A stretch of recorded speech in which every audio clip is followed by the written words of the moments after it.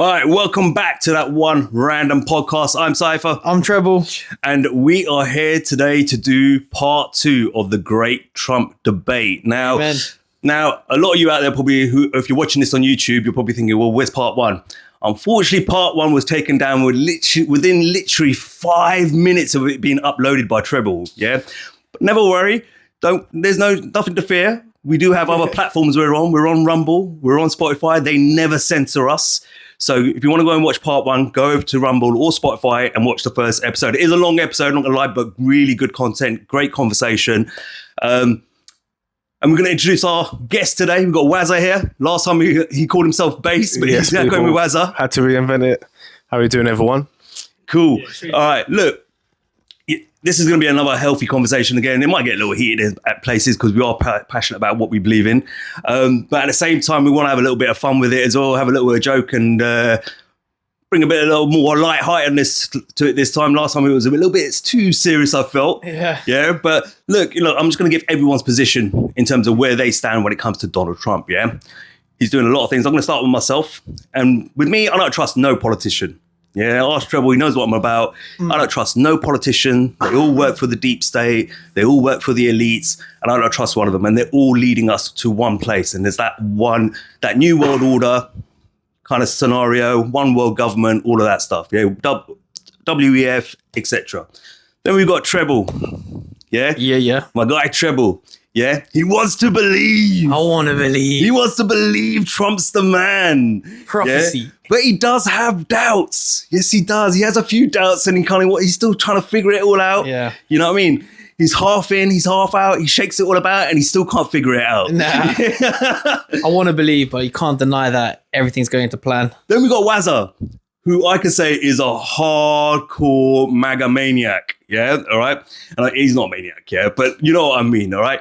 Okay, he is a big Trump fan. He is probably arguably maybe the number 1 Trump fanboy on the planet. I kid you not, I've never come across anyone like him. Definitely the number 1 Trump fan in London. I'm sure. In the UK, bro, mate, what are you talking about? Yeah, all right, but he's a huge fan of Trump and he doesn't believe Trump can do any wrong, but everything that Trump's doing right now is the right thing. And he honestly believes that Trump is here to save us. Yeah. All right. And that's where we stand right now. So in a minute, you're going to see a picture coming up on the screen. Yeah. Actually, I'm going to show you it now. And here are those pictures right now. All right. So on the right would probably best describe how Waza thinks of Donald Trump. Yeah, he's the man, he's the savior, he's been sent by Jesus Christ himself to save us. And then on the left, you got my kind of, what I think of Donald Trump is he is very much they live. Yeah, he is that guy to lead us into that new world order, that one world government. That's how I see it. Yeah, just to give you a little bit of context, a little bit of a laugh as well. Yeah, where do we stand in terms when it comes to Donald Trump? Yeah, and Treble looks like he's like completely lost in that. I'm literally in the middle of that because there's no pictures for you, bro. I do want to. The guy in the middle. I think Donald Trump on his knees was a kind of a mad one, but obviously that's mentioning that one? Where he's sucking. Do you want me to show that one? Do you have that one? What, the one? Oh no, that one. Oh no, we're not gonna show that again, man. Yeah. You go and watch part 1 for that, man. I'm not part putting 1. That one It's on part 1. But I do want to believe that Trump is the guy. It's prophetic almost. Let's start with you because you're in the middle, yeah. Yeah. Right. Just give us a little summary of where you're at with Trump, because it's interesting because we know where me and Waza stand completely, and we're hard at that's my stance on Trump. Yeah. But look, at the end of the day, he is a president of the United States, and these leaders are never elected; they are chosen. And democracy is an illusion at its core. And I think when you go on this path of research, it's so obvious that this has been the game plan for hundreds of years. And with the presidency going back all the way to the first George Washington, and we know what kind of group he was a part of and what secret orders that he represented. And it's been the case through every president. And okay, you could argue Trump's not, and he's an outsider. But that's the game plan. We see how he came as the 45th president and everybody was loving life like that. You could argue that they were good times, maybe not to the liberals because they always view it with their tinted glasses. But generally speaking, times were good. If you think about pre-COVID times, we're in dystopia right now. But that was the plan. You bring in Trump, he sets the levels so high Then you bring in the 46th president, which was Joe Biden, and you crash everything. You bring it down. You make everybody suffer. Bring in the pandemic. Bring in the stuff that we got banned for talking about in the first episode, which I'm not going to really mention. But that period of time from 2020 to 2024 was really, really shit. And now the only solution is to swing it back the other way, and you bring in the savior again. And while he will correct and reverse a lot of the damage, the train still went forward. The motion of the agenda still took another step towards this one world order. And that's where I see Trump as he's able to reverse some of that social degeneracy, which we're seeing, which I think is great. He's bringing back some normalcy, for lack of better words. But we're still going to see digital IDs. We're still going to see a one world currency. We're still going to see it go cashless. We're still going to see the country in the Middle East and stuff like that still ruling it. And Trump is playing a perfect role for that. And so that's why I can't fully trust him as much as I want to believe. Controlled opposition is a very real thing. And by the book, he is their best player. Cool. All right. So I suppose I've got an opening question for you, Waz. Yeah. All right. I suppose as a percentage, if you could give me a percentage number, how much do you trust Trump? If I trust Trump, I would probably, in terms of what though? In terms of his make leadership, the right decision, making the right decision, leadership, having people's best interest in his heart, honesty, all the things we want from a politician. How much do you trust him? I'll probably overall, if I add all those things together, I'll probably say like 95%. The reason I say 5% away from trusting Trump is because I think he's got the right intentions for people. Yeah. I do think he really does care about America and American people. He's been talking about this since the 80s, 90s, complaining about how the politicians are just getting bent over pretty much by other countries. And it's true. But I think sometimes, because he's not a politician, depending on who has authority or who has perceived knowledge of certain topics, they might be able to influence Trump a little bit. And then that's why sometimes you get a decision being made and you might see a slight U-turn on it.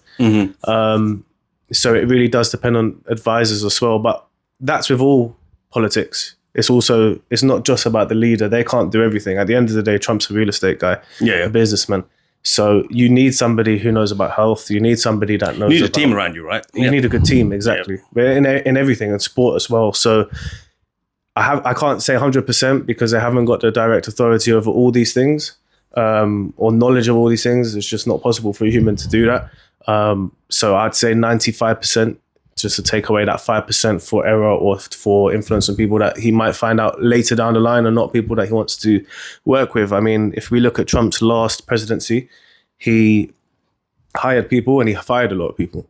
So when he realized, okay, they're not doing what I need, or they're sabotaging it, they're making bad decisions, off you go. You're not going to be a career politician with Donald Trump. Yeah. Whereas other politics, Democrats especially, guilty of having people like Elizabeth Warren and Nancy Pelosi who've been there years, 20 years, 30 years. And what have they done? Nothing. Made money off insider trading, but that's not going to happen. She's been doing that for years, that one. Yeah. And has the audacity to be outraged by Donald Trump. So I'd say 95% overall. Obviously, we've got the addition of Elon Musk now, so you have to also weigh that in. I know. We'll get into that though, because and I think we've all got opinions on Elon. I don't trust the guy. I don't trust these billionaire technocrats. It was worrying to see. I didn't watch the whole inauguration, but it was worrying to see Bezos there, the CEO of Google. Zuckerberg was there. Elon was there. The only one that wasn't there was Gates, but he'd already had dinner with Trump, I think the night before, about 3-hour dinner he had with him already. But he said it was a healthy conversation with Donald Trump. Yep. And those guys I don't trust at all. Like, they, for me, are like the new oligarchs of the US. And I said this last time to you as well when we spoke about Trump. Like, these guys are, you don't know what their intent is, right? And let's say you are right about Trump. He's potentially putting then his confidence or his a little bit of trust. Because to have them in your team, you've got to give them a bit of trust, right? To put these guys in positions of power when they're not. I get I'm going to sound a bit lefty here, right, when I say this, but you're putting these guys in positions of political power when they're not actually politicians and they're not being elected, if that makes sense. Yeah. So, and that concerns me as well. It's like Russia and their oligarchs, yeah? Putin's no saint. Yeah, of course. You know what I mean? He's had a lot of his oligarchs in there and stuff like that. So, and we see how that turns out as well. So it concerns me. I definitely agree with you. When at the inauguration, I didn't like to see Zuckerberg there. Yeah, definitely. I didn't like to see Bezos. I don't know enough about what Bezos is up to. I know that Amazon's a good service though, so I don't really necessarily have a negative opinion on Bezos, but like I said, don't know enough. But with Zuckerberg particularly, he suppressed a lot of information in the 2020 election about Joe Biden's, Hunter Biden's laptop. Well, Pt2 was there as well, and that worried me as well. Like, but I've heard bits of Pt2. I can't say I'm a full-on expert on Pt2, but you got to remember, this is the guy who really gave Zuckerberg his chance and started up Facebook to the global stage that it turned into. Do you remember back in the day? Yeah. If you watch the movie Social Network, yeah, like he played a massive part in that, and he's been doing that ever since. And he's, all of these guys for me, 1 minute they're Democrat when it suits them, and the next minute they're Republican. Do you get what I mean? So that kind of makes me think, well, where do you really stand? Yeah, agreed on that. Yeah, it's no, well, I stand with whoever's in power and can give me that power. Do you know what I mean? And Zuckerberg, for me, like, I don't personally believe he was held to ransom by the Democrats. He just did what he was best for his business and to ensure it kept growing and became more and more powerful. And now Trump's in charge. He's like, oh, well, don't shut my business down. I'll do whatever you tell me to do. Right, you do this, you do this. And do you know what I mean? Now he's following orders. Do you get what I mean? Yeah. Just to keep himself going in and make sure that money's flowing in and make sure he has his influence that he wants still on the government. That's how it looks like to me. With those guys, I don't know I don't know what you think of that. But there's one thing I'd say. I would have preferred if Trump had just ruined his business. I know he would have got probably pelters for that. Facebook going down. Facebook's part of Insta. People need that these days. But you've suppressed that Hunter Biden laptop story because the Democrats told you to do so, right? Which then cost Trump the 2020 election. Well, it was multiple reasons. Obviously, the stolen election in the first place. It was rigged, but the fact even I have my suspicion of that because I've seen. I haven't gone deep into it, but I've seen little things. And then what happened on this election with the electrical, the machine, the machine, voting machines, and then people were recording it. That it kept selecting Trump, but it kept going to Kamala. I was like, what the fuck, dodgy as hell. Yeah.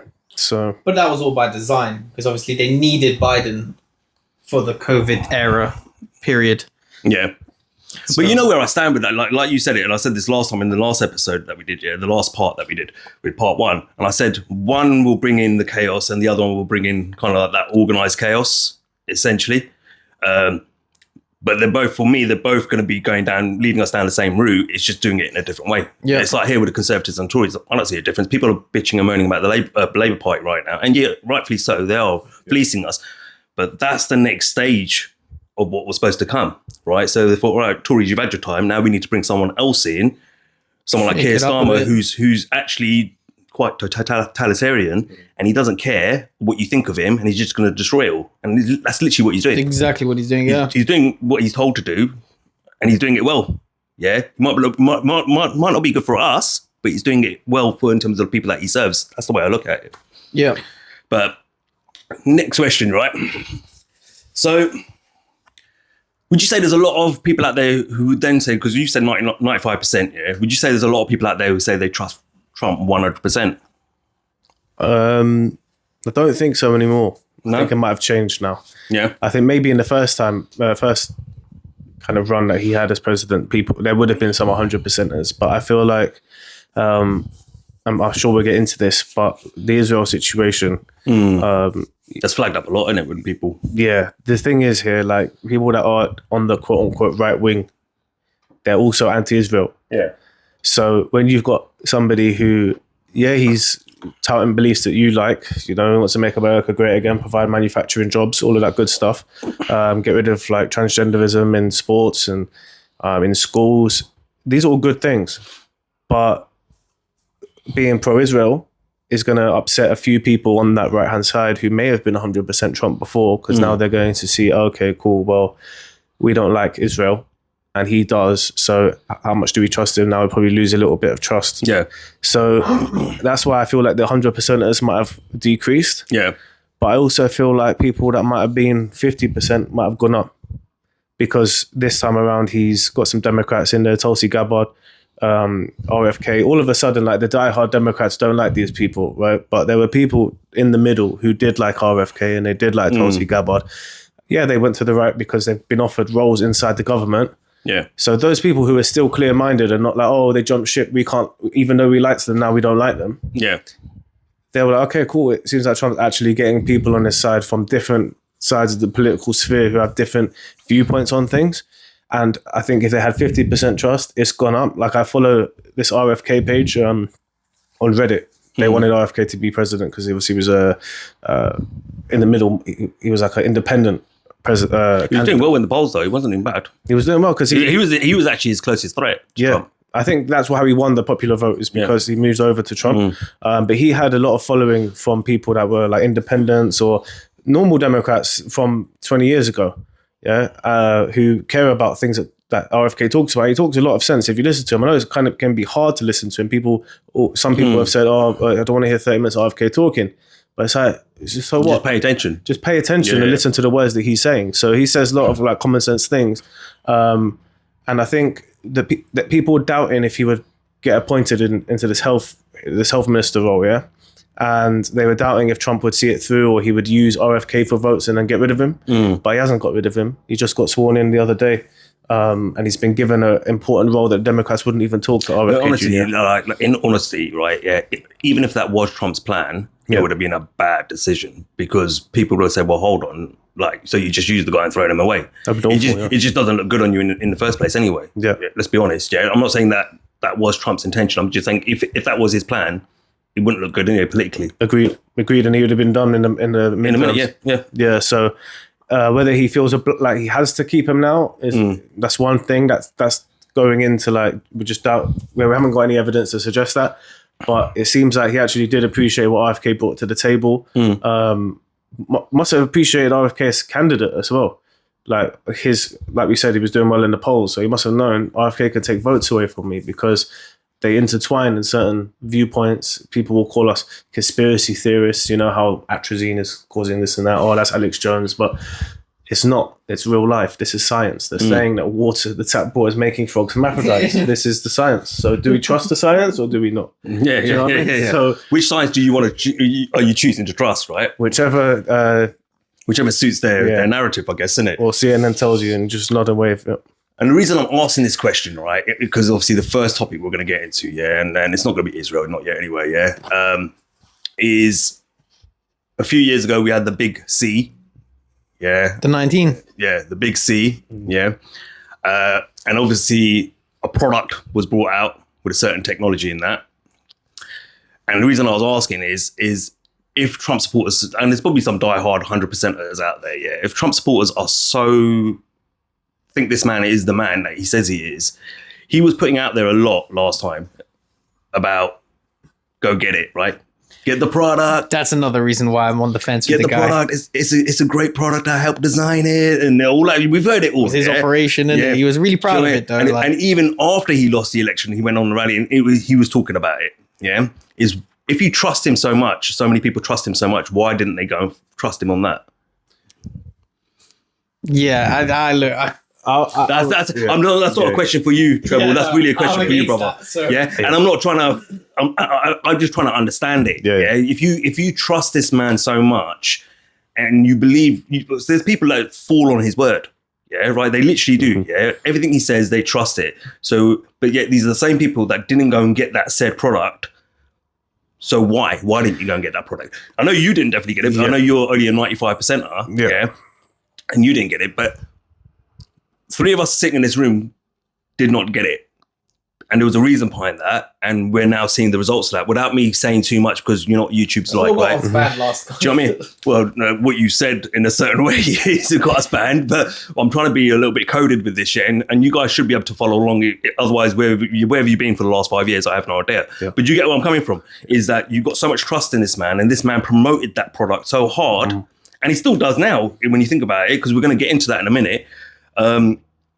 that has that certain technology in it, which we all know ain't great for you or hasn't worked out exactly how they make it out like it's working out. But yet none of his supporters, his diehard supporters went and listened to what he said and went and get that product. Why? Well, the thing about Trump is he always, and I remember him talking about the C technology and stuff like that. I remember him we just refer to that as the product. That's the product, yeah. I remember he was always referring to the product. He said it's a choice. Yeah, you guys have a choice to get it. Freedom of choice. Like he always stressed that. He always stressed alternatives to the product. Yeah. And I think Trump sometimes talks in coded messages that his supporters will understand. So you know how they try and claim that, he said there's peaceful people on both sides. Oh, that's actually coded to extremists. That's nonsense. The actual coding here was when he was started talking about that bleach, and they say, he said put bleach in you. But that's not true. That's not what he said. That's not what he said it like that, but he didn't have the. I'm actually going to stick up for Trump on this one, because who was it on? Is it Peter? I've forgotten his name. There's so many doctors that were on Joe Rogan's podcast, and I'm actually going to stick up for Trump on this one because I thought it was funny when he first said, "You fucking idiot," and then when I got into it and started understanding what was he trying to say, there was another product, we'll say, that you could actually use, which he was saying that you could wash it through. So when you come home from being out and about, come home and you wash it through and you put it through your nose and wash it out through your nose, and you're basically cleansing yourself of any viruses,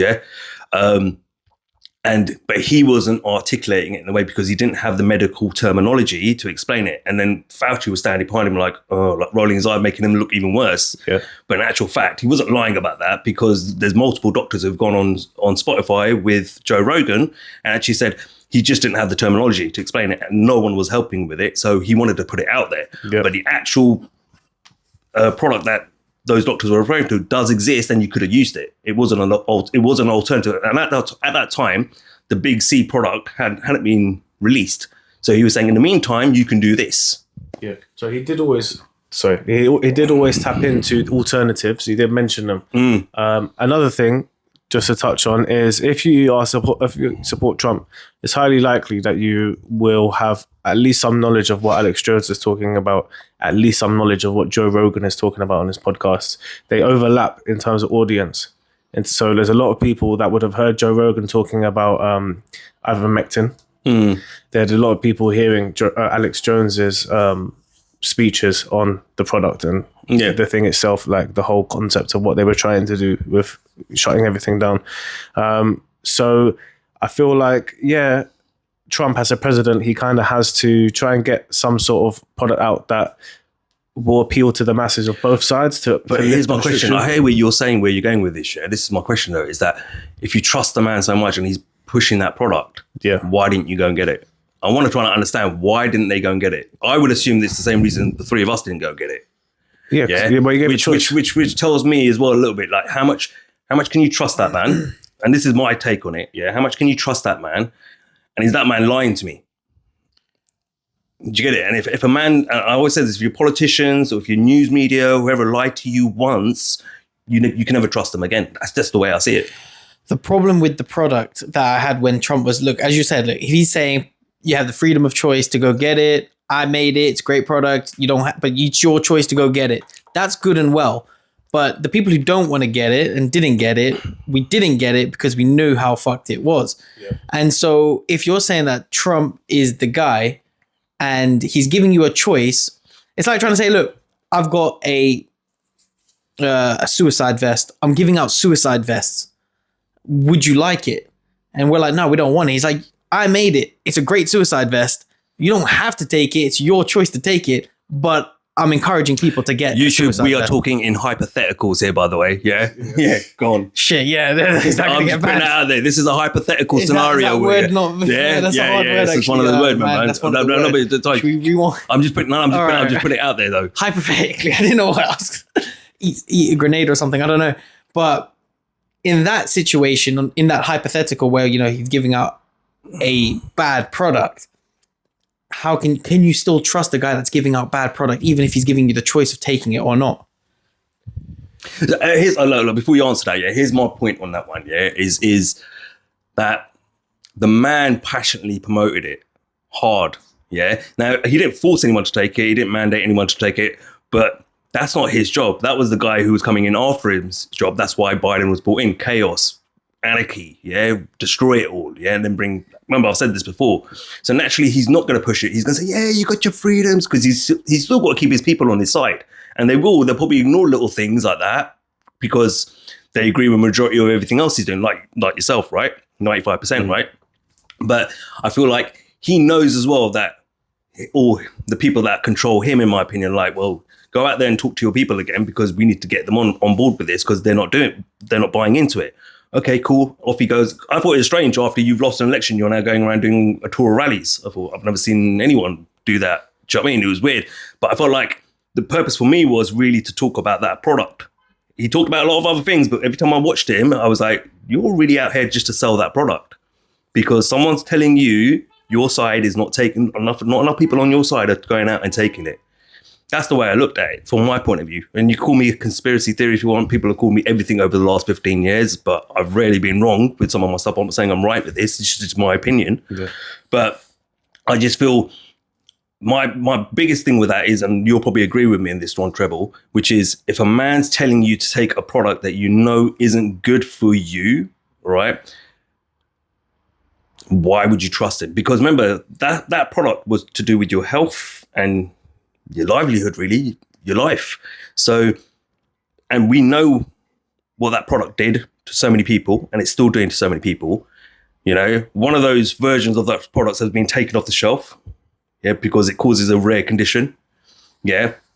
Do you know what I mean? We know that. And this is that bit with Trump. I'm like, there's something about this that ain't right. Because if you're really that leader that people say he is, he could have suggested something else completely. Like, you can't even say Trump's an idiot, right? Yeah. A lot of people would say he's an idiot. And what Alex Jones was talking to, he knows. Yeah, but this is what I'm trying to say. This is that bit that doesn't convince me about him. Do you remember when Trump said something about the lab leak? Yeah. They said it was come from China, yeah? Well, CIA's admitted it now, haven't they? Exactly. CIA's admitted that, yeah? So he had that information, right? But it was classified.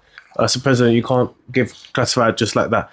But he said it's from a lab. And people were like, oh, conspiracy theorist. Yeah. You know, it's from a bat because the media told us it's opposite of what Trump said. But he's tried to tell us from early what it was, right? So anyone who's thinking, okay, cool, that came from a lab, yeah? That's almost like a bioweapon of sorts in a way. Why would I get the product to fix a bioweapon? That doesn't make sense, right? So if you've got any bit of thinking in your brain, which I'd hope that people do, especially people that support Trump, you would think, okay, cool. He's trying to like tell us about certain things, the alternatives to the product. He's done. It's your choice. You know what I mean? He's done a few. He's 4D chess. Do you know what? This 4D chess, mate. Give me a break. Yeah, I know. This is something like, I see it actually.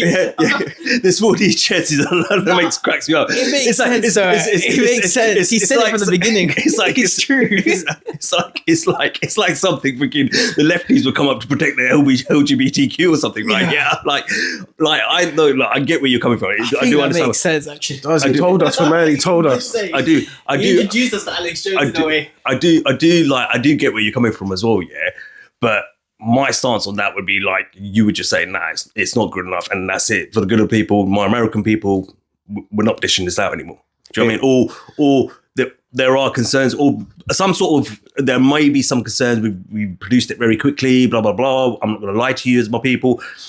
Yes, I've helped design it. Do you know what I mean? There's that level of transfer. You got to because remember, there's a lot of people who suffered. But who wanted it? Who wanted it? They wanted it. The left and the liberals, they wanted it. They wanted their science to come and save them. Donald Trump and Trump just allowed it. Like, if you want it, actually, you lefties, you can have it. Yeah, I get what you're saying, but at the same time, he's controlled opposition as well, right? In my opinion. Yeah, I'm not saying in your opinion, yours is completely different. Yeah, and you're somewhere half in, half out, right? But a good leader should still care for every citizen, irrespective if they voted for him or not. So if the people want it, then he should at least give them the option. That's what freedom is about, freedom of choice.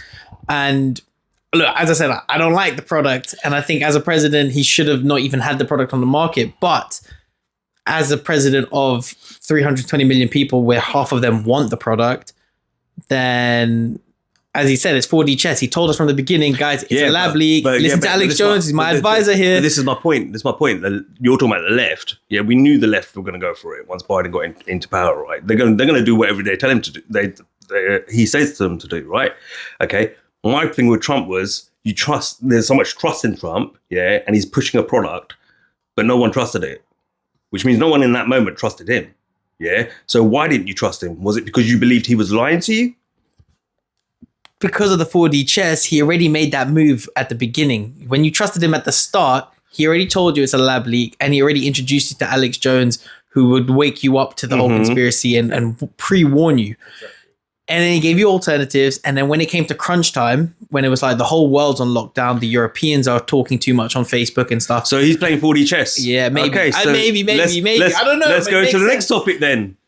He's recently announced, his next topic is the same topic really, but it's a different angle. Recently announced a $500 billion investment in a AI infrastructure.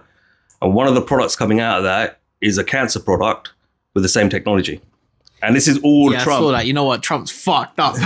This is, and you can't even talk about Biden on this. You can't even talk about the left. This is 100% Trump. Yeah? So I'm going to play a clip now, yeah?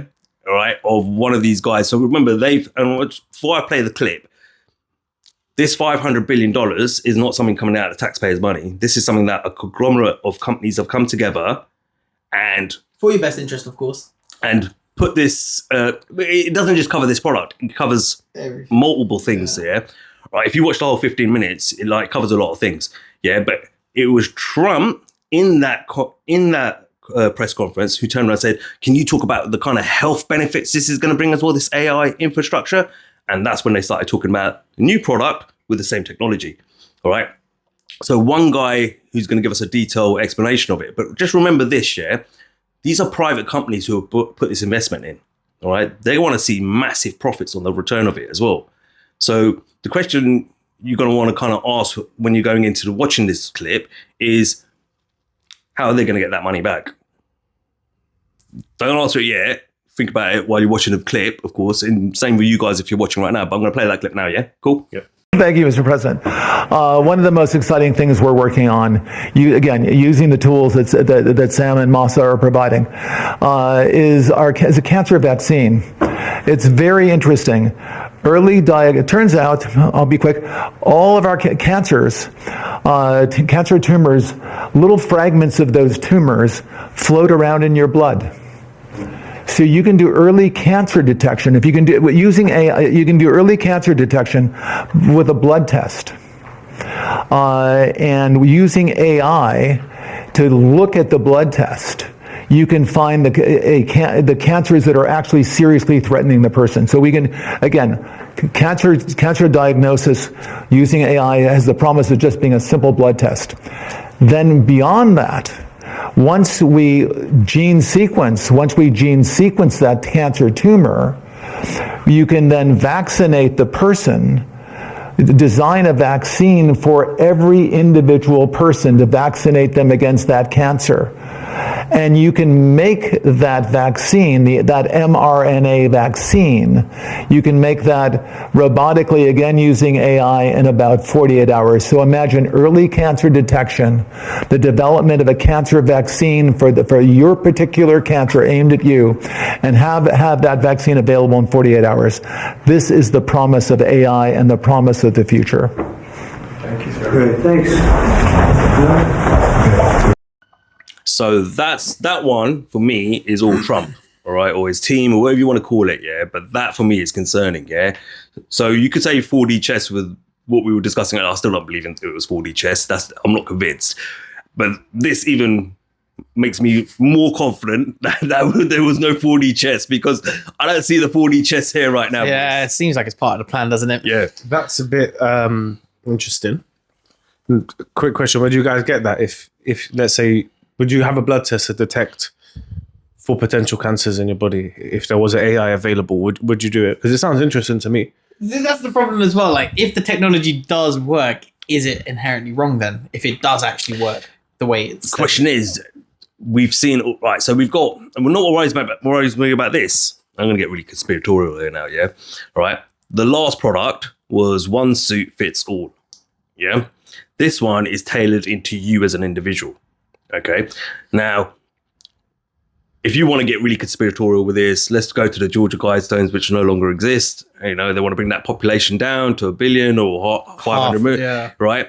And now there's a lot of undesirables out there, people who think like me, perhaps, and things like you can't trust any of them, don't give away your freedom, blah, blah, blah, all that sort of stuff. Do you really want that person walking around in society anymore? And now you tailor make it for me as an individual. But they're also trying to get rid of the useless eaters. That's like, so exactly, but that's what I'm talking about, right? The undesirables. Yeah, you want only the productive people who are gonna be obedient to the system you're trying to bring alive. But in this case, yeah. So like, but that's just me going far out there with it. But But if we zero it in, yeah. like.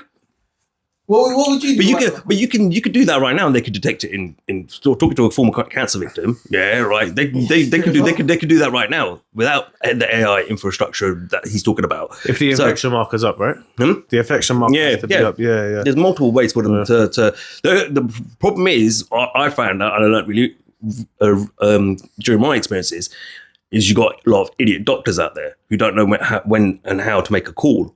Right, until it went to a specialist, like, what you waiting on? Like, get it out of him. Like, that is what you think it is. Sorry. Do you know what I mean?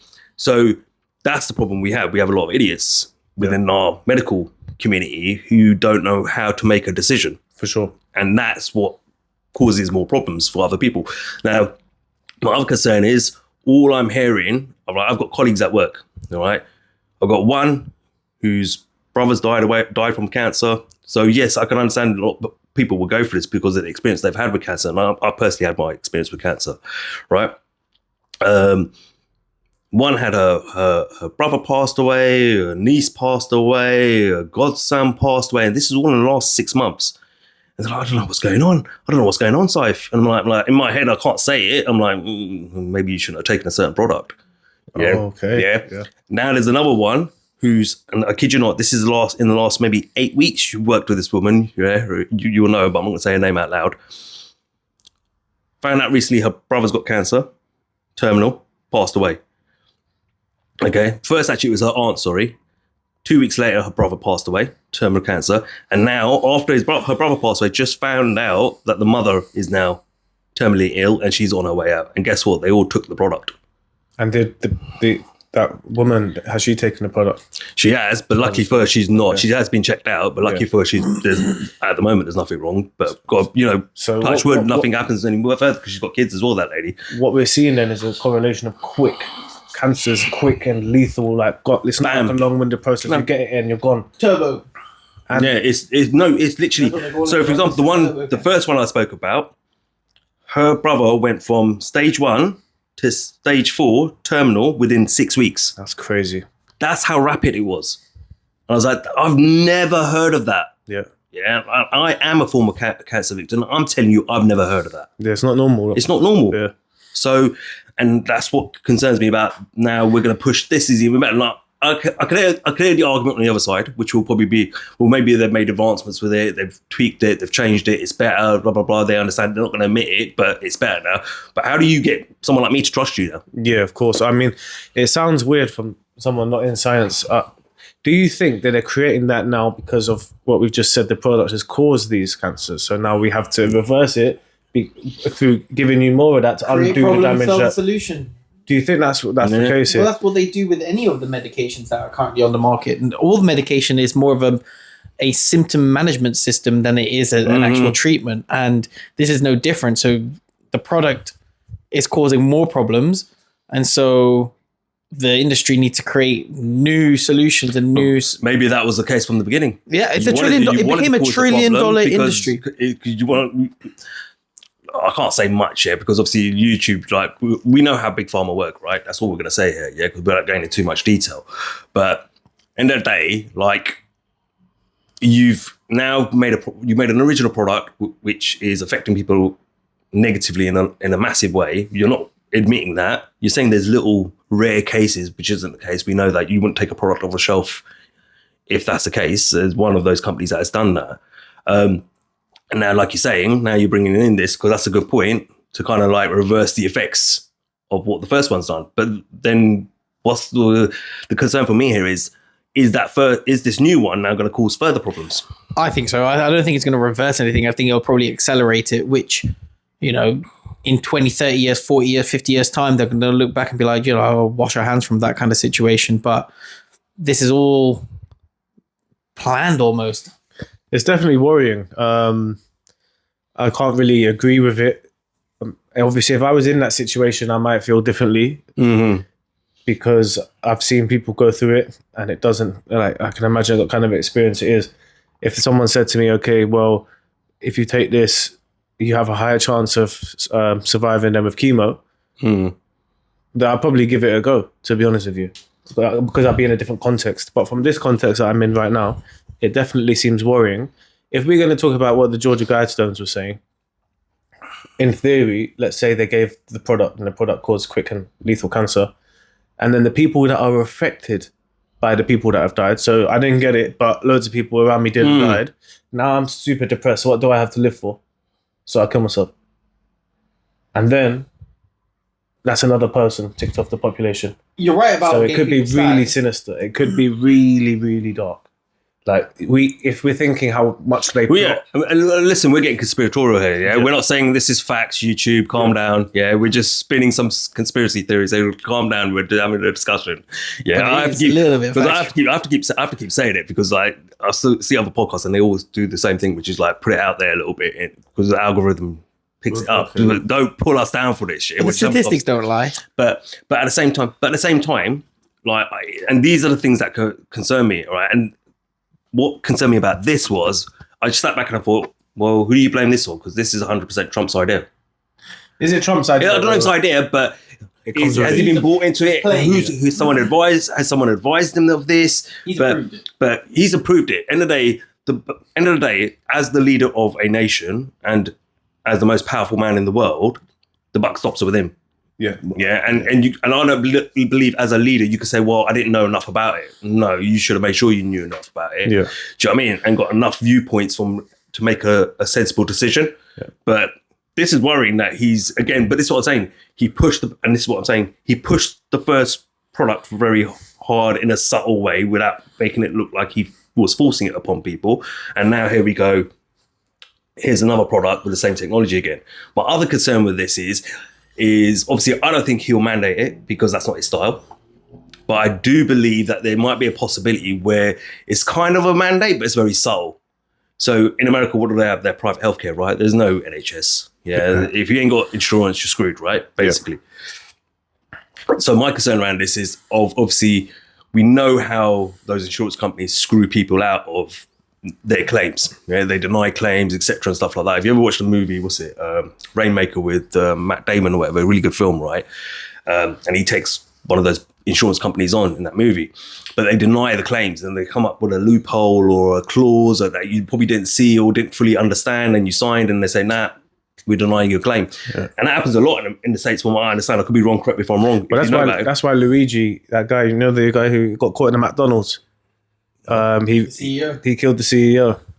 Oh snap! Yeah, they killed the CEO. Because he denied his. He had like 72% acceptance rate of claims, so they were rejecting at least 28%. So you've paid private health insurance your whole time. You get ill, nope, we're not covering you. Do you know what I mean? Yeah. So, and my concern with this is that, like, if someone's been paying their insurance, but they decide not to take this new product. Yeah, and then they say, well, I've got cancer now, so like I'm covered by it, so please begin treatment. And they say, no, we're not going to give it to you. Why? Because there's a product out there that could have prevented it, and you chose not to take it. Now, people get wind of that, and they think, oh shit, and cancer's up on the high, and they're hearing all these stories like the ones that I just gave you about a couple of colleagues I've worked with. Mm-hmm. Yeah, people will naturally get worried and worried, because let's be honest, cancer's a real thing. Yeah. No, everyone's shit scared of that. That's the one thing no one ever wants to get. Yeah. It's like heart disease, right? It's far more extreme than COVID. Yeah. Shit. Yeah. All right. But my point is, you put that fear in people, now people go and get that product. Do you understand? Yeah. When they hear enough stories. And that's why I feel like it's a subtle mandate in a sense, because you're still being forced to take it. They're just doing it in a way that And a slimy little. Yeah, I do you know what I mean? hear that.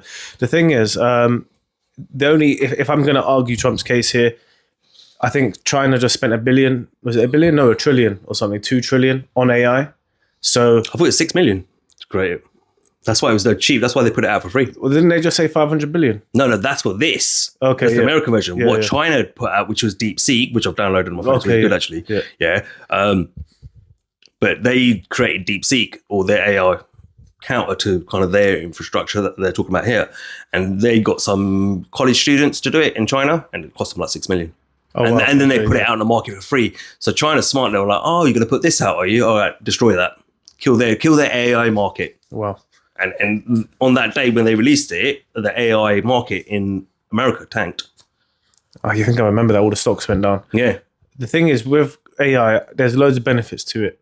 Like on a day to day, it's just I've only got a basic level understanding of AI. I only use ChatGPT, Yeah. write CVs or whatever. It does in 30 seconds what it would take me hours to do. Right. So there's loads of benefits to AI.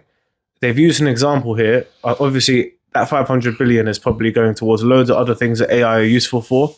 Health seems to be one of them.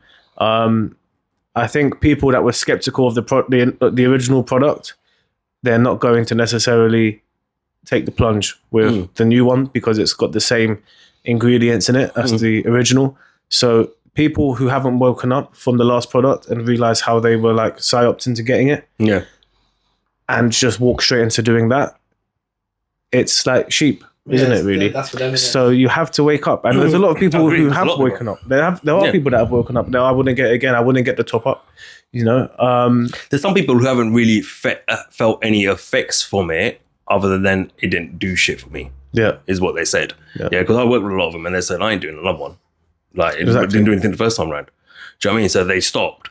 Didn't say much more than that because, you know, most of them don't want to admit you were right. yes, Because no one likes to admit they were wrong. Yeah. Yeah, right. I get it. Ego kicks in, right? And I can't be that stupid to fall for something like this. Yeah. Yeah, I understand it, but I think it's. I just feel like this particular topic, because I want to move on to other bits as well. Yeah. This particular topic for me is one of the biggest things that makes me look at Trump and say, I can't trust you, dude. Do you know what I mean? And I think when I saw this, and it was random, I wasn't even going to watch it originally. I thought, oh, let me see what they're talking about. So I watched it. And then when that bit came up, I was like, what? I was like, no, I can't buy into this. yeah. But like I always say, Trump's not a health expert, right? I mean, look at him. It's not like an example of prime health, but He kind of is, actually. But Yeah, man, he's like 74 years old. True, plays I hear that, golf, I do hear that. Doesn't smoke, Obese doesn't though. drink. drink. he's lost a lot of weight. He's lost a lot of weight. He's lost a lot of weight. but- He's probably wearing a weighted vest, but- bulletproof vest as well, you know. But the thing is, you know what? Yeah, and this is the bit I don't like. But this is any leader. This isn't just Trump. For me, you have to take accountability for everything, right? So if you knew that a lot of your supporters weren't for the first original product, Yeah. you need to understand why. What has happened? Yeah, what was the results of people taking that product? By now, he's had enough time to do his own due diligence, or even get an independent team away from the political spectrum and say, right, I'm going to hire you. Don't tell no one else. Sign this contract. This is confidentiality. You're not going to tell anyone what I'm asking you to do. Go find out these numbers for me. And do you get what I mean? Yeah. What if that's what RFK is for? To be that almost. But RFK target. doesn't really. He doesn't. I think there's a clip I've got where he even says in there where he's getting. I think, you know, when they sit in the, is it the Senate congressional hearing or whatever they call it? They have people come and like politics, question them and try and make them look bad. That's a bullshit fucking thing. Yeah. Yeah. But I think he also turned around and said that he goes, I'm not against any of those sorts of products. Yeah, and I've not advised anyone against that product either. He goes, but I am questioning the safety of those products, I suppose. Do you know what I mean? But I've never said to anyone, no, you don't go and get it. Which I felt like, okay, so what are you trying to tell me right now? Well, and this is where my stance with him. that's a good position, though. This is my stance with RFK. I get what he's saying. Yeah. And he's not just talking about that particular product that we're referring to. He's talking about all those sort of products, or every single one that's out there that they've ever made. Yeah. Even the child ones that you give and stuff like that, right?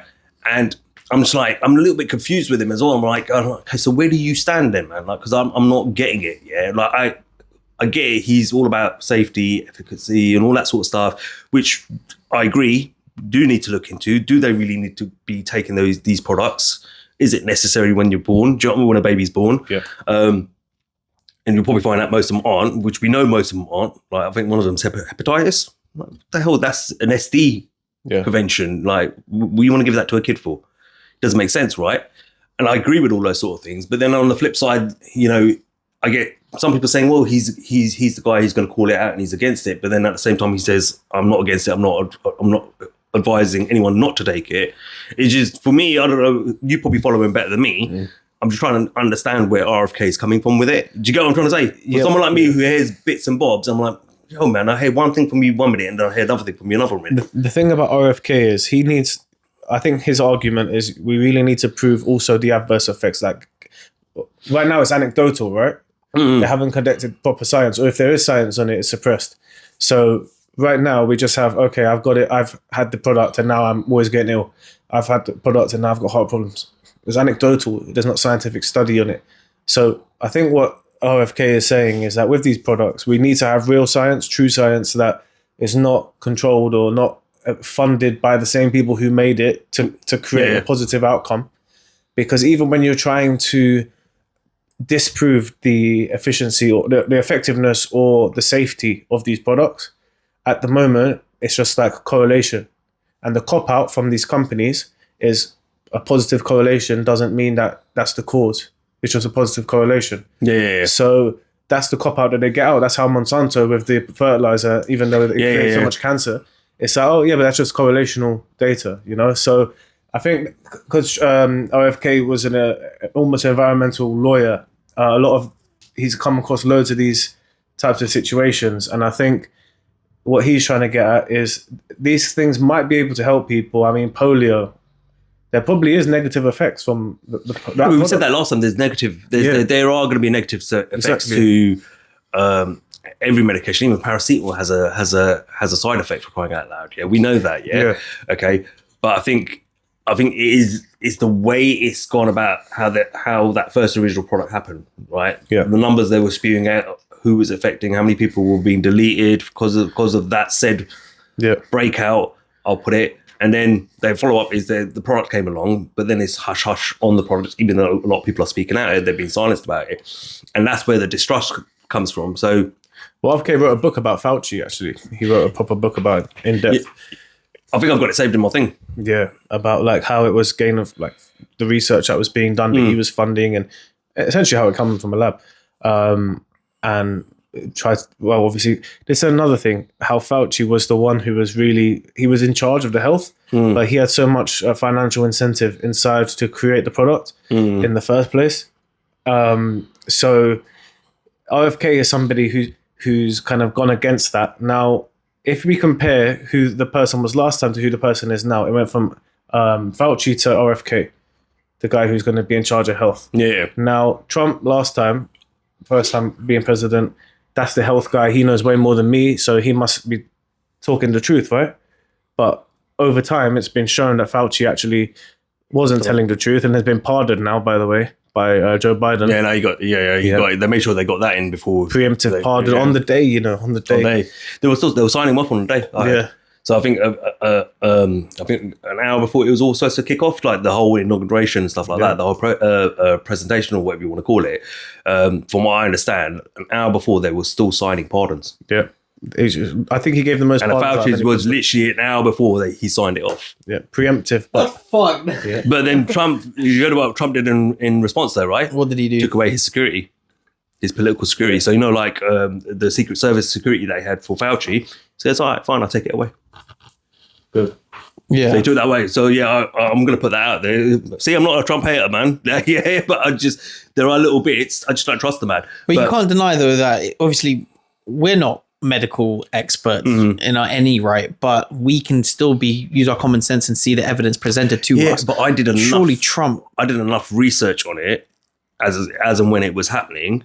Yeah, to not say I'm a medical expert, but enough to know that on what was taking place during that event, I feel like I'm quite confident with the knowledge I gained. Like, if you ask me to recite it all now, probably, I have to go back. But at the time, But at the time, there's no one who could win a debate with me on it. Like, I destroyed it. I had it all on my phone. I go, all right, watch this then, mate. Watch this, mate. Watch this. Explain this. But that's what I mean. And they There's would just enough. look at me like, and then suddenly, forget whatever, and walk off, and like that conversation never happened.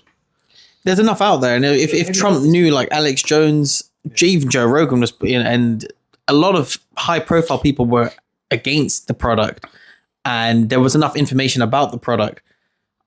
I believe that Trump is smart enough to know the science behind the product not being safe and effective. And the fact that he still pushed it, that's where you can't deny that. He didn't push it though. I mean, he pushed it because he's a president of all people, not just people that. I think we forget it. Yeah, I think we could go over this over here. He's gonna we know where Waz is with this. Waz is like, hey, 40 chess. Me, I'm like, yeah, I'm not that convinced, buddy. Yeah, you were doing what you were told to do, and you're subtly trying to get your people to follow. And I think you're a little bit probably more on my side, maybe, but then a little bit on this topic, I think you're a little bit on what I'm not my side, but on par with what I'm saying. Yeah, I know. Whereas I think you're a little bit more like, well, I get what you're saying, but I feel like he was playing a bit of a chess match with the powers that be in that situation. Yeah. Well, you have to, because the thing about the president is we've always said, the president is the figurehead, but it's not just the president. This isn't like an authoritarian regime where the president is the head of everything.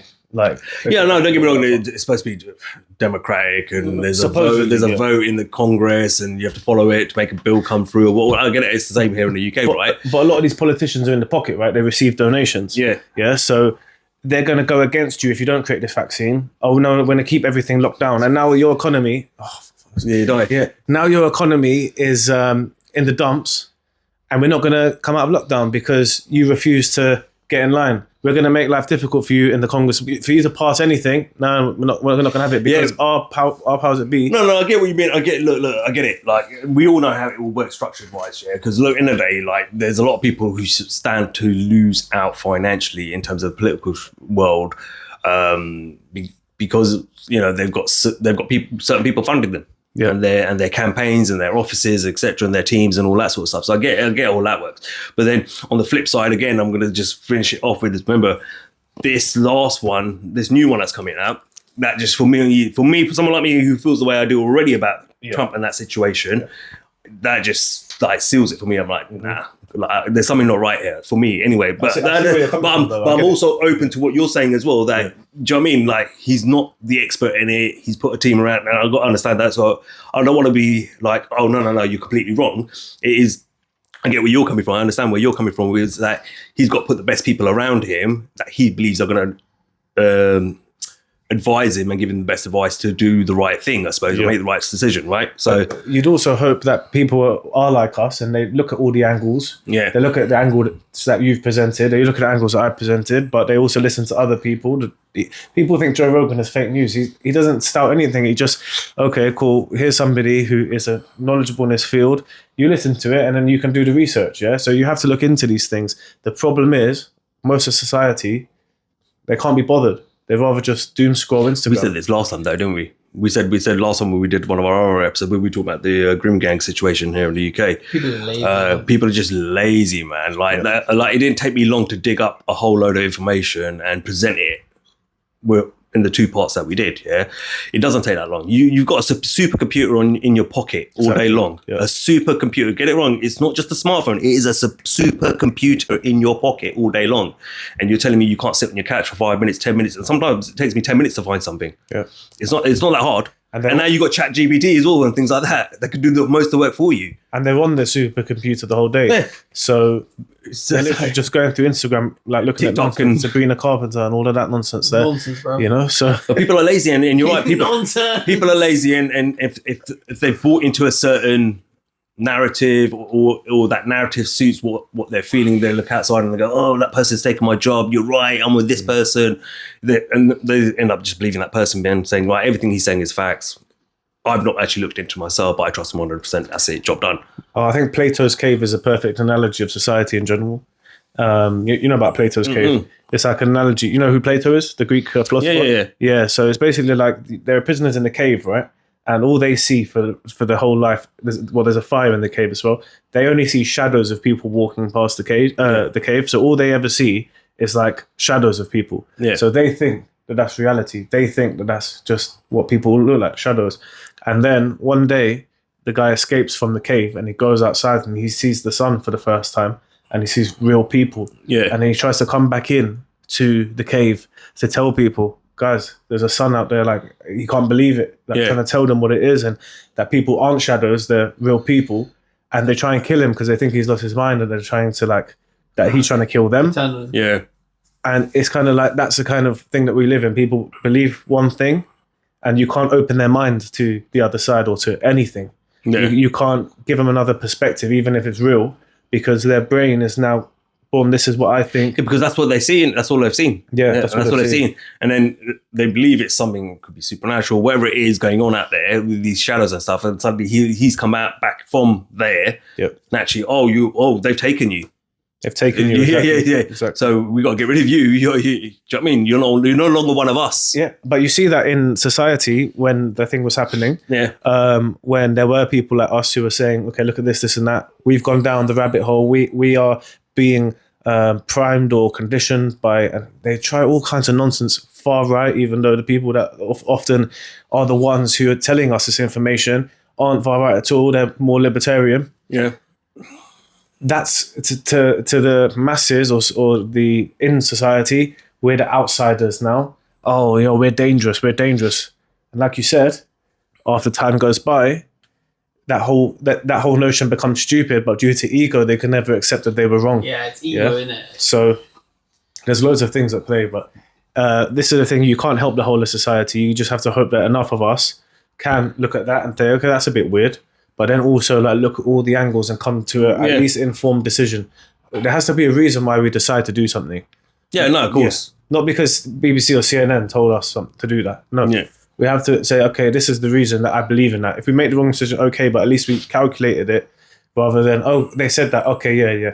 Yeah, that's the bit I can't respect, is that if you just mindlessly follow something without looking into it. Yeah. That's the bit I don't get. I don't understand why you wouldn't check something. Do you know what I mean? You wouldn't check all the boxes first before you make that decision.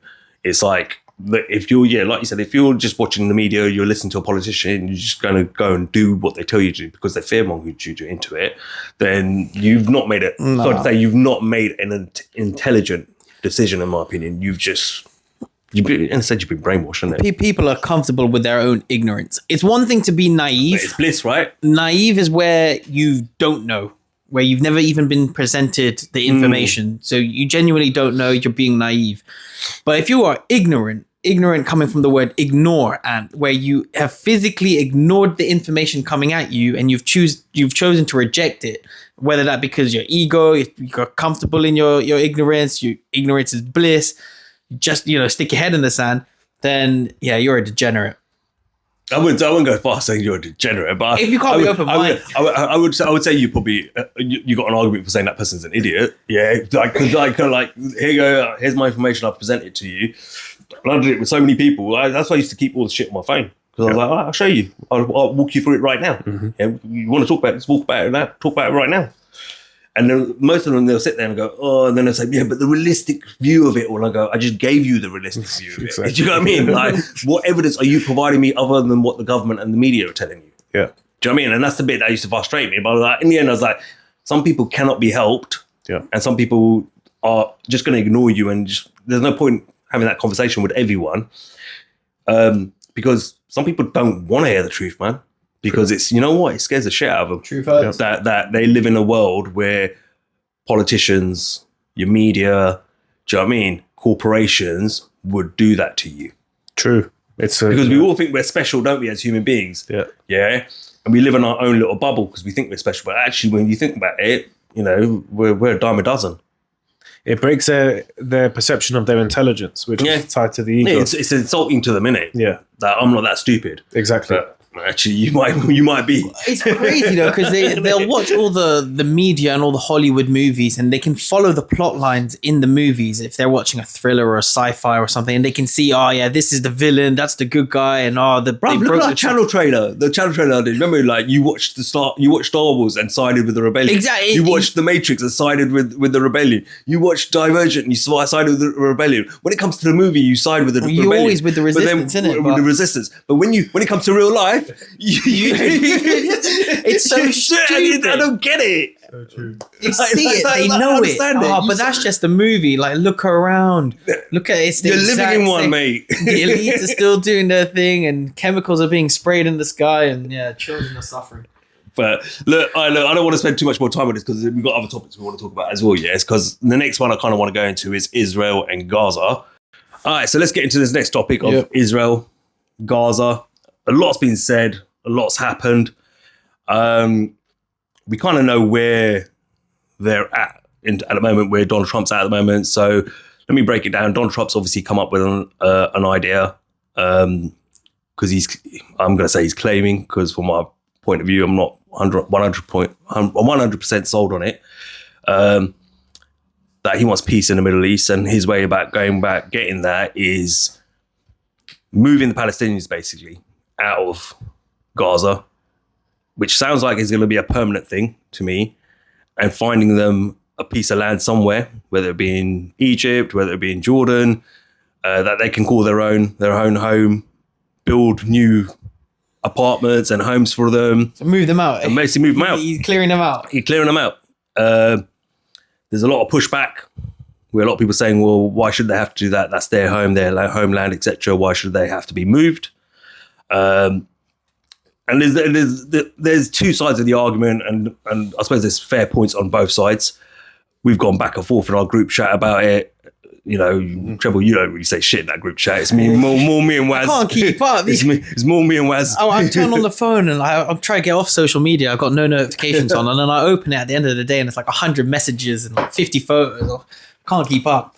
But it's why you need to keep up then, isn't it? You need to start keeping up. Get involved in debates, isn't it? Yeah. But yeah, look, I mean, first of all, like, Waz, where do you start? Where do you stand with the whole situation in Gaza as a whole? Are we talking about like Trump's recent comments? Just all of it, like give it a quick, maybe a bit of a summary as to where you stand, Israel, Trump's point of view, where he's coming from, what you believe he's doing, that kind of thing. I just kind of want to gauge so that people can gauge what your thoughts are as a Trump supporter, like what are you seeing and what you're feeling. So obviously, I feel like what's going on there is it's a sad thing, of course. It's not nice for both sides to be killing each other like that. Yeah. Obviously, one side is much stronger than the other. So in terms of proportion, it's probably quite one-sided. But at the same time, what happened that day on the October 7th is also, I think that kind of goes under the back burner now because of what's been happening since then. You know, it has been a long time of just bombardment and death and destruction, but we still can't take away what happened on October the 7th. Whether or not it was allowed to happen, we discussed this before, I do think it was allowed to happen. But nevertheless, these actions did occur, and from both sides, it's disgusting behavior. But this has been going on for years. It's been going on for centuries. And I honestly don't think they can ever be peaceful together. People say in the 1940s or whatever they got along when they first came over, but I'm not sure how true that is. I feel like there's always going to be that direct conflict from the two parties. Yeah. At the end of the day, there's never really been a solution to this problem. There's always been bombing. There's always been kids getting blown up on the border. Like, you know, as much as obviously I believe Israel to be the biggest perpetrator here in this ongoing conflict, the other side has at times blown their own kids up on the border. And I'm just like, that's really, you think your kid is what, a suicide bomb? Like, it just doesn't make sense to me. So I think Trump has come up with something that is out of the box. It's something that hasn't really been thought of before. I think the way that he worded it was quite problematic. I think people are getting very caught up in the words rather than the fact that this might actually, it could work. And at the same time, at least it's some attempt at a solution, because what did Joe Biden do for a year? Absolutely nothing. They just let people get bombed, die. There was no attempt to speak to other Arab leaders like the King of Jordan about what kind of resolution can we come to? What can we do about Gaza? Can we make this a better place? And the same people that are up in arms about potentially people being moved out, what solution do they have? They don't have one. they just want to complain, right? So they're like, oh, okay, well, they can't be moved out. I think, to be fair, I think a lot of people aren't, the solution that they're saying is that you rebuild Gaza and you give it back to them. Right, but there's an ongoing war against Hamas and Israel, and Hamas ain't going to go anywhere. So how do they suppose that people do that? I suppose right now, looks like, has the ceasefire ended now? Because he said he gave them to 12 o'clock. I think they gave some, what's it called? They gave like 3, some people something like that, where they gave 3 hostages up, right? Hostages, yeah, they did, But he said all of them, right? Yeah, I don't know if the ceasefire has been lifted. I didn't check the news today, unfortunately. Okay, yeah, like I've not like gone into it because even yesterday I was like, there's not much news, or I'm not hearing enough anyway about it. Yeah. No, I see where you're coming from. Don't get me wrong. I'm open to what you're suggesting as well. At the same time, I suppose my biggest thing for me, obviously, you put a question to me in our group chat, which was, do you know what I mean? I think it was around Hamas and if they're the Palestinian people celebrating October 7th. Oh, okay, yeah. And I kind of probably wanted to address that a little bit with you, Trey, because talking on like I said, debating on WhatsApp, like debating on social media. Yeah, it's better when you do it face to face. Of course. Yeah? And I think my stance always with Palestinian people is, I mean, I'm going to use 2 examples here, right? So say you're a father, a husband, you go away on business for a few days, Treble rings you up, say, brother, you need to come home. And he's like, what's the issue? What's happened, innit? Why are you ringing me as well? He's like, bruv, just get home. Like, why? He goes, bruv, your family's been deleted. You need to get your ass home. Mm-hmm. Yeah. You go home. They catch the person who committed it. They takes them to court. Let's say you're in the US, you're living in the US, because we don't have the death sentence here in the UK. Judge slams his little hammer down and says, right, death, you're done. Do you know what I mean? Take him away. As a father, I know I would you not celebrate that a little bit in the sense that you've got some justice for your family? Would you not say, yeah, good, damn right, go to hell? It won't fill the void of your family going, obviously. Yeah. That can never be fixed. That void's always going to be there. That emptiness you're always going to feel inside. But my point is, I suppose, is that we see it all the time within ourselves as human beings, in everyday life as well, right? There's some people out there, someone you don't like at work, or you had a boss at work, lost their job, good riddance, didn't like the prick anyway, he's an arsehole. Do you know what I mean? But there's do you get what I'm saying? The human reaction side to it all. And I suppose I kind of want to give you a clearer answer on it. My other example would be like, when it comes to the Palestinians, would be, say you got a bear. Yeah, you got a bear, you got him in a cage, and every day you're prodding it with a cattle prod, yeah, and every so often you tranquilize that bear and move it into a smaller cage. You keep prodding it with that cattle prod, yeah. You're essentially torturing this animal, yeah. Tranquilize it again. You put it in an even smaller cage now, yeah. But you forget to lock that gate. This time round, you come back the next morning with your cattle prod to prod it some more. The bear's outside now. What's that bear going to do? Human reaction. When I'm explaining human reactions here, it's going to tear you to shreds, right? Yeah. But what? And I feel like when we're talking about like where the Palestinians were celebrating what happened on October 7th, not saying I agree with it. That's not what I'm trying to sell here or anything like that. I'm not saying I do agree with that, because I don't agree. I watched some of this stuff, even other conflicts and stuff like you're celebrating people's death. Like, it's not a good thing. Yeah, because they did the same with 9/11. Yeah. But I can understand but I understand the reaction, the human nature that kicks in, which is that since 1948, this is what's been happening. They're being raped, they're being murdered, they're having more and more land taken away from them. Yeah, they're essentially being put in a prison they can't come out of, they can't go, no one can come in. The oppressors, if you want to call them that, are controlling your electricity, your energy, your water. You can't actually even, you made a deal with BP for them to now start getting that gas out, which might give you some monetary and economic structure within that region. But guess what? Your oppressors said, no, you can't have that either, because that will give you too much money and start giving you power. You know what I mean? And you keep doing that to these people. Eventually, the people who are feeling the brunt of it, who always, because Hamas are cowards, right? We know that. They go hide off somewhere. Yeah. and then it's the Palestinian people who have to suffer, right? Eventually, something like October 7th happens, and they feel like, yes, we got a little bit of justice. Yeah, they might have heard it on the day. I don't know when those videos were, when, like you said, the clips. I don't know if that was on the day, but they might have heard there was an attack and it was a successful attack. And then naturally that normal human reaction comes out that after all this suffering that we've been through since 1948, my family, people have died, my friends have died. Yes, we got a bit of justice in return. Do you get what I'm trying to say? I'm not saying it's the right thing. Yeah. That's not what I'm saying. I don't want people to think walking around saying the right thing. I'm just trying to explain why they may have reacted that way. And it's that initial human reaction to say, yes, I got a bit of justice for my family, my friends, my people, all of us, my bloodline, whatever you want to call it. Do you get what I'm trying to say? I definitely hear that. I'm not saying, I'm not saying it's right. Yeah, of course. Yeah. Absolutely not. I'm not for violence. I'm not for wars. It's unnecessary in my opinion. But that's what we live in, right? Yeah. I mean, I definitely do see it from that perspective as well. All I'll say is, obviously, we know that Hamas are cowards. They hide in between civilians. But when given the opportunity to vote for people to run your country, they chose Hamas. So these people... How does that work though? That's a bit, because obviously I'm not fully, I can't say I'm an expert in that conflict, right?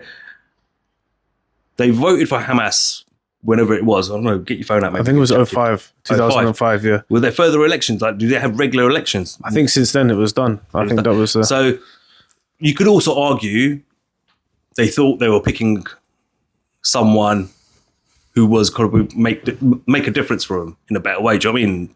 Maybe not even take the approach that Hamas is taking. Do you know what I mean? Because not being allowed to...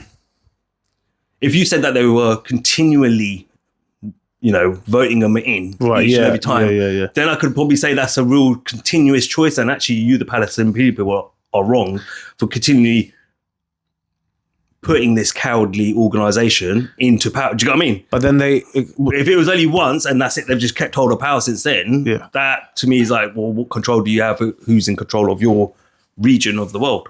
The thing is, we'd have to know, when did Hamas originate? Like, what year did they come up? Because they could have been around 20 years before. I did look at it. 18 years. They came in, they won the 2006 Palestinian legislative elections.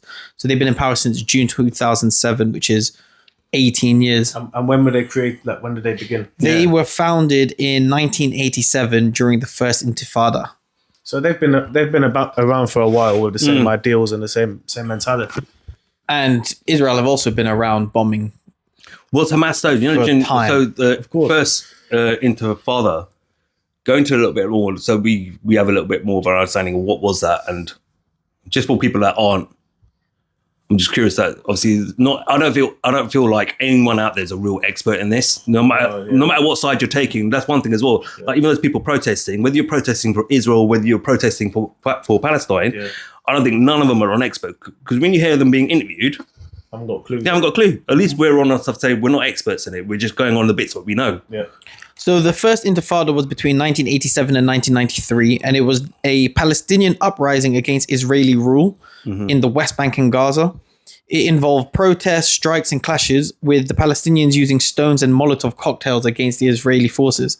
It ended with the Oslo Accord in 1993, which led to limited Palestinian self-rule. Okay. So what does it say anything about what Hamas's part in that was? Should probably ask GPT what part do they play in that? So during the first Intifada, Hamas was founded in 1987 as an offshoot of the Muslim Brotherhood. Unlike the secular Palestinian Liberation Organization, Hamas combined Islamist ideology with armed resistance. It rejected negotiations with Israel and carried out attacks, including bombings and ambushes. Hamas also provided social services like schools and medical aid, which helped it gain support. While the Oslo Accord led to Palestinian self-rule under the Palestinian Authority, Hamas opposed the agreement and continued its armed resistance, leading to further conflict in later years. So they're almost like a rogue group that has that militia intent for that martial law almost. And as Israel are obviously oppressing and shutting down the Palestinian people, Hamas was like, no, we're not going to negotiate. We're not going to tolerate this anymore. We're going to keep fighting.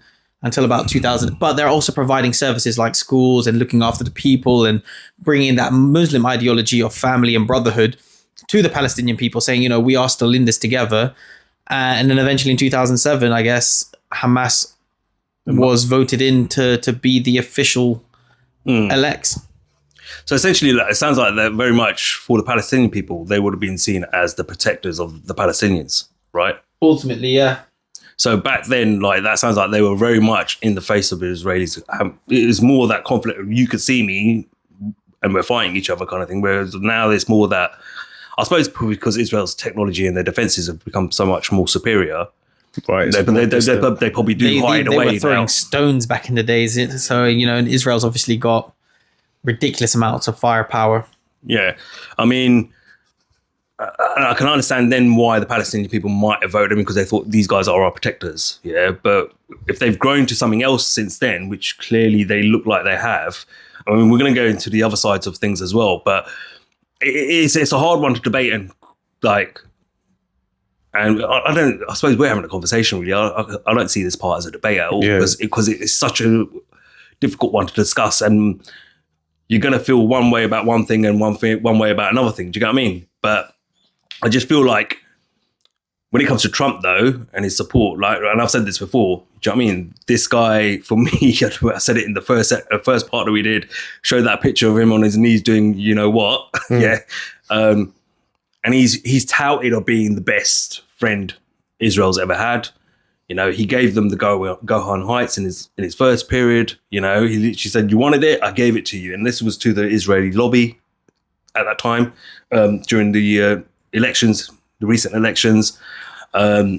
He's shown a massive amount of support for them. He's taken a lot of funding from them as well, which we'll talk about in a bit as well. But not only him, this is Republicans, Democrats, and all that stuff from the Israeli lobby. He's even, I'm going to play you a clip where he's turned around and said that, Israel once 10, 15 years ago controlled Congress and had all the power, basically there in the US, and rightfully so they should. Those sort of things, to me, is red flag again. And I'm like, and I'm guessing you're going to say 4D chess again in a minute. Yeah, we're going to hear it. And listen, I respect your opinion, bruv. I do, yeah. It does give you, you should look at things at all angles and be open-minded, not just closed-minded to things. But I think for me, it's always, and this is another thing about him, right? It's not even necessarily, we're going to debate, obviously, Palestine and Israel, but it's his involvement in it and how he comes off looking, to me anyway, which is, you're bought and paid for. Right. And I respect your opinion, what you said as well, you feel like he's trying to find the peaceful solution, the alternative, no one else is coming up with an answer. That could be the case as well. I'm not close to that at all. I just feel like when you're getting so much funding from a said group and then you go off and then you come up with this other plan, I also feel like a little bit, a part of me is telling me that he's literally come into power and then gone to Netanyahu and Israel and said, "You lot are idiots. What are you doing? You are the enemy of the world right now, right? And we need to change this perception of you. Stop doing what you're doing. I've got a better idea how to make, and that makes you look good at the same time. We're going to move the Palestinians." Yeah. Yeah. Oh, you saw Netanyahu. He was grinning like a Cheshire cat all the way through. He was happy. He was like, "Yeah, great. Do you know what I mean? Get him out, Donald." Yeah. The man pulled his chair out like, "Yes, master, sit down," and then stood behind him for a while as well, like he was his butler. And I was like, what is going on here? Where's this masculine, strong leader? He wouldn't do that to anyone else. He would not tuck in the chair of any other. Have you seen how he shakes people's hands? When he shakes your hands, he pulls you in. Yeah. Have you seen it? Yeah. But that's him letting you know, I'm the boss. Yeah. That's what he does. Joe Rogan said it as well, like last MMA event, the UFC event he went to. Joe Rogan himself, he goes, "I tried to stop him from pulling me in," because he does that pulling in shit. He goes, "No one likes it. No man likes that." Being like, you're being manhandled in a sense, right? Someone saying, "I'm the powerful one. I'm the boss." And he goes, "He fucking pulled me in. He did it. He grabbed him and pulled Joe Rogan in." And Joe's like, "Fuck's sake." Yeah. But that's his way of saying to you, is like, if you give someone a firm handshake, say it's someone you don't even like, you're going to make sure you give them a firm handshake to let them know, yeah, that's my strength right there, kind of thing. Do you know what I mean? Or I am a man. I am. Do you know what I mean? Kind of thing. But what I saw him in that clip do was pull out that chair. "Yes, master, sit down. Okay, is there anything else you need before I sit down?" And I was like, yo, where is this masculine, strong man leader? That's why I was a little bit fucked up. No, and those little things for me, and then JD Vance walking With all of them. with all of them, like, and I've got pictures of Trump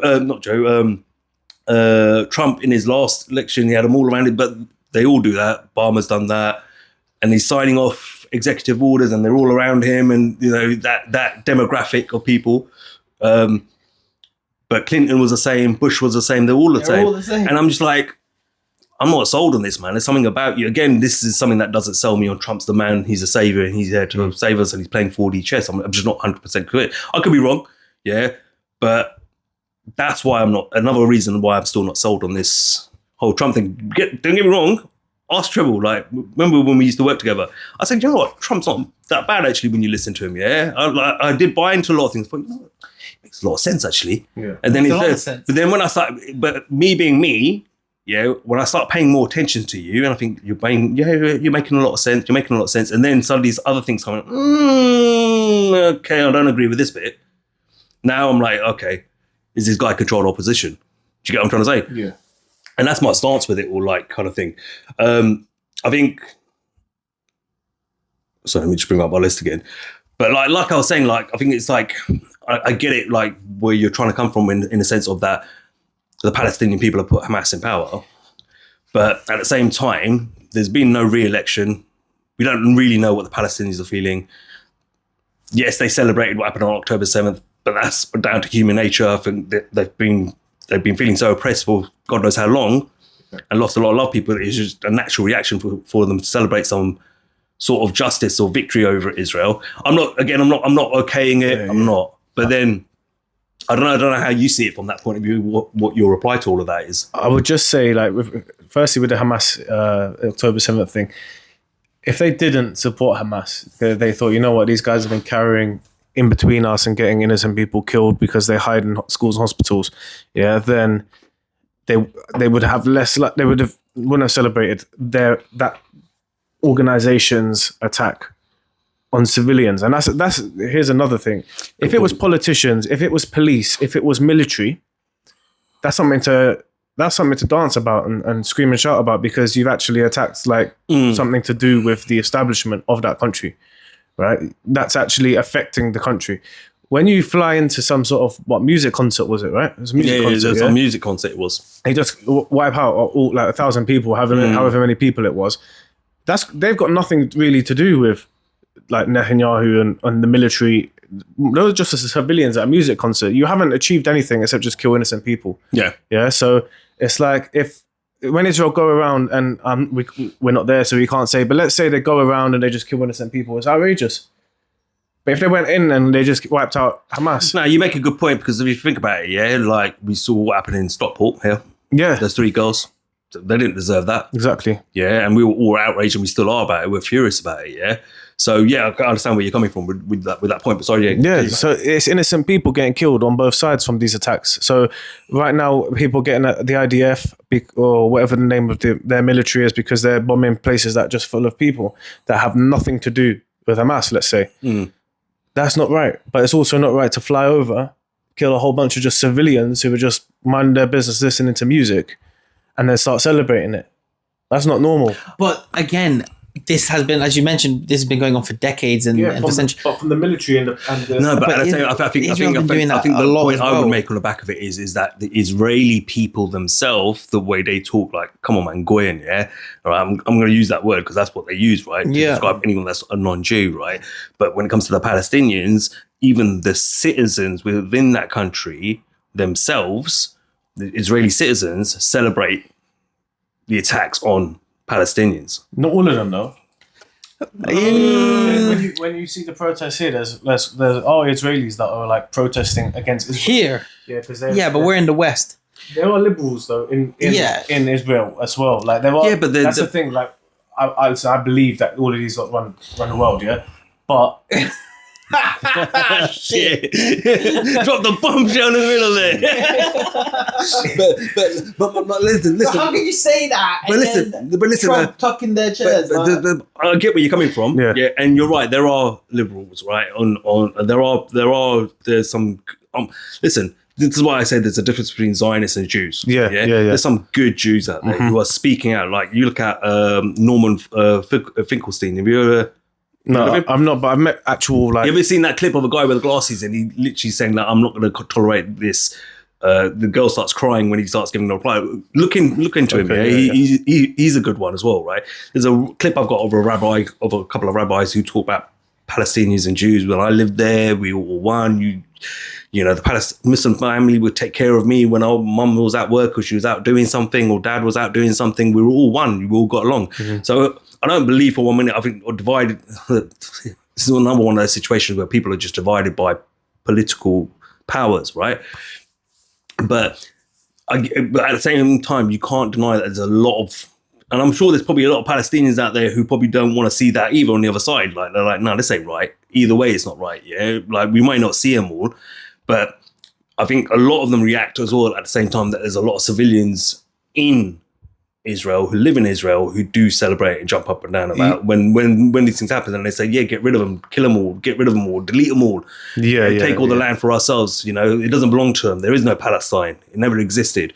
You know, and their reaction, majority. Remember, there's probably more of those, and the same with the Palestinians. There's more of them who are angry and hateful, of course, and there's more on the other side who want to see them completely gone than there are of the good Jews and the good Palestinians. Do you get what I'm trying to say? Yeah. And I think that kind of their reactions are to each other like, well, you did us for so how many times and now we got you back. But I feel like it's one-sided. I'm not saying it's right. Yeah, the outrage is one-sided. Yeah. Though. In what sense? Because innocent people died on both sides, yeah?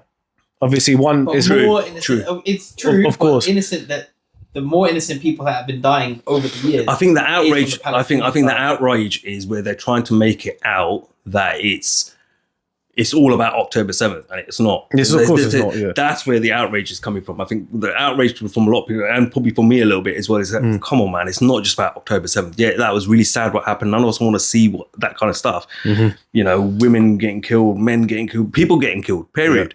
Yeah, we don't want to see that kind of stuff. But at the same time, trying to spin it as saying, look, see, they're the barbarians. Look what they do. Oh, come on, man. You're not exactly innocent either in all of this. You've probably done more to them than they've done to you. Yeah, I'm not saying this is a competition. Yeah. But I think the fact that they're trying to sell this whole picture now of and I feel like Trump's a little bit like that as well, yeah, where it's very much what happened on October 7th. See, look, this is what they do, and it's not our fault. We had to retaliate and bombard and destroy all of Gaza. It's like, well, let's go through history. You know, who's been the most powerful one in this conflict? Israel.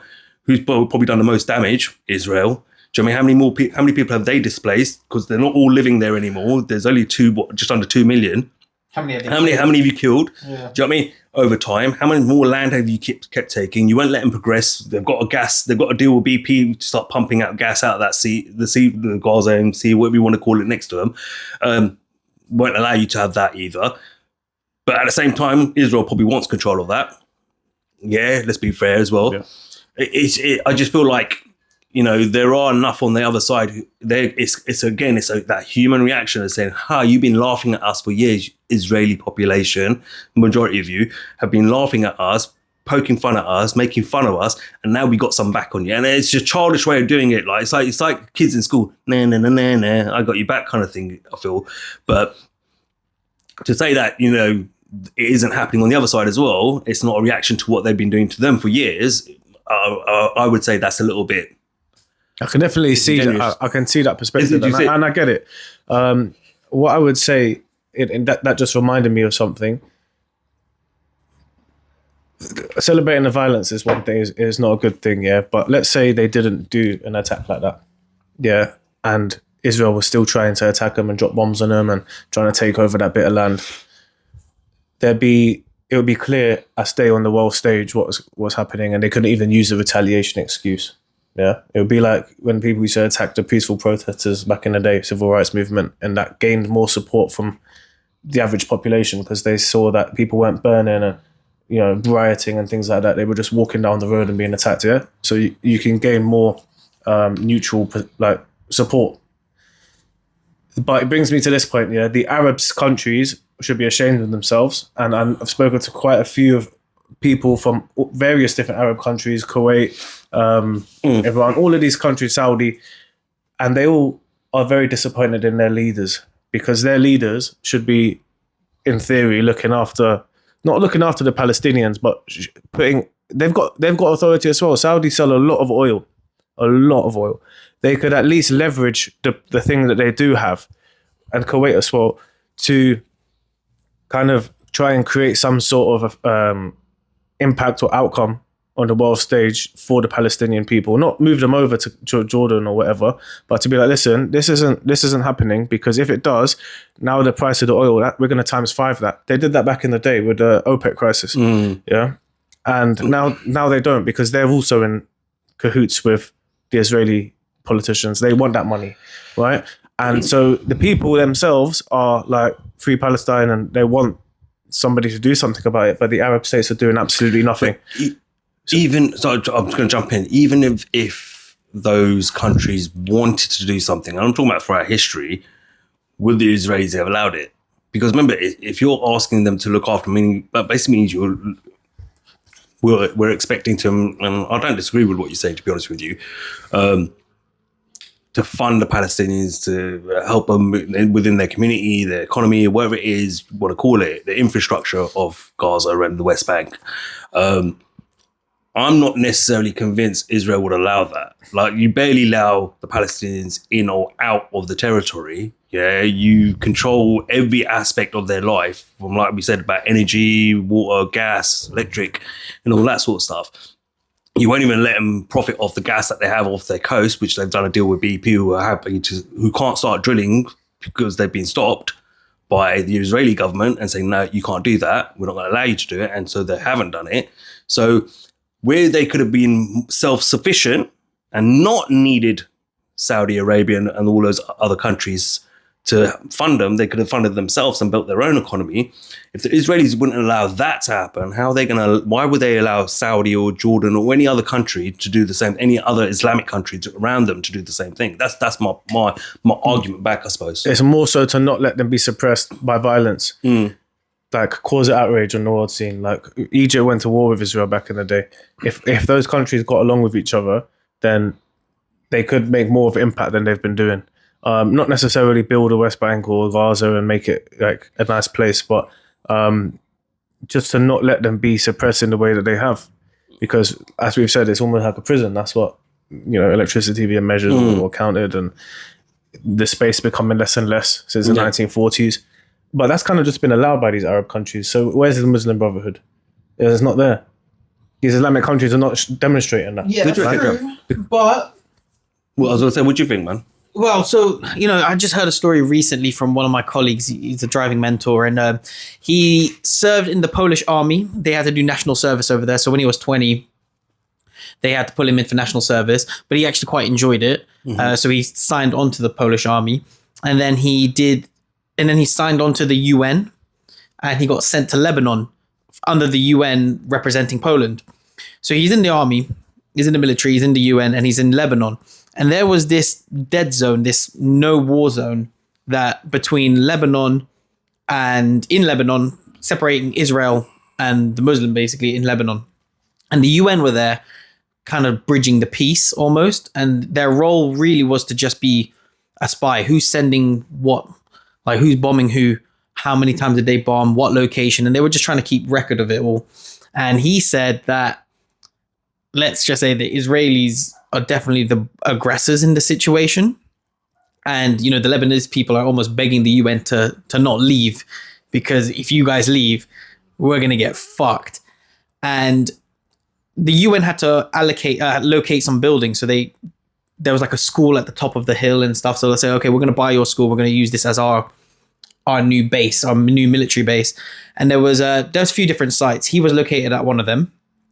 And in the middle of the night, he said it sounded like a bomb just dropped. Like, all the windows just shattered, like boom.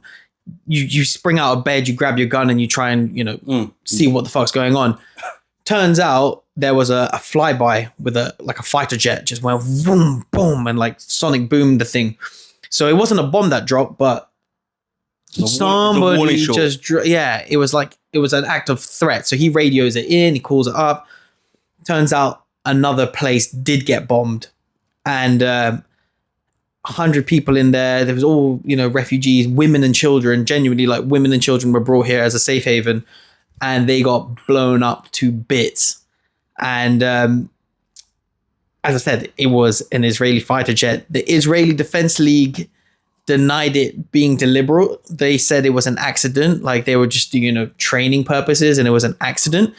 And obviously this is in the late 90s. I'm not sure if it was maybe year 2000. This is what, Lebanon, you said? Lebanon, yeah. And his job was his commander said, look, take one of our vehicles, go to whatever city you can and get as much resources, water, medical supplies, this and that, fill it up. He brought it back. And his colleagues went in for the cleanup, and he said he saw the video. He didn't see it for himself, but he said he saw a video of what happened to that building. And he said body pieces were blown up all across the building.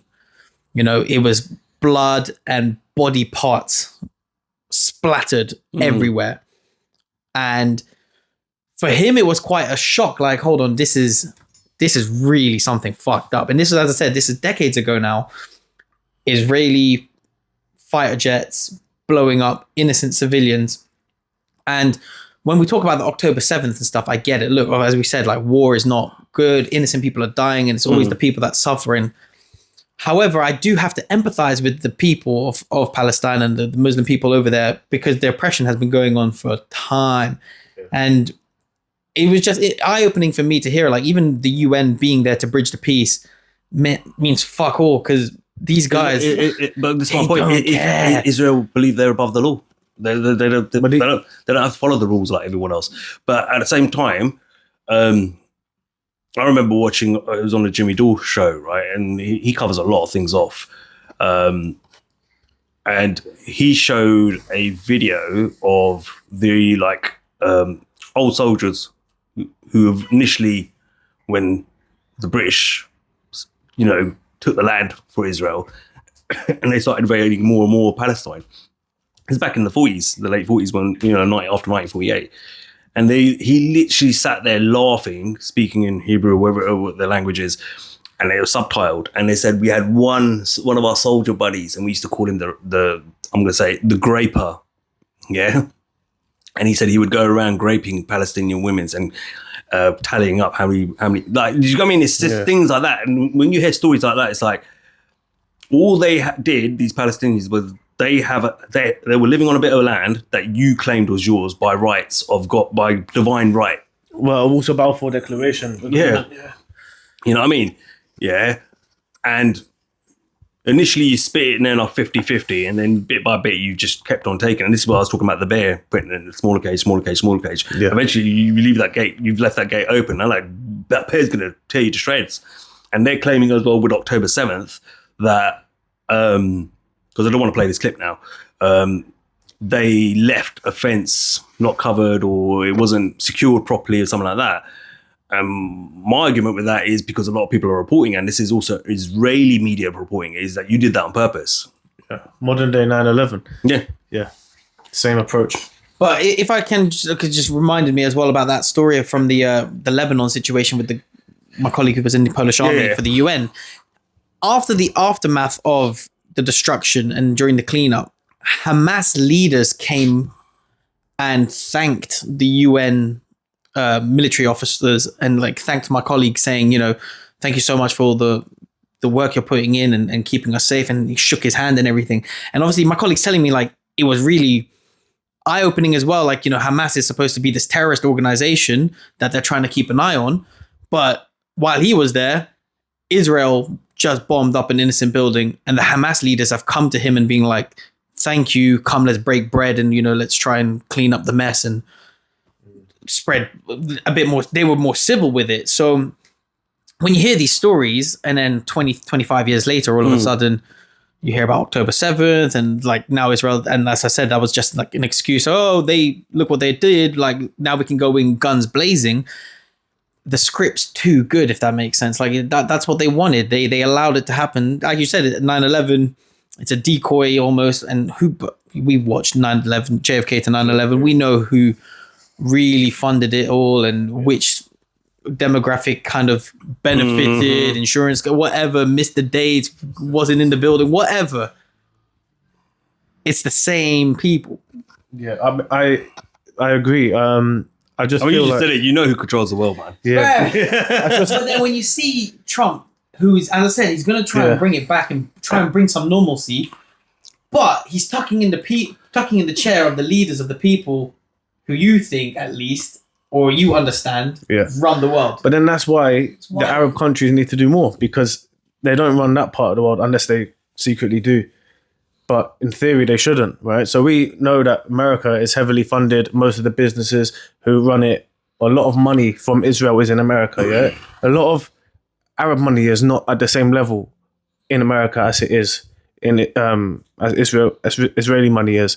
So with that being said... Is it the case that they don't want to take on the might of the US military? Well, the problem is they're all infighting themselves, so they're not even cohesive. So Iran and Saudi got a problem. Saudi and Qatar have a problem. But I think a lot of the problem, I've said this before, a lot of problems with Saudi and the other groups, the other Islamic regions or countries, is that a lot of Muslims don't see Saudis as Muslims. Well, this is the thing.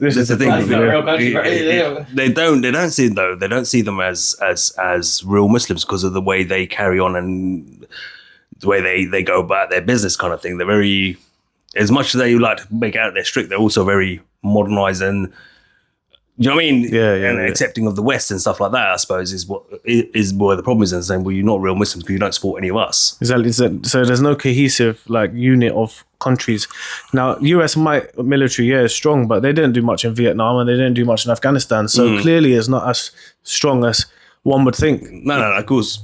So if that's the reason, then it's a bit of a cop-out from the Arab countries. I feel like they just don't want to get involved. So to sum up the 4D chess, I think Trump has done this to put it on the table. No one was expecting it. To get those trying to get them, force them to come up with ideas, to buck up their ideas, think what can we do as an alternative. You might be right. I'm open to that. Don't get me wrong, I'm not completely close to that. Yeah. Am I convinced by it? Probably not. I'm not gonna lie, Waz, man. Like you know where I stand. This is why, when we get together and have these conversations, I'm not trying to convince you of shit. And vice versa, you're the same as well, because we believe what we believe, right? Okay, but I'm open to things as well, right? So you could be right in that as well. I'm not going to sit there saying, oh yeah, I'm 100% right and you're wrong. Because I could be wrong. You know what I mean? I could be. I'm not convinced of it as yet, but time will tell. But I kind of want to play a clip from Truth and Media. So we used a lot of Truth and Media clips when it came to our episode on Ukraine. Really eye-opening, wasn't it? All the stuff that they were... Very detailed. It was really good. So I'm going to play one clip from them where they talk about October 7th, but in particular, they talk about Israel allowing it to happen, the conspiracy around that they allowed it to happen and when they could have prevented it. Cool? Yeah. The gruesome bombardment of the Gaza Strip is continuing now into its 7th month, with no signs that carnage is going to stop anytime soon. Just last week, Israel rejected a ceasefire and intensified its bombing attacks on Rafah, conducting almost hourly aerial strikes. Back on October 7th, armed with AK-47s and motorcycles, Hamas managed to breach the Gaza fence, slaughtering and capturing hundreds of Israeli soldiers and civilians in southern Israel. They called it Operation Al-Aqsa Flood. So what did the Israeli government know and when? It's a question almost no one in media is asking, but we are. I'm investigative journalist Ben Swan, and this is Reckoning Israel and Gaza. 7 months ago, on October 7th, Hamas was able to carry out its shocking terror attack against Israel, despite Israel's intelligence, military, and security apparatus, commonly considered to be the best in the world. Bearing in mind Israel's incredibly sophisticated and capable defenses and brigades of trained IDF soldiers stationed near the Gaza border, the scale and the operational success of the Al-Aqsa flood attack surprised even Hamas. Hamas representative Ali Baraka explained to the Washington Post the ease with which Israel's entire security apparatus disintegrated, saying, quote, "We were expecting to get a smaller number of hostages and return to Gaza, but the Israeli army collapsed in front of us. What were we to do?" Well, in response to the Al-Aqsa flood attack, the Israeli military's retaliatory efforts, codenamed Operation Swords of Iron, has resulted in the deaths of over 100 journalists, 190 United Nations staff, 34,000 Palestinians, including 13,000 children, displaced nearly the entire Gaza population of 2 million people, and cost the United States almost $50 billion. So how did October 7th happen? Well, almost everyone in mainstream media was quick to call it an intelligence failure. The Guardian told its readers on the afternoon of October 7th that Hamas's murderous attack will be remembered as an Israeli intelligence failure for the ages. While the attack was still ongoing, on October 7th, Politico quoted Israel's former deputy national security advisor saying, quote, "It's a failure in terms of intelligence, operationally. It's clear that we were caught totally unprepared by this." And on October 8th, Jonathan Panikoff, former deputy national intelligence officer on the Middle East, who's now at the Atlantic Council think tank, firmly educated the public that, quote, "This was an intelligence failure. It could not be otherwise." In fact, Israeli Prime Minister Benjamin Netanyahu quickly tweeted, then deleted a statement saying that he had absolutely no prior knowledge of this coming attack, saying, quote, "Under no circumstances and at no stage was Prime Minister Netanyahu warned of war intentions on the part of Hamas." The tweet said that before it was promptly deleted. Why did Netanyahu's team delete that tweet? Did he, in fact, have intelligence that there would be an attack by Hamas? Well, the evidence seems to point to only one answer. Yes. Foreign security services, Israeli security services, and the Israeli public all knew that Hamas was planning a violent cross-border incursion where they would attempt to overrun and attack the kibbutz communities in southern Israel, and then take prisoners back to Gaza.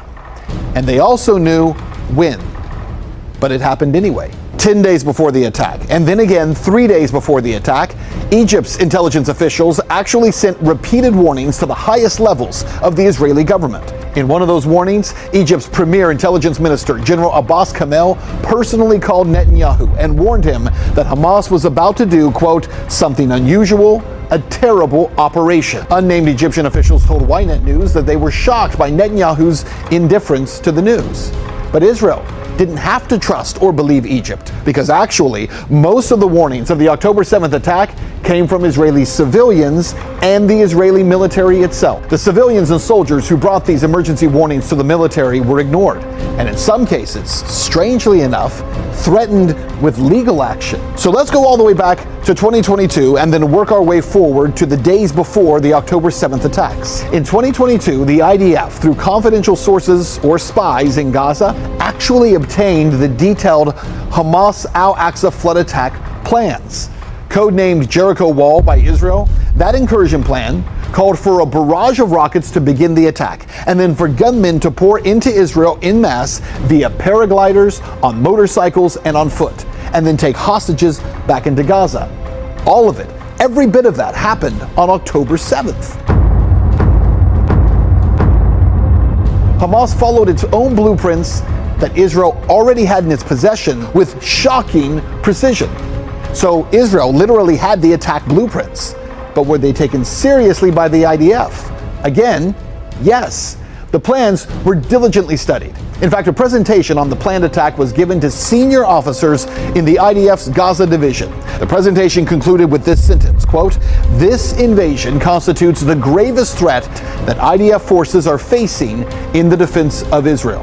So in response to all of this, did Israel's intelligence apparatus actually enhance or beef up their surveillance of the Hamas militants along the Gaza border? Well, actually, not only is the answer no, but stunningly, they did the exact opposite. They decided to entirely stop monitoring Hamas's handheld radio traffic because they saw it as a waste of effort. Even though during that same time, in 2022, Israelis living in the kibbutz communities near the Gaza border, most of whom have some type of military training because of Israel's mandatory IDF service laws, they were, according to Israeli media, picking up clear evidence that Hamas was practicing the breaching of the fence and conquering kibbutzim and seizing hostages and destroying everything in their path. Then in April of 2023, again, this is still 6 months before the attack, the IDF, according to Israeli media, actually did something even more surprising. They restricted the ability of Israeli citizens living along the border to monitor Hamas's wireless traffic. In September of 2023, that's less than a month before the attack, the head of the IDF's Devil's Advocate intelligence unit, which challenges prevailing narratives within Israel's military, twice alerted senior decision makers in both the army and the political spheres about Hamas's plans for a large-scale cross-border military operation. He reiterated those warnings in person at intelligence branch strategic assessment sessions on September 26th and September 27th. This is just days before the attack. During this period, Again, just days before the Al-Aqsa flood attack, Israeli civilians residing in the kibbutzim near the Gaza border were witnessing with their own eyes and ears constant and enormous Hamas training exercises. The army reportedly turned a blind eye. One of these Israelis, Ben Shoshan, worked as a tour guide in the southeastern Israeli region surrounding Gaza. In a radio interview just days before October 7th, she remarked, quote, Hamas has been training for weeks right up against the border, sometimes in massive numbers. I tried to warn the officers, but they told me I didn't know anything and that I was safe. On October 3rd, a journalist for Israeli Public Radio tweeted and made crystal clear that the bizarre and violent Hamas drills that were taking place on the Gaza side of the border were evident to everyone who was living alongside that border, including the Israeli military. The Islamic Jihad organization started noisy exercises very close to the border, with missile launches, simulating breaking into Israel and kidnapping soldiers. Didi Fold, a resident of Netiv Hatara, said, it was significantly closer than previous times. The children wake up and they ask what's going on. There are explosions, booms. It is not similar to previous exercises. So it was clear to everyone that Hamas wasn't only planning to do something horrible, but it was also clear exactly what that horrible and evil thing was. According to a female IDF soldier who spoke to Israel's Channel 12 news program, she was constantly trying to warn her superiors about the gravity of the Hamas training exercises. And she was threatened with legal action, saying, quote, we were told that if we continue to harass on this issue, you will stand trial. So, Egypt knew, the Israeli military knew, and the Israeli civilians knew. And yet 2 days before October 7th, the Israeli military took 2 entire commando brigades, that's around 100 soldiers, away from the soon-to-be breached locations of the Gaza border and sent them to the other side of the country, to the West Bank village of Huwara. Despite no Hamas presence being in Huwara, and despite there being giant Israeli dance parties taking place right along the same border fence where violent, escalating, and obvious Hamas drills of breaching and kidnapping were taking place. Does this make any sense? And have you heard about these dance parties? Because it turns out there's bizarre and inexplicable narratives surrounding the planning of these now infamous dance parties in Israel along the Gaza border. What had not been widely reported is the fact that there were actually 2 back-to-back dance parties in Kibbutz Riyam, which is also the location of the IDF's Gaza division, and it's only 3 miles from the Gaza border. The first party, planned months in advance, was a party called the Unity Festival. It took place on October 5th and 6th. Then the Nova Festival, the October 7th party, was actually added last minute, only a few days in advance of the event. So for obvious reasons, any significantly large gatherings on the Israeli side of the border with Gaza require Israeli military approval. Again, this is a part of the story that virtually no American media network will talk about.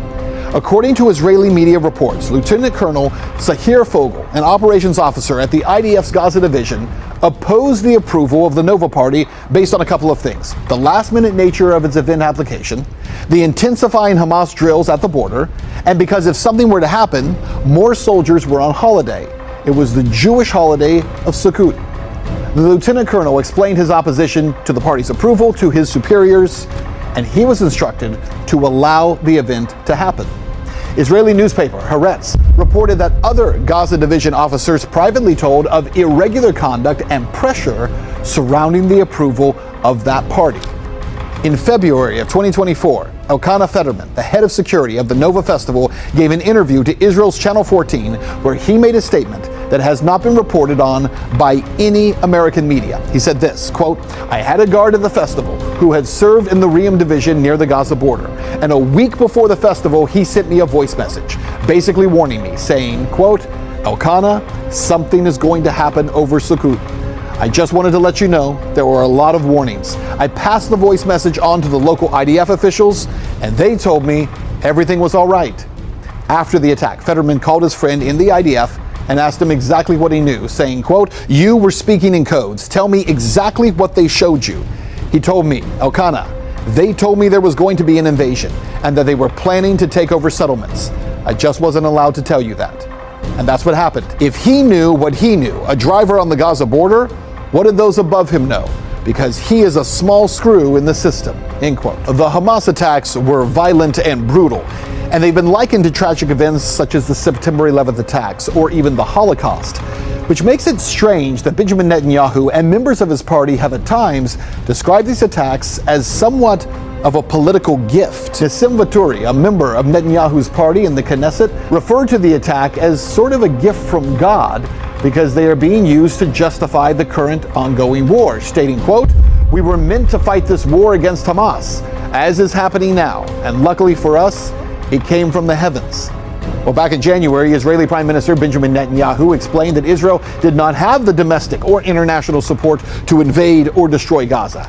He said the October 7th Hamas attack solved both of those problems for him. Listen to this. We couldn't get the domestic consensus to make such a definitive solution to the problem of Hamas. That is, no one would agree across the Israeli public to go in and basically destroy Hamas, go throughout Gaza and destroy Hamas. We didn't have the international consensus either. Nobody would understand why are we doing it. Both conditions were created because of the Hamas savage attack on Israel on October 7th. All of this information has been reported in isolation and without context. That is until now, but it in no way excuses the violent and brutal Hamas attacks of October 7th, in which so many lives were lost. But it does raise an important question, a question that brave people have to consider. Did the Israeli military, the Israeli intelligence community, and the political leadership of Israel allow this ghastly attack to happen to justify wiping out the population of Gaza? It also raises big questions for us. What type of war is the Biden administration and U.S. taxpayers supporting? Is this a war of self-defense, or is it genocide, justified by an attack that Israel likely could have stopped had it wanted to? These are heavy questions, but rather than simply dismissing what we're saying, prove me wrong. If you haven't already, you can follow us on X, truth_in_media, or you can follow this series by signing up to see each episode as it comes out at truthinmedia.com. And at Truth in Media, you're going to find the transcript of this story along with the source articles. So check them out for yourself and continue to follow along as we continue to unveil the truth around Israel's war on Gaza. Trev, let's start with you. What do you think of what you just saw? Well, yeah, no, I already had that feeling that exactly what he just said in terms of they allowed it to happen. As we established, Israel's military is one of the most advanced, if not the most advanced in the world, and they've got the support of the US intelligence with them as well. We know what Mossad and the IDF are about. So the idea that Hamas, this rogue little rebel terrorist organization, managed to enter and cause all that destruction seems unlikely, but the fact that it happened obviously doesn't take away from the point that, you know, innocent people were hurt as a result. But it is a little suspicious, and obviously I'm inclined to believe that Israel allowed it as a means of retaliation. Oh, look what they did. So now us bombing hospitals and schools that they're hiding in is justified. It's justified, yeah. I think that's definitely probably what happened. Yeah. Like, I think this goes to the other bit as well. Like, for me, but we'll get into that in a minute, I suppose, is obviously that whole, well, I sent those videos from Jimmy Dore where he was talking about how Hamas has received funding from Israel as well through the Qataris. They've used the Qataris to obviously transfer the funds and the money, but the money's, and they've allowed funding to Hamas as well. At the same time, they've not stopped it because they wanted to keep them in power, which makes me feel like, again, you're controlling the opposition to be able to attack you. You never seem to find Hamas. They're always in hiding. True. This is the bit that gets me, is like, you never find them. So even if you sent your troops in, why don't you send ground troops in, do a bit of like your surveillance, your counterintelligence and all that sort of stuff that people do, and actually go in there, send 200 or units of men and women, or your soldiers and stuff, your military, to go in and after and dig them out. Because obviously bombing from the air doesn't seem to work. Hamas seem to disappear off the face of the planet. And meanwhile, it's the Palestinian people who pay the price, right? And this is what makes me think as well, as like, hold on, you disappear, no one finds you. There's no reports that any Hamas members have been taken out through the bombing. It's always the Palestinians paying the price. But then at the same time, I'm reading news articles from New York Times saying that you funded or allowed funding to Hamas, And you didn't stop it because you wanted to keep him in power. But then at the same time, we've got now October 7th, you've allowed them through the gates in a sense. You know, your own people are literally lambs to the slaughter, and you were the person who sacrificed them. Yeah. Sacrifice for a greater purpose in the long run, right? Yeah. It's all war and games to them. But yeah, no, it makes sense. I mean, as you said, if they're the most advanced military, they could definitely send tactical units and be more tactical with seeding it out as opposed to just bombing whatever building they're supposedly hiding in, irrespective of how many innocent hostages are there. I think it's ridiculous that To assume that all you can do is just bombard them Bomb from the whole from the building. air, and that's it. Oh, they're in that building. We heard bang, bang, bang, bang, bang, but yet you don't ever seem to. Not that I've known. I've never heard them taking out any of the top level Hamas members, the ones that run the group. If that makes sense. Yeah. So where do they go? Every time this happens, I always think about when I think about it over time. Every time this happens, Hamas attacks or vice versa, or something happens like this where Hamas is now attacked, Hamas disappear. No one can find them. Where do they go? It doesn't make sense to me. So I feel like there's dots that have connected, but things that don't make sense, you know? I mean, look at what they did in Lebanon with the pagers. Yeah. The walkie-talkies. That was like one of the most advanced Mossad or spy missions ever, really. They managed to blow up and wipe out the top branch of, what's the name of the Lebanese terrorist? Hezbollah. Yeah. Within about 2 weeks. They wiped out the chain of command, yeah? So you're They telling took me... out like, something like, was it 500? Something like that. Something like 500 So members. that's like an advanced level of spy mission, yeah? So you're telling me you can do that, but you can't find Hamas who's right next door to you, who happened to fly over on a parachute. Who I'm sure you're watching every single thing they're doing right next door to you as well. It's like... Yeah. If you'd ever wanted an excuse to go in and cause mayhem, of course, October the 7th is a perfect excuse, isn't it, really? Like, okay, well, now we have a reason. Look what they did. So now we have to go in. Otherwise, you know, like, what excuse did we have to do what we're doing now? Yeah. And I feel like, you know, because of the media and the power they have, you've still got like the Piers Morgans who pretend to be in the middle on the side, who are saying, oh yeah, but you know, October 7th. And obviously I was saying this earlier, but I also can completely see how it was probably allowed because they're too advanced. There's a military force, it's a country. They have an iron dome where you could shoot weapons into the country and then just shoot it down. Yeah. Like Hezbollah were doing that and nothing was hitting. It was just going in and just getting destroyed, yeah? I think a few hit, but like very, very little I think amount. with Iran was successful with some targeting that they said. I think there were some military bases or airstrips and stuff like that. They did manage to get through, but not a lot. Not a lot at all, exactly. So you got all of that, but you can't find Hamas. I suppose that's my basic level of knowledge of it, but there was a similar issue in Vietnam with the Viet Cong where they couldn't figure out who was Viet Cong and who was just a Vietnamese citizen. So then American troops are just like burning the whole villages down. Maybe it's a bit of that where they can't tell who's part of Hamas, who's a citizen. But at the same time, you would expect that a country with the amount of money that goes in militarily, like Israel, to be able to do a better job than they're doing. Remember, like, Gaza's not that big, man. Yeah, exactly. But that too. It's not like a whole country. It's not a jungle either. They were hiding in it. So like, it's like the Vietnamese Viet Cong were like very much underground tunnels, all that sort of stuff, and it was a different type of warfare that the Americans just weren't used to. Like you're suddenly sitting there with your platoon somewhere, and suddenly 20 Viet Cong come out of some hole somewhere, bang, bang, bang, bang, you're done, innit? Right? Yeah. See you later. And off they go. You know, they couldn't deal with it. Yeah. That's proper guerrilla warfare. That's the guerrilla warfare. Like, you know what I mean? When you're doing shit like that. Yeah. Like come on, man. Yeah. But I don't know. Look, I kind of like, I suppose, final thoughts on that bit. I mean, because I kind of want to go to the pro-Israel. I already had that kind of idea. Like Treble said, I already had that idea when it first happened. That it just seems like, how could you? I mean, it happens in England all the time. We knew of this terrorist, and then it happens. Yeah, but England's incompetent. I didn't expect some people to be able to fly in on a parachute and just kill 1,000 people in Israel. Yeah. It just doesn't seem... They've not done that. They would have done that before, 20 years even ago. talk about a hole in the fence. Like, literally, you left a gap and said, come on through. It was like, this is your in. Yeah, so it kind of summed up what I already believed to be true. I wish that more people in Israel... And it's funny enough, the other bit I would say as well, I'll add to that is, think about it, So... the point of entry that Hamas chose through that fence just happened to be the one that you let your guard down on as well. Yep. It's just too much of a coincidence. It's too apt. It's too.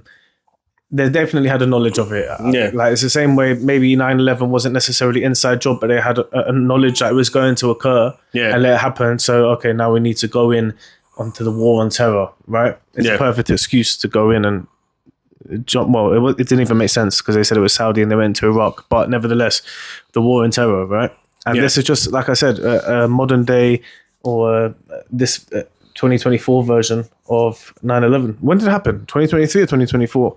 It's been going on for a while now. I think it was 2023. 2023. Yeah, wow. 2023. It's been 2 years. It's been going on for a while now. That's crazy. But they're saying that 500,000 people have been like killed essentially because the numbers that they're reporting are in Gaza are like 500k less than what was known to be. They're saying something like 400k. I think it was 400k, 500k. That's insane. That's really insane numbers, especially because they couldn't leave. So where did they go?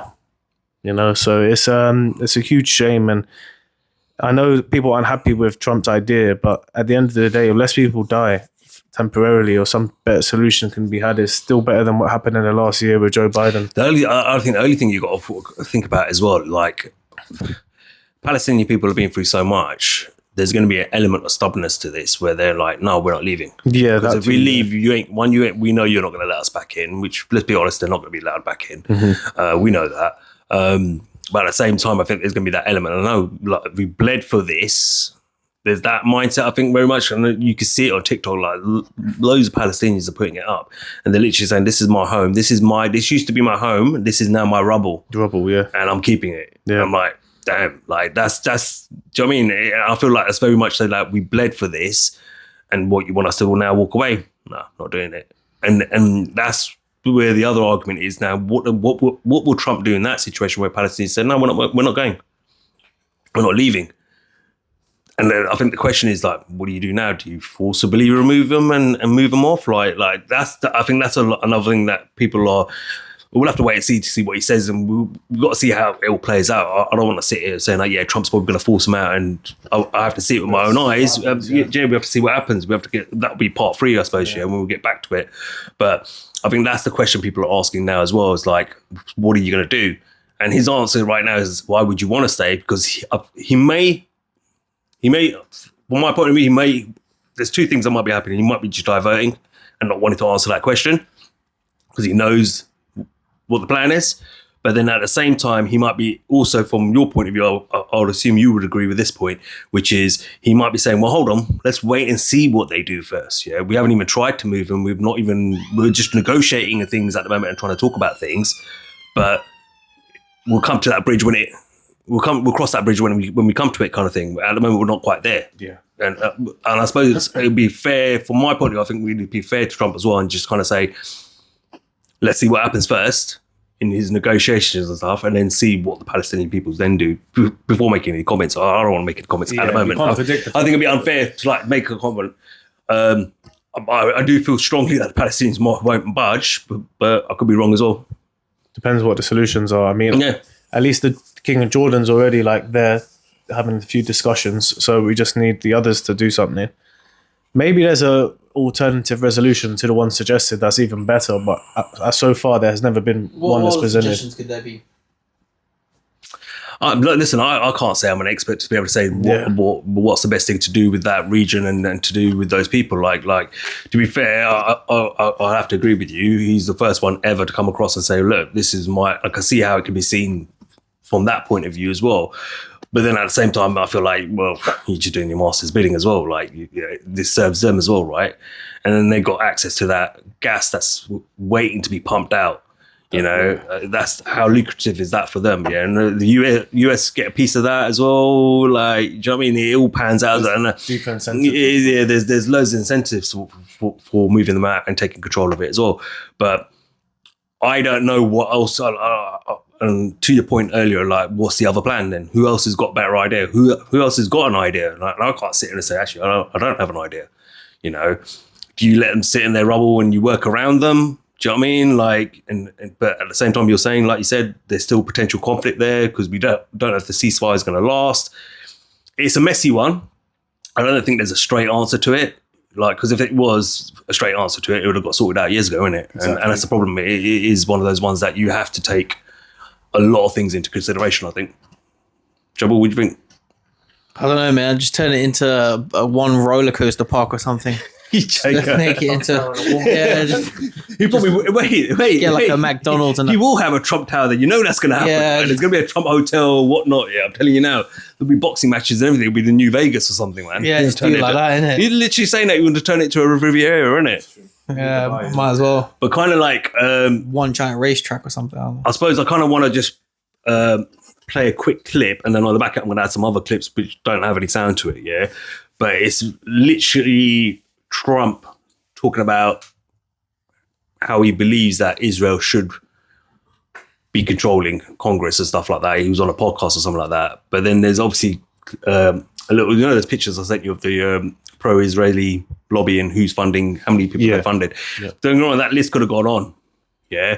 But I'm just going to play a little video while we talk about it and stuff like that on the back of it. So let me just set that up now and then we can get into it. Yeah. All right. Well, the biggest change I've seen in Congress is Israel literally owned Congress. You understand that 10 years ago, 15 years ago. And it was so powerful. It was so powerful. And I think you know exactly what I'm saying. They had such power. Israel had such power, and rightfully, over Congress. Israel was the most powerful lobby in the country 15 years ago. Today, between Tlaib and AOC and all of these people, what they're doing, Israel, they don't have the backing that they once had. You'll give it to them. Yeah, I'm good.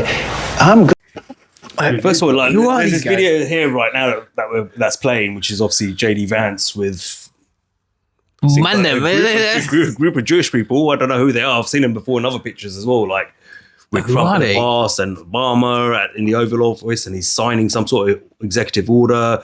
Clinton, Bush, you name it, man. Like, who are these people? And then if you look at the screen right now, you could pause and play this if you're watching it out, because I don't want to read it all out. Basically, Democrats and Republicans alike who have been funded by the pro-Israeli Israel group, lobby. Trump's in that as well, but like, don't get it twisted. Biden, Obama, Clinton, all your favorite Democrats, Bush as well as another Republican, all of them have taken funding from and donations from this lobby. Do you know what I mean? So it just makes you wonder, like, how deep. And this is, again, these are the other things that don't convince me about Trump. But again, there's a lot of distrust from me for the political spectrum as a whole, because it don't matter what side you're on, they're controlling it all. Mm-hmm. And that's that bit. Again, where Trump's taking so much money, if you look at how much money he's taken out of it, or how much money he's received from them for his election campaign and stuff like that, it's, do you know what I mean? It was a lot of money, man. So again, that's the sort of thing that doesn't convince me. And like, I don't know what your take on that is, Waz, man.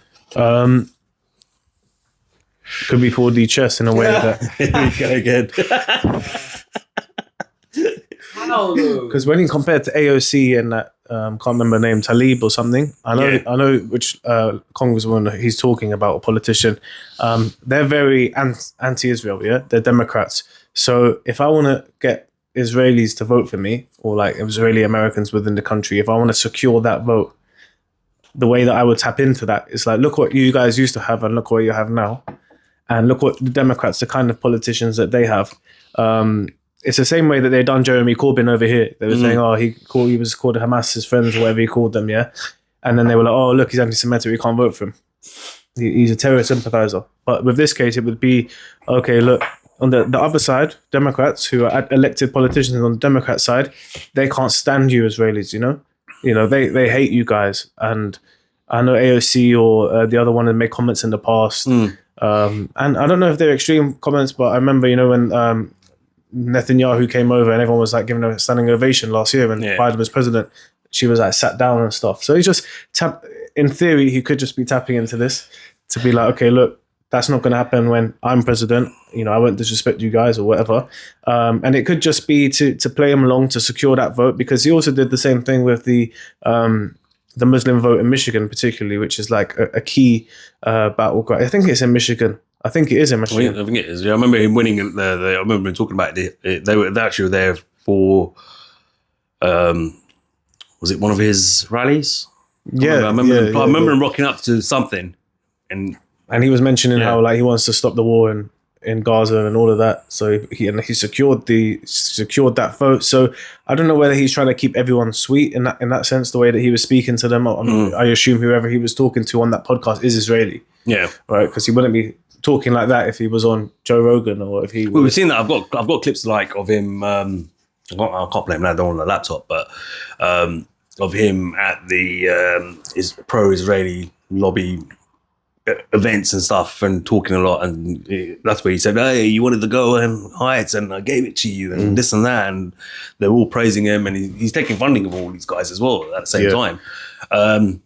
The thing about the funding is you can't win an election in America without funding. That's why. No, I see where you're coming from with that as well. But my point really with that is as well showing that where these guys are getting their funding from is deep within. Do you know what I mean? Like, and I get where you're coming from. Yeah, you do need funding to win an election. Like, I mean, Kamala Harris? She got like $1 billion, didn't she? She still ended up in debt. $1 billion, and she still ended up in debt. Yeah. I don't know how the fuck do you do that? Like, I suppose paying Beyonce $10 million and shit like that, all the stupid endorsements, and not keeping the receipts and losing track of things. But she's an idiot anyway, so I can't expect it. It wasn't no surprise to hear that. Yeah. But I get what you mean. But at the same time as well, I feel like that's way too much influence for one group or one lobby or one country to have within what is deemed and seen as potentially, even still now, they might be looking like they're losing the grip a little bit, the most powerful country in the world. Yeah. Do you know what I mean? Which has in its own right built an empire, not by sticking its flag into a country, this is ours like the British did, but in very, very much enforcing their policies on the world. Do that make sense? And I think that's just way too much influence I can understand him getting funding, but I don't understand why representatives from both sides are getting so much funding. Yeah, You're literally essentially controlling everything going on in that country, in a sense, because remember, if you're paying these guys, you want your agenda and your narrative to push through in it. Like, if I'm giving Treble, $2 million to do something, I expect him to do it for me. Like, yeah, here you go, man, go do your thing. But by the way, I need this from you as well in return. If you want this, it comes with a condition. Of course. And he's going to have to go and do that. If he ran his own YouTube channel, and I'm telling you, like, you need to push this as well at the same time, because remember who's funding you. Do you know what I mean? It's that kind of thing. Yeah. But this is the issue with money in politics. That makes...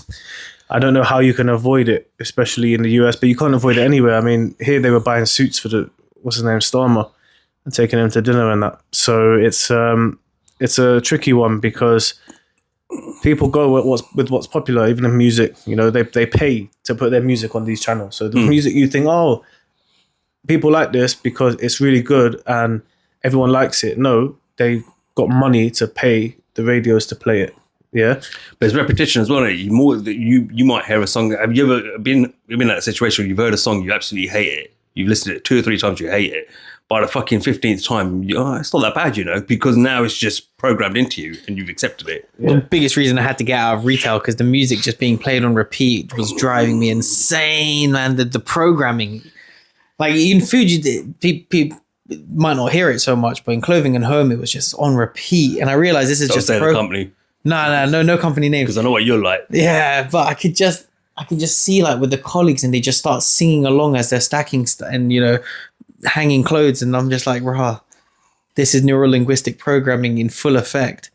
And yeah, it's the same with the political campaign. You pay enough people to repeat a message enough times, and people get brainwashed into supporting it, whether they believe it's right or wrong.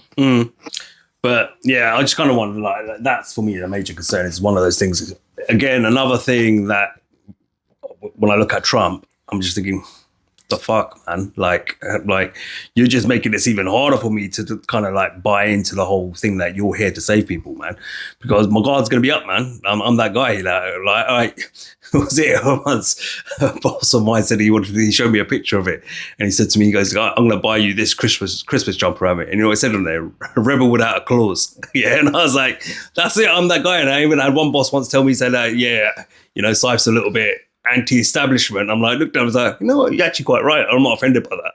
Yeah. But it's not because I am naturally like that, don't get me wrong, but it's because I'm naturally suspicious of politicians, Fortune 500 companies, whatever it might be, technocrats. I just believe that there's things that are going on that are all going to lead to us being seriously enslaved one day, to the point where you're going to have thought police. We're already seeing that. Like, look here in the UK, you can't even make a comment. Yeah. You can't even say, yeah, I love being a Brit and this and that and fly your flag without getting arrested, even if it's on your house, on your window. Like, mental. It's mental, isn't it? So you can see where it's starting to go, man. And then things like this even make me even more skeptical that there's anyone in that spectrum that could save us. The issue is as well, they made Trump spend so much money trying to defend himself in court that more money this time around has needed to come from external people to fund the campaign. Because he was spent, 4 years in court and mugshots and having to defend it with lawyers. And they were hoping to make him, I don't want to say broke, because Trump will never be broke, but they wanted to significantly reduce his capability to run again, whether that was arrest him, whether that was tarnish his name, whether that was to reduce the amount of money he had to spend of himself. So now it's needed in larger amounts. That's why Elon Musk is involved in such a direct way of his a lump sum of money. I think it was 250 million. Was it 200? I think it was 250, but that didn't happen last time around. And so the Democrats really have themselves to blame because they spent 4 years. Was the last time around? Wasn't he supporting Biden there, Elon? Yeah, Elon was initially a Democrat. Yeah. Well, I don't think he's either, mate. I think he just goes where it goes to benefit him personally. That's just my opinion. Yeah. I mean, it could be. I think Elon, though, is a bit more awake to certain things. Nah, bro. Elon's a charlatan. No, Elon he's not is a charlatan. scam. Bro. He's not. Space is fake. But that's why you think and he's trying to go to Mars. Yeah, but can you imagine, though? But like at the same time, I think we covered it off, didn't we? Like, was it in the Grim Games episode that we about his dad? But about the censorship. Oh, yeah. So under and it's been talked about a lot lately, under when it was Twitter, during that period of time, the Twitter era, 50% of the content was taken down and censored. Under him, it's been about 80%. 80? Yeah. Wow. Like, he's proper, like, he makes it out like he's a very much an advocate for free speech, but he's the opposite of that. But everyone's bought into the whole narrative. He cares about our free speech. He's this, he's that. Elon's this, Elon's that. And then you know what it's like when people buy into a narrative and they don't look into things for themselves. But then when you got on X all the time, we get no play on X. Yeah, but if it's really free platform, free speech, I should be getting as much play as I want. Yeah, but I don't. And there's a lot of other people who are always showing people that I follow. Yep, taken down. But I thought it was the place for free speech. You won't be cancelled. You won't be. That's weird because Kanye just got kept on with all those tweets that he was making. So it's weird what he allows and he doesn't allow, isn't it? Yeah, he picks and chooses. The thing is, the reason that. But you see Kanye, what happened with Kanye recently at the Grammys with his wife. Yeah, well, that's mad. Do you know that? Did you see that? I heard about it, yeah, that's a humiliation ritual with getting his wife all naked on the Grammys. But Kanye did say, the Grammys, man. But Kanye did say, if I disappear and come back, it's not me. It's not me. He was cloned. He said that. He did say that. And so now you're saying that Elon's allowing him to stay on the platform. That's a. But the thing about Elon, if he didn't have some sort of power or some sort of like truth to his thing, then the UK wouldn't be so up in arms about him. But look, Starmer, who's trying to suppress like any form of discontent, is so anti-Elon. They're trying to, in Europe as well. Did you guys see what JD Vance said in European? No, I watched it. Yeah. Oh shit.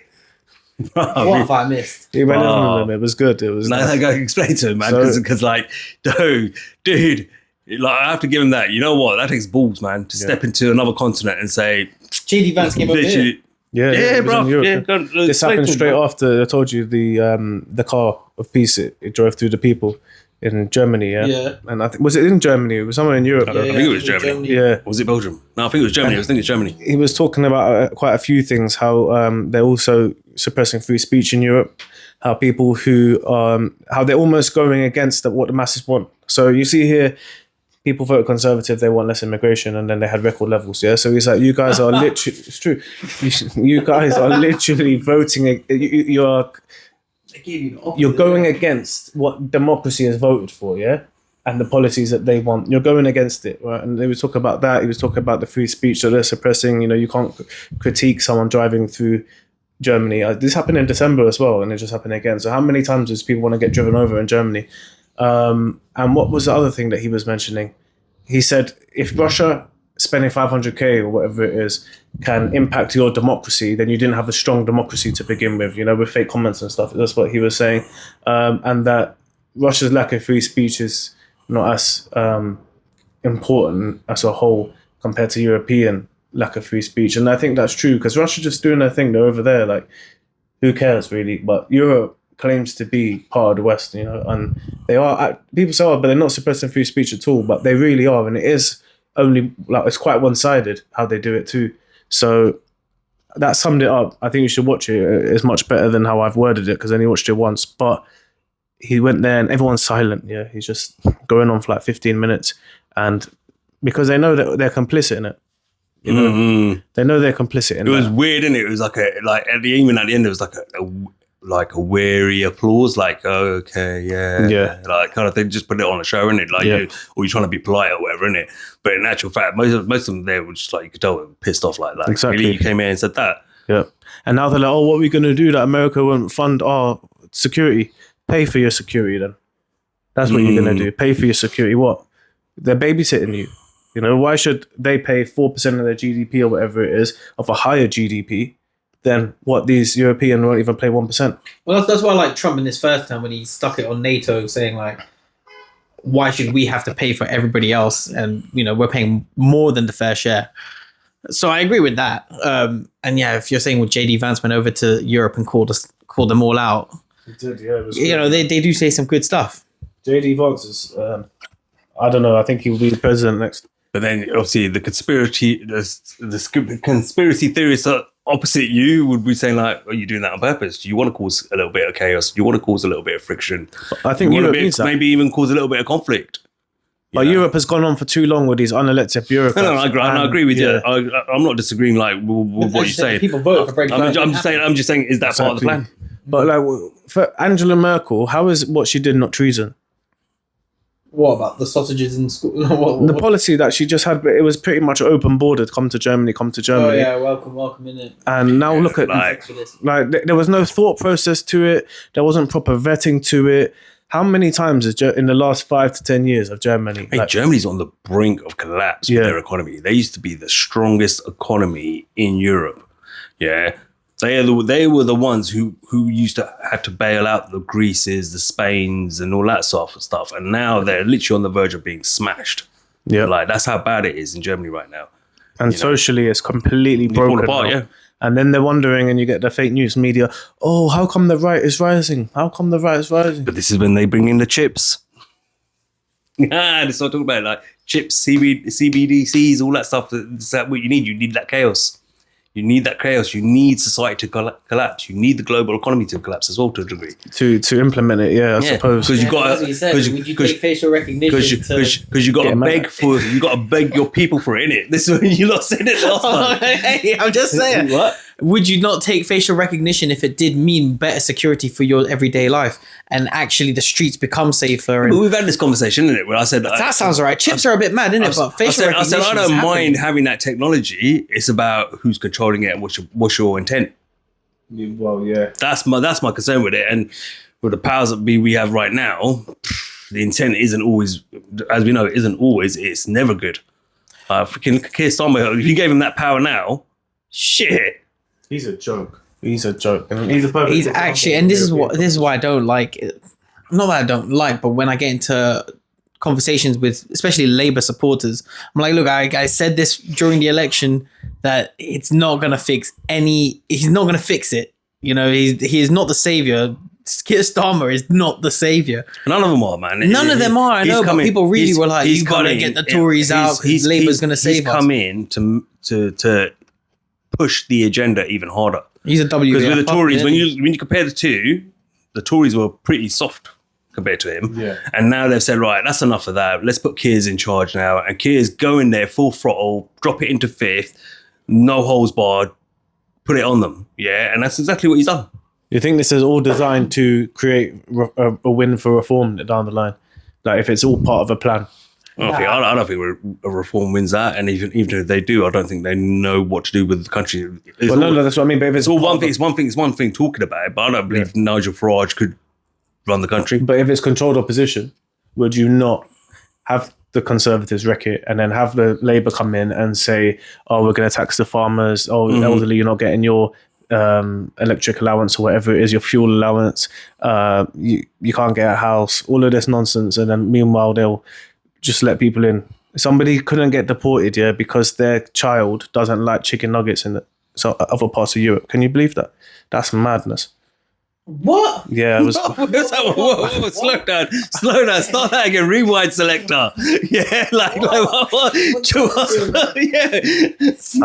I've been reading the news at work, instead of training, and there was this article that there was this criminal who came over here illegally, got done here for crime, I think drug dealing or whatever, was meant to get sent back to his country, but the argument that he used as to why they couldn't send him back was because his 10-year-old doesn't like chicken nuggets in the rest of Europe, right? And that's been used by the judge to rule out the fact that he can be deported. So who's controlling the system? Is it the politicians or is it the judges? Is the system really broken? Nah, it's working as intended. Yeah, exactly. Because I always say this to everyone, the system. Everyone at our level, everyone thinks the system's broken. And I say, really, because who created the system? Yeah, the system was created by the elites and given to the puppet politicians to enforce on us, right? So when you create a system, it's not there to work for us, it's there to work for them and make them more powerful and rich. So actually it's not broken. It works perfectly fine. It just doesn't work for us. No, it's true. It's not intended to either. Yeah. And that's what people don't get. It's flawed, but it's been designed to be. This is it, yeah. So it says, criminals deportation cases, The Independent. It says, halted over son's dislike for chicken nuggets. A tribunal ruled it would be unduly harsh for the 10-year-old son to return to Albania owing to food sensitivities. Now, I've never seen chicken nuggets out there, so I'm not sure. Chicken's chicken, right? But what does that have to do with the person breaking the law and not getting sent back? So look, an Albanian criminal's deportation was halted partly because of his young son's aversion to foreign chicken nuggets. Clevis Disha, 39, entered the UK illegally as an unaccompanied minor. He later gave a fake name of false identity, born in former Yugoslavia. He was stripped of his UK citizenship in 2021 after serving 2 years in prison when he was caught with £300,000 known to be proceeds of crime. It was later determined that he should forfeit citizenship because it had been acquired through deception. But an immigration tribunal ruled it would be unduly harsh for a 10-year-old son known as C in court documents to return to Albania with his father owing to food sensitivities, sensory issues, and difficulties communicating emotions. So wait, the father got sent back and the kid was allowed to stay, or what? The only example listed in court documents was a young boy's aversion to eating the type of chicken nuggets that are available abroad. Yeah, I mean, the fuck? The legals, the judges, they're soft in it. Well, that's it. We met those lawyers that day. Yeah, it's true. That day, at the election night, we were talking in the queue. As I said, I remember you not telling me. Waza here was the only one wearing a MAGA hat, at least. But the thing is that a lot of them are leftist liberals, aren't they? They're supposed to be lawyers. Like they are lawyers. They're in the middle. Yeah, justice, balance, right? But they get so emotional. And if you do, you keep it out of the courtroom, right? Yeah, it's not meant to affect the actual job itself. But it's like that in America as well. There's a few judges as well that have been brought forward in front of the state committees and stuff like that. And hold on, you're saying it's acceptable for you to have said and done that, or let this person off the hook after doing this to a child or whatever. Like, I've watched some of them. I'm like, what the fuck? Oh. But all of them, they all have these viewpoints of the world, which is left. Like far extreme left, I would say. Is what I call it, which I can't stand either, man. No, neither. I want to play one more clip, right, from a woman I've probably got the hots for a little bit. Yeah, right. No. Yeah, hot, beautiful, intelligent. That's how I like them. Yeah, Candace Owens. Yeah, right. I don't agree with everything Candace Owens always says. She's good, but I do take on board what she says because she makes good points and makes good arguments as well, and gives you good food food for thought. But I'm going to play that clip now, and then we can chop it up a little bit and then move on maybe to some of the topics that Treble wants to talk about when it comes to Trump, because I know he's itching to go at it. Yeah. All right. Would Palestinians have the right to return to Gaza if they left while the rebuilding was happening? It would be my hope that we could do something really nice, really good, where they wouldn't want to return. The U.S. will take over the Gaza Strip, and we will do a job with it, too. Just can't go back. If you go back, it's going to end up the same way it has for 100 years. But leading up to this moment, I hope now people can reflect on really everything that happened last year to me, and people that have written, like, Candace, I love your content. Like, I'm just so sad that, like, I found out that you hate Jews. And I'm like, guys, it's not true. It's completely crazy. I lived in New York. I was born in New York. You cannot hate Jews and be in New York City. You will never get a bagel. Okay. It's just not real. But there was this vicious attack on me because I said things in support of the Gazan children that were being mercilessly murdered, and it was on my screen, and I didn't want to stand down to that to preserve my media reputation. Like I was happy to be smeared and libeled to be able to stand up for children, and it's almost distinctly because of my everything I learned about the Holocaust in school that I could never stay silent about what I was seeing happening to these women and these children. Like it is directly because of the lessons that I took away and the lessons that were impressed upon me in my schooling that my silence just couldn't be bought on the matter.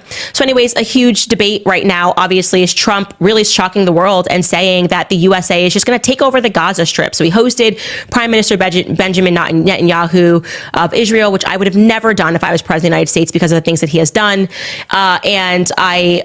The irony, by the way, is all of the super powerful Jews in Hollywood have spoken out against Benjamin Netanyahu, like Ari Emanuel, arguably the most powerful Jew in Hollywood, and agreed with what I said. But I guess he was allowed to say it.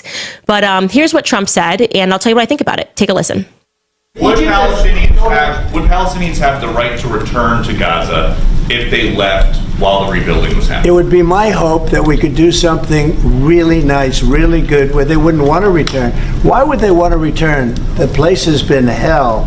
It's been one of the meanest, toughest places on earth. And right now, I've seen every picture from every angle, better than if I were there. And nobody can live there. You can't live there. So if we can build them through massive amounts of money supplied by other people, very rich nations, and they're willing to supply it. If we can build something for them in one of the countries, and it could be Jordan, it could be Egypt, it could be other countries, and you could build 4 or 5 or 6 areas. It doesn't have to be one area, but you take certain areas and you build really good quality housing, like a beautiful town, like someplace where they can live and not die, because Gaza is a guarantee that they're going to end up dying. The same thing's going to happen again. It's happened over and over again, and it's going to happen again as sure as you're standing there, Peter. So I hope that we could do something where they wouldn't want to go back. Who would want to go back? They've experienced nothing but death and destruction. And here's what he said following that short clip.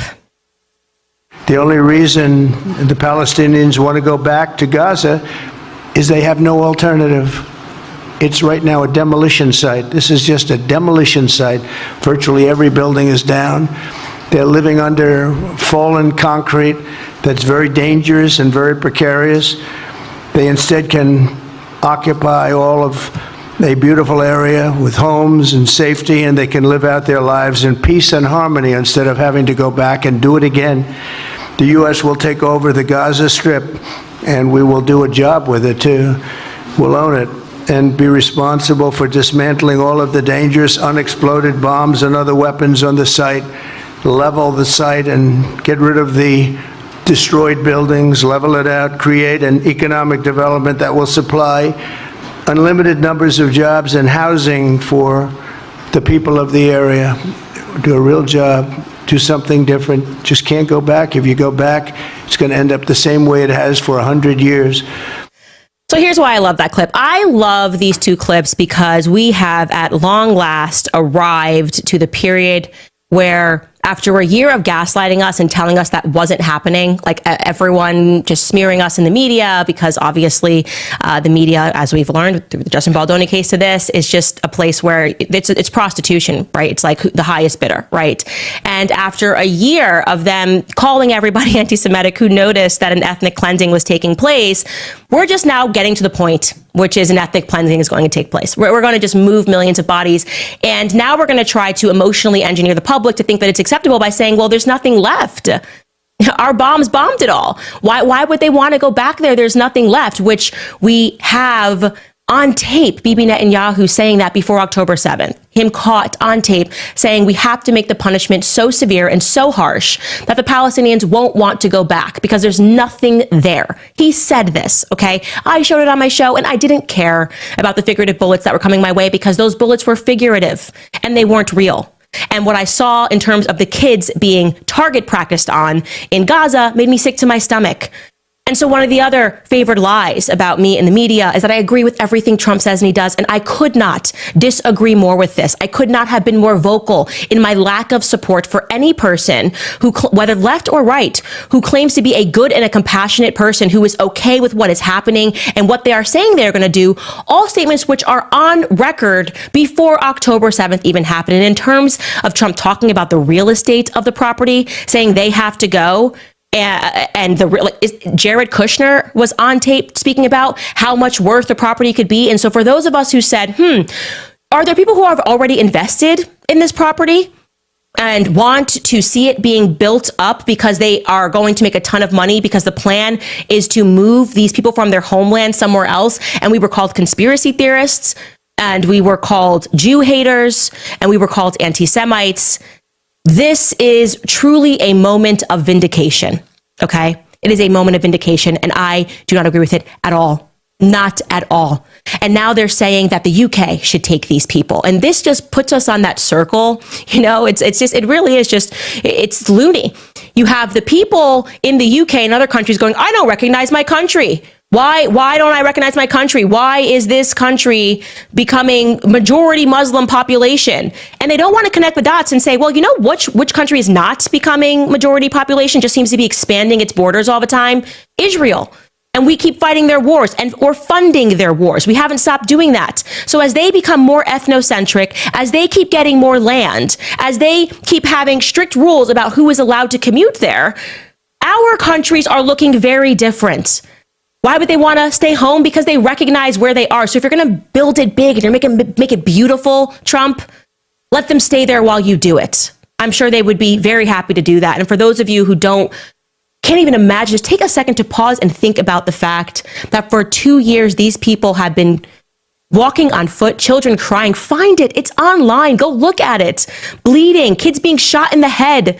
Okay, they're saying 20,000. We know it's now more because of the number that they're giving us in terms of saying how many people have to be moved. It's simple math of how many people are dead there. How many women, majority women and children are dead in this area. So you imagine you go back and forth. Finally, it is over. And you are now being told that, well, you are going to be really happy because we're going to put you in a country where nobody speaks your language, no one understands you, and you're just going to, I don't know, be in the UK, be in Ireland. Isn't that a better plan? Won't you be happier there than in the rubble of the place of your ancestors? Isn't that better for you? It's evil. If the theme of what we have been talking about are perfect acts of evil, what has happened to the children and the women of Palestine who had nothing to do with October 7th is a perfect act of evil, and I will not support it. I don't care which friendships have to burn, which invites I won't get, okay? I will not support it because I am a Christian and I am not one that can be maneuvered by money. And I hope that for those of you who are new to my channel, you recognize that was the ultimate takeaway from everything that was written about me last year, is that I will never bend the knee to evil, whether it comes in a lighter form of Hollywood, being a Hollywood reject and not ever having friends like Blake Lively and Ryan Reynolds, or if it comes in the form of what I believe is happening right now. It's just not something that is for me. And so that is all I'm going to say on that topic. All right, so that was Candace Owens. I like Candace a lot. I don't necessarily agree with everything she says, but I think it comes from an honest place. to be honest with you, when it comes to Candace. What was your take on what she had to say? Yeah, I've seen this response because I was very interested when Trump did that speech. What was Candace I was going to say because of what's happened in the last year, how they tried to they took her off the Daily Wire, right? Because she was critical of what's going on in Israel. And then they were like trying to tarnish her on Piers Morgan's show. That Rabbi Shmuley was trying to call her all types of things. And really her takes are quite objective and quite neutral and just well thought out most of the time. There's a lack of things I disagree with her about. So when I saw that, I was like, I thought it was very interesting because I agree 100%. So that's kind of like, how does that then work with me supporting Trump? And I also thought, how does it then work with Candace supporting Trump? Yeah. And I've yet to be able to answer that question. So it's like, I feel she's correct in what she said, so I can't even refute it. But what we kind of touched upon is that maybe the way that Trump words things is very just out there, brash New Yorker. Not politically correct or worded in a way that, it leaves out the subtleties. Yeah. It's raw. It's what it is. What we were saying while we were watching that, I was saying it's raw. Yeah. I can see how people can argue that his words can be taken out of context. Yeah. Because when I was listening to him, I could see how people could take this thing out of context completely, where he's probably trying to say it's not going to be good for him because if they stay there, the violence is going to ensue. More is going to die. Which is what the words that another politician might use. So therefore, the best thing for the Palestinian people, I'm not talking about Hamas, is move the Palestinian people out there because the conflict's going to continue. Yeah. And so like I said, I'm going to give him a fair shot. I'm open to the other possibilities as well. But yeah, you can see how it could be taken out of context as well. But yeah, the way that he worded it, it left open far too much for interpretation rather than you could take it in so many different ways rather than maybe like if Obama worded it in a way, then it might have just whatever the intention was you'd get. So with this point from Candace, because she has been saying this was the intention and it might very well be the intention, but I think it leaves out the point that Trump might have also been trying to make where, okay, like we just said, Gaza is rubble now. Now, Hamas aren't going anywhere. They're not just going to get on a plane and move to Spain. Yeah. So what are we going to do? That war's still ongoing. So what are more thousands and hundreds of thousands of people going to die? And when does it stop? Until there's no one left. And then you can say there's no more Hamas because everyone's gone. You know what I mean? So whether I agree with her, but at the same time, like we said earlier, I think we need to see how events unfold, see what the Arab countries bring to the table. Maybe there's a better solution. But I want to touch upon what she said about that they want to send them to UK. Yeah. And they want to send them to Ireland. We didn't ask for them. Yeah. I wanted to get your take on that because I heard that straight afterwards. That was one of the ideas, we'll send them here. And I was like, what the fuck? Yeah. No. You're not dumping it on us. Exactly. But that's standard practice. And, if that is... But that worries me because the Starmer's approach is he'll welcome them in. Exactly. And it's like, okay, great. And there'll be people here that be like, oh, let's welcome them in as long as they're not in my postcode though, as long as they're not in my neighborhood. Yeah. That's just how liberals are. But it's like that clip though that you said I've seen before when that guy was going around and saying, will you take refugees into your home? Like, and everyone said no. An excuse. Well, they say yes. Refugees I'm a renter. I mean, there was only one guy who actually said yeah, and he signed up for it, didn't he? And the rest of them were all like, I'm a renter. My landlord won't let me. I live in a studio apartment. No space. I've got enough space in my house. It's like loads of excuses. Yeah. So, but again, we were with the UK public told about this. Were the Irish public told about this? No. But were they also told about the mass immigration that happened before? No. They voted against it and was still ignored. So if I'm going to be a conspiracy theorist and you're going to tell me I'm a conspiracy theorist because I believe the powers that be, and the powers that be being that country, are making all the borders be wide open whilst theirs are closed because diversity isn't their strength, you telling us that you're going to send them to UK and Ireland, that's not helping their argument. That's supporting me as a conspiracy theorist to say such a thing. And then they say, oh, yeah, but that's anti-Semitic. But at the same time, I feel like if you were to do that, that's very much playing into the hands of the elites, which is they want to cause disruption, chaos, outside of their walls, because we know control as well. We've already said it many times, and you've said it outright, earlier on. To cause that chaos, could cause that all these issues and problems, to lead us down that route of that agenda of you all need to be tagged, you all need to give up your biometrics, you all need to, do you get what I'm trying to say? It all still plays into all that other stuff as well. We give up your freedoms. Yeah, you're not allowed to say X, Y, and Z anymore. You're not allowed to do this anymore. You're not allowed to eat this anymore. And we just give it all up, all for the sake of peace of mind, and then we all buy into it like idiots. So most people do that. Don't they? All right. If it stops all this, then yeah, I'll do it. But you would hope that we had politicians that were like, no, that's not happening. You can't just dump people on us. But this is what I'm saying. Like, even like someone like Corbyn right now wouldn't say no to it, would he? No, because he's very much left. Yeah. So there's no one in this country that could even compete in a position of power, really, that would be like, you're not going to do that. Even Nigel Farage, who's anti-immigration, I'm pretty sure he's pro-Israel. So if Israel told you to do something, you're going to do it. So we actually, we're just the dumping ground for the powers that be. I always say that I think that UK is the first example of a globalist country. Like the policies, the politicians, the just the way it is. Like, it's very much what the globalists would want. Most people are never going to own a house. You're going to rent something and you're going to be happy about it. Yeah. You're going to get to the next month and then you're going to go to work and you're going to have just enough to survive to get to the next month. But you know what? You make a good point there, right? They're already programming us for it, right? Think about it. At the end of each month, who has enough money to even put aside for savings? No one. No. You can barely afford anything, yeah? You spend all your money. You're spending it on credit as well. Let's be honest. All these people out there are shopping, yeah? All right? I've seen it. I saw it over Christmas. Like, where are you getting this money from? I don't understand it. And then after Christmas, you still had money. You're putting it on the credit card. Yeah. Getting yourself in more debt. Do you know what I mean? Less and less. You're now losing more and more and more and receiving less and less and less, to the point now where they want to tax your savings. Yeah, so if anyone hasn't heard about this, I'm going to explain it right now in short. All right?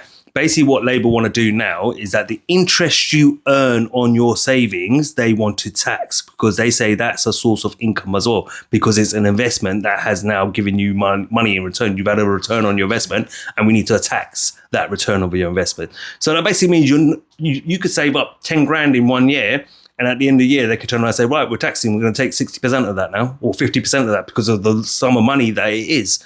And it's like, the fuck? So by the end of the year, I calculated that I'd have enough money for a mortgage. Now I don't. I've got to go another year, you're telling me. Do you know what I mean? You're never going to own it. And that whole you'll own nothing and be happy, I feel like it's pretty much already there. Although people aren't happy. And it's a prime I've not gone to other country and seen it as blatant as I do in the UK. And I've been to quite a few places. Certain parts of America are still very isolated, but UK just seems to be the best example of that. Look how many politicians are actually landlords as well. So really, and the wages haven't gone up relative to the cost of living in every single aspect, on top of the fact we tax the high heavens. So if you ever want an example of globalism and what they're trying to do en masse everywhere, then come and to look at the UK, particularly come and look at the cities of the UK and how people live, because a lot of it is just getting by to the next month, and you survived the month, nothing happened, you didn't starve, but you have nothing to show for it. There's a guy there's a YouTuber, right? He lives out of China, got a Chinese wife, kid, they live out of China, right? He did an episode showing China, and I was like, wow, standard of living is just like through the roof, like in terms of like, if you lived there, you'd be like, wow, I'd be really happy with this, yeah? And then he came back here, naturally, to visit family and friends and stuff. So he did an episode, and he goes, what is this? He goes, like, the underground's falling apart. It's worse than it's ever been. You're still using cash. Like, he goes, the machine doesn't even work properly. Look at it. It looks like a pilot. Like, everywhere. He goes, what is this? Like, do they not have bin men anymore collecting rubbish?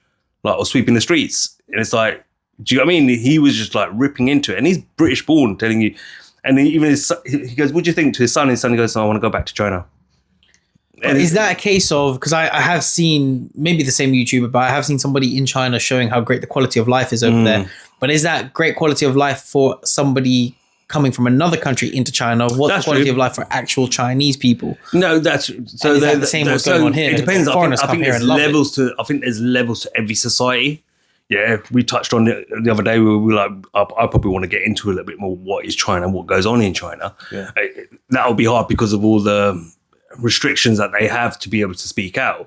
But I think there's levels to it. Like here, we have levels to it. We have levels to our wage slavery here. They have their levels there as well. There's a lot of people who are probably living it up and living a good life, who are working the average 9 to 5. They're not making massive amounts of money. They're like us at a certain level. And then you've got the people who are really poor who are working in the sweatshops. Yeah. And we have them here as well. They're working in the factory. That's a sweatshop in itself. They get paid minimum wage, and they're probably not that great of a life. What I want to look into is, because they make it out like life's so cheap over there. If you are working in those sweatshops and you're making the minimum amount of money an hour, are you still living a pretty decent life compared to what we're living out here, which is we're getting ripped on a can of beans, for crying out loud. That used to cost 50p, 55p over a couple of years ago. Now it's like £1.50 for a freaking can of Heinz beans. Ridiculous, right? Are they experiencing that same thing over there as well? Or can you still live a pretty decent life and get what you want? Do you get what I'm trying to say? Even if you're uneducated and you're not working a high-end job. Yeah. It's an interesting debate and conversation to get to, but like, I mean, what you said is interesting though. We are wage slaves. We are in the sweatshop. Yeah. In a different version of it. Because if you think about it, we haven't got freedom of like, this is going to be my place for 25 years or however long I want, and then I'm going to sell the house. Oh, sorry. Then I'm going to sell the house. That's unlikely for a lot of people. In terms of if you want to go get an education now, okay, the first degree you did wasn't worth much, but you paid 27k on the tuition, you paid 27k for the maintenance. Anyone who's got a degree is actually working in their field. Exactly, because everyone's got one. I know a lot of people with degrees. But it's like, let's say I'm in my second year and I'm like, you know what, this course isn't for me. I need to go and do something that's going to make me more money, because school tells you go do something you enjoy, yeah? The teacher's telling you to do that. Teacher's just about getting by as well. And then you realize, okay, I'm in my third year now. Instead of going back, because you're going to get lumped with 9k, another 27k of debt, people are just going to say, you know what, I'll get the degree. I'll just see out the final year and then I'll try and get a job. That's not right. In Germany, they pay like 900 euros a year. I mean, when my friend started university, he's only finishing now. He started in 2017. He was paying 800 euros a year. He's only finishing now. Yeah, because he did courses, that he shouldn't have been doing. But because you're only paying 800 euros, you can swap around. You can swap around. You switch it around and change it up, aren't you? But if you're paying thousands, you're committed. Yeah, $9,000. It's like, I know that I should change this because this degree is useless. But do I want to get another 27k? No. So you end up with a degree that you only found out like 2/3 of the way in that you don't want to do, in a job market where everyone's got a degree and it's about who you know realistically anyway, and nothing to show for it. Piece of paper. It's about who gets the most brownie points, isn't it? Who works their ticket, and essentially who's able to gain favor with their masters. Like, come on, man, the CEO of a company is your master, right? Yeah, well, essentially. Essentially, in a sense, when you want to look at it that way. But people hate looking at it like, oh, yeah. No, look at it realistically. Yeah, look around you right now. You're complaining because you're all wage slaves and they don't give a shit. Yeah. And they're going to fleece you for everything. They're going to take all your power away from you. Whatever power you had, whatever power you felt you had as an individual or collective of people, you ain't got it anymore. It's gone. And people think, but I'm free and I get to vote. Oh, wow, that's so great. But yeah, if both sides of they're like I said before, they're two sides of the same coin. You just go about it in different ways. And if you vote for Tories and people voted for Labour, why? Because you weren't happy with the Tories. Now you got Labour, you're not happy with Labour. Then you go back to Tories and you won't be happy with Tories. Then you go back to Labour and like, at what point are you going to realise actually none of these people actually give a shit about us? Yeah. So, and in return, you pay a tax on everything for that that joy. They say that an authoritarian regime is far more efficient and effective than a democratic one. Like you said, how much did they spend on the AI in China? 6 million. Yeah. Compared to 500 billion. Or the guy was complaining about the trains here. How much do they spend on London transport? How much do you spend to get to work or the other side of London on the train?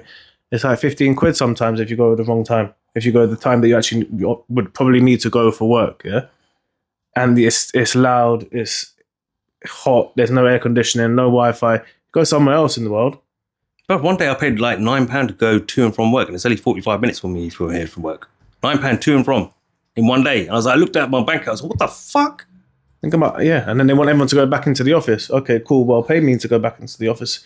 Pay me the transport at least. No chance. Then you have to go for lunch outside. They want you to put money into the economy without giving you more money to do so. So the UK this is why I call it a globalist kind of idea, because certain countries like America, when you got the right leader, at least will understand if people got more money in their pocket, that means more money will go into the economy because I got more money to spend to go to the restaurant, to go to the cinema. Do you feel like, just on what you're saying, because I agree with what you're saying, do you feel like, I've said for years, and I said it 15 years ago, I said, watch China closely, because China will be the test ground for what they want in the end to see happen globally, right? Do you feel the UK's that kind of test ground as well for what they want to see from the globalists? Yeah, definitely. Like the beginning stages of it, or what, that pain, that suffering, that struggle that everyone's going through. Definitely what they want to do in Europe in particular. Whether they're going to be able to pull it off everywhere is another story. But I feel like in the UK, people are so just suppressed or like used to being... Also, the weather doesn't help, but that's HARP as well. They're activating HARP, making the weather like cold and gloomy, and everyone wants to just stay inside and be by themselves, and like so that they don't uprise. If we gave us a bit more sun, people wouldn't have it. Yeah. So that's going real down the rabbit hole. But just to add to that, it's so true. I mean, like we all know that they got frequency controlling machines that can change the weather. That's not new information. I've got the I don't know if it's on my phone. I think it's on my laptop. But I got the clip of the news report from in America, and it was in the 90s somewhere, and they were talking about HARP.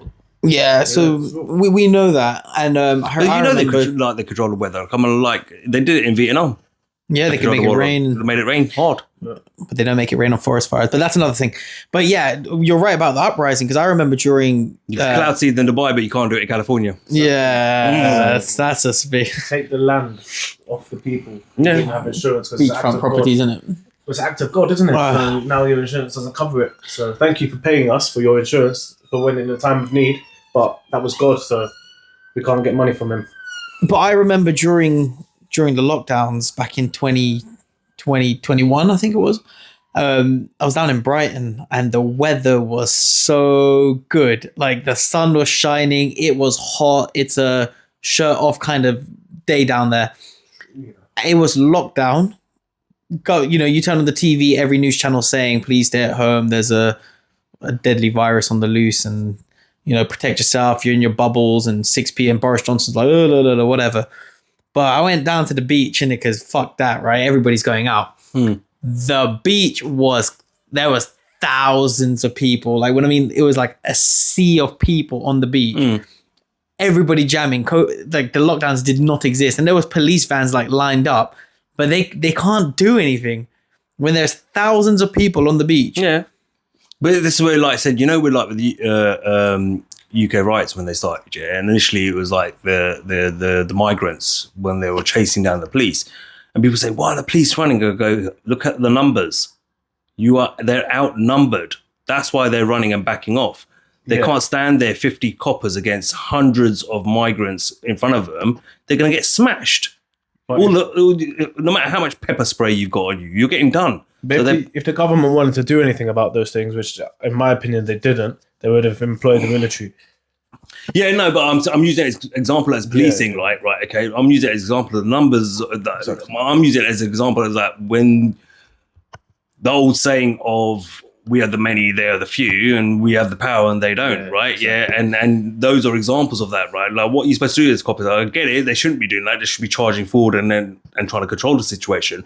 But like in that situation, if I was a copper, I'm like, yo, we're well outnumbered. Like there's no point in just back off, innit? You're gonna back off and give ground, aren't you? Fight another day. So and then there aren't enough police officers in this country as well, so people need to get like that through their head as well. There's more of us than there are them. So when we're in our masses the way we are, you can't control us. Yeah. That's why when they do come and try into these protests and they take a certain group of people, nab them, pull them away, and then the rest of them shield while they take one or two of them off. They can't take the whole protest because if all of them swarm on them, they're done.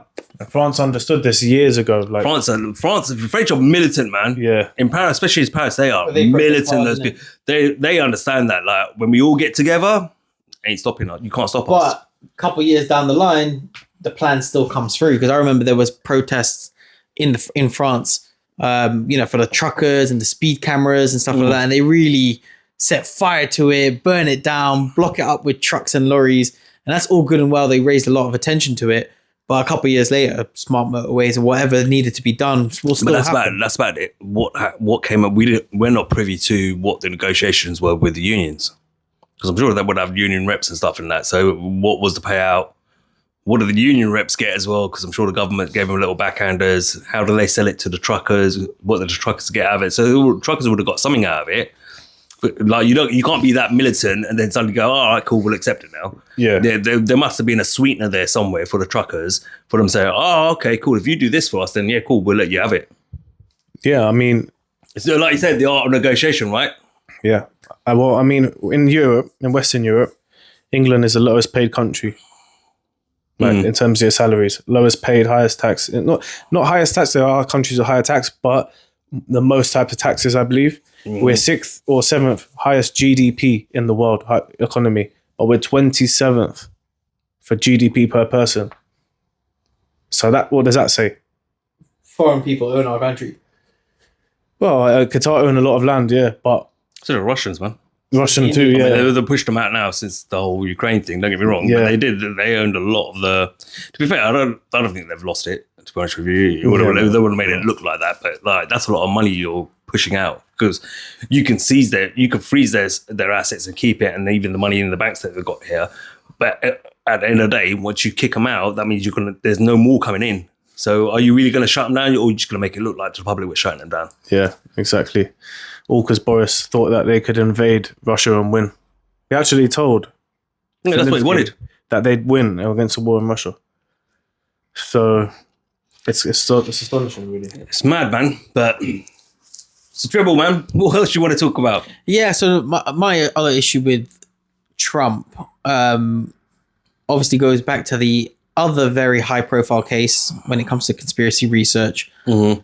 And probably a household name now in terms of what he's done and what kind of groups he's involved in. And Waza, I want to ask you the question, because obviously as a Trump supporter, and so was I to an extent, what do you make of his response to the Epstein files? You're talking about the interview? The interview with the Vox interview, where, they're asking, would he declassify, will you declassify 9/11? Yeah. Declassify JFK? Yeah. Declassify Epstein? Yeah, sure. And then later on, well, okay, maybe not that one. There's a lot of people involved in that. Not as much. Not as much. And his whole, because as you said, look, he was an outsider. I don't necessarily believe that he was part of it, but he definitely rubbed shoulders. We know he rubbed shoulders with Ghislaine and Epstein himself. So, but that's like you could argue with that whole situation with Trump.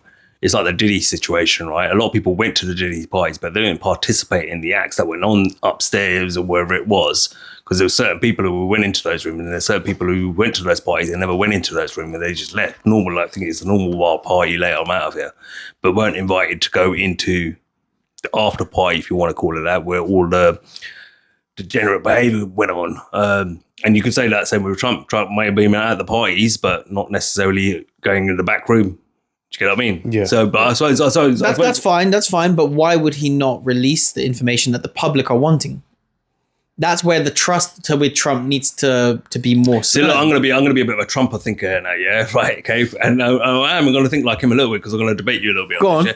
Just playing devil's advocate. Yeah, for sure. Because I want to open up my mind. But at the same time, you could turn around and say he may have been at some of those parties, and maybe he feels uncomfortable about being exposed for being at those parties, because you know what happens if he's at a party and something went on, or things were going on then, which you could assume they probably were, like they were at the Diddy parties, because anyone that went to that Diddy party, regardless whether you were involved with what happened behind the scenes or in the back rooms, you're automatically now being labelled as yeah.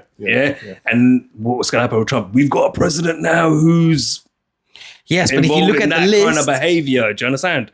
well, if you look at the list, because there's obviously a black book of list of people who were on the jets and so on. Mm-hmm.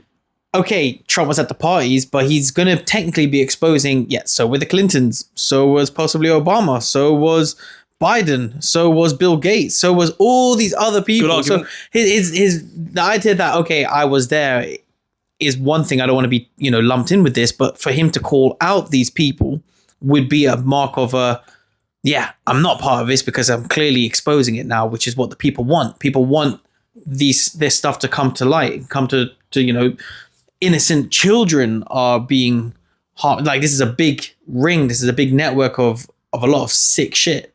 And Trump avoiding that, or at least omitting information about it, to me is a little suspicious. No, I'm not saying it isn't. I'm just playing devil's advocate with what could happen here, or what he may be thinking. Because remember, he is the president of the United States of America, right? Okay, let's look at how Biden's behavior when you see him with kids and sniffing them. You're not saying, so it's not even like see how that's gone down for Biden, right? Okay, right. However you want to look at it, yeah, right. It's not right. It doesn't look right. And when kids are uncomfortable, right? When they start doing that kind of little movement, that little flinch, they're not comfortable with what you're doing to them, yeah. So imagine now if this opens up and Trump was at parties, could you imagine what would happen? Be World War III in the United States. Yeah. So maybe there's elements to that conspiracy that he doesn't want exposed, because out of his days of politicians, when he was younger, he was out partying and he was at those parties and he was mates with Epstein. Doesn't necessarily mean he knows what Epstein was up to as well. I'm not saying that he didn't. He probably knows about it now, right? Surely. No, I'm not saying that he doesn't. Yeah, but I'm saying to protect himself politically, because he was at some of those parties where things might have gone down and he wasn't aware it was going down in the back rooms. Like I'm telling you, like a lot of people went to the Diddy parties, they weren't involved, but some of them were very much involved, deep involved. It was selected who Diddy took to that backroom party. He would feel. You could tell how he's a predator in the day, right? He's gonna feel you out. If I'm at a Diddy party and he starts feeling me out, he starts saying things, I'm like, what? Like, and I start going, yo, that's not even funny, bro. Like that kind of thing. All right, yeah, he's not the kind of guy that can put in that party in the after party, because do you know what I mean? He's not about that. He's not about that. Yeah. Whereas, do you know what I mean? Same thing with Trump. Like Trump's probably not that guy, but very powerful and influential businessman at that time. Do you know what I mean? And he was young in those days. So he's obviously out wilding and partying, and like we all do. Like we've all done it, but at the same time, he's now the president of the United States. He went to a party that he probably shouldn't have gone to, but wasn't aware he shouldn't have gone to that party. And then that comes out, then suddenly they're saying he needs to step down. This, that, blah, blah, blah. No, but so even if he was to expose who was on the Epstein flights, would that be too incriminating for himself? People aren't going to say you need to step down for him releasing documents that people want to see, especially when those documents will highlight a ring of Hollywood and the thing is, what documents has he said that he will and will not release? We haven't heard that yet. I haven't heard that yet. I've heard that he's releasing. He has come out. He is releasing some Epstein files. Yeah, there's someone looking into it. Yeah, someone's looking into it right now. Okay, so again, it's one of those wait and see. Let's see what he releases before I can really critique him. It's like we said with the next move with Palestine or with the Palestinians and stuff. We don't know what's going to happen. We're all predicting what's going to happen or what it means, but we actually got to see what the outcome's going to be. And I think with the Epstein one as well, I think we've got to wait and see. I'm not disagreeing with you or anything like that, Treble, but what I think is one of those we've got to wait and see, because someone is digging into it, and we'll see what he releases. If he turns around and says, oh, they've not printed the flight manifests for who was going to the island, then I'll be like, okay, that's a little bit, why would you not? Yeah. Do you know what I mean? Did you go to that island? Then now I'm going to start being a bit suspicious of you. Yeah. But until we see that information, I can't really. I'm not going to sit and slate the man at the moment. Not yet, anyway. Until I see some evidence. Yeah, we need to see that. Yeah, because it is. Don't go wrong. Even when I saw that clip, I thought, oh, why would you do that? And you might be right. There might be a connection there that he doesn't want people to catch on to. But at the same time, it could be that he's just politically protecting himself as well. Yeah, and Yeah, people like Bill Gates went to the island. Supposedly they did. In fact, apparently the guy from The Simpsons who made The Simpsons went to the island. If those people were going to the island, like they're high in position of power, so they can get you killed for exposing things like that. So our president's in fear at the moment. Well, he nearly got killed twice, but he might as well write, okay, cool, when I die, release it. If he dies, release it. Yeah. Okay, what about Clinton with the emails? Well, that's He the said thing. he was going to put her in jail, innit? And he... Yeah, well, Yeah, but last time when I said that to you and we had this initial debate, right, before we did part one with Waza, yeah, all right, your argument was, well, what was he going to do? 50% of the population was that's supporting true, Hillary that's true, Clinton. that's So he couldn't put her in prison, could he? I was like, no, that doesn't matter. She's a criminal. She needs to go to jail. I don't give a shit. Yeah. Like, wrong is wrong. Yeah. I'm not going to protect her. Do you know what I mean? And people are protecting her for going to, then those people, like, you clearly don't give a shit about the people that she's committed crimes against. I think with that, Because those emails.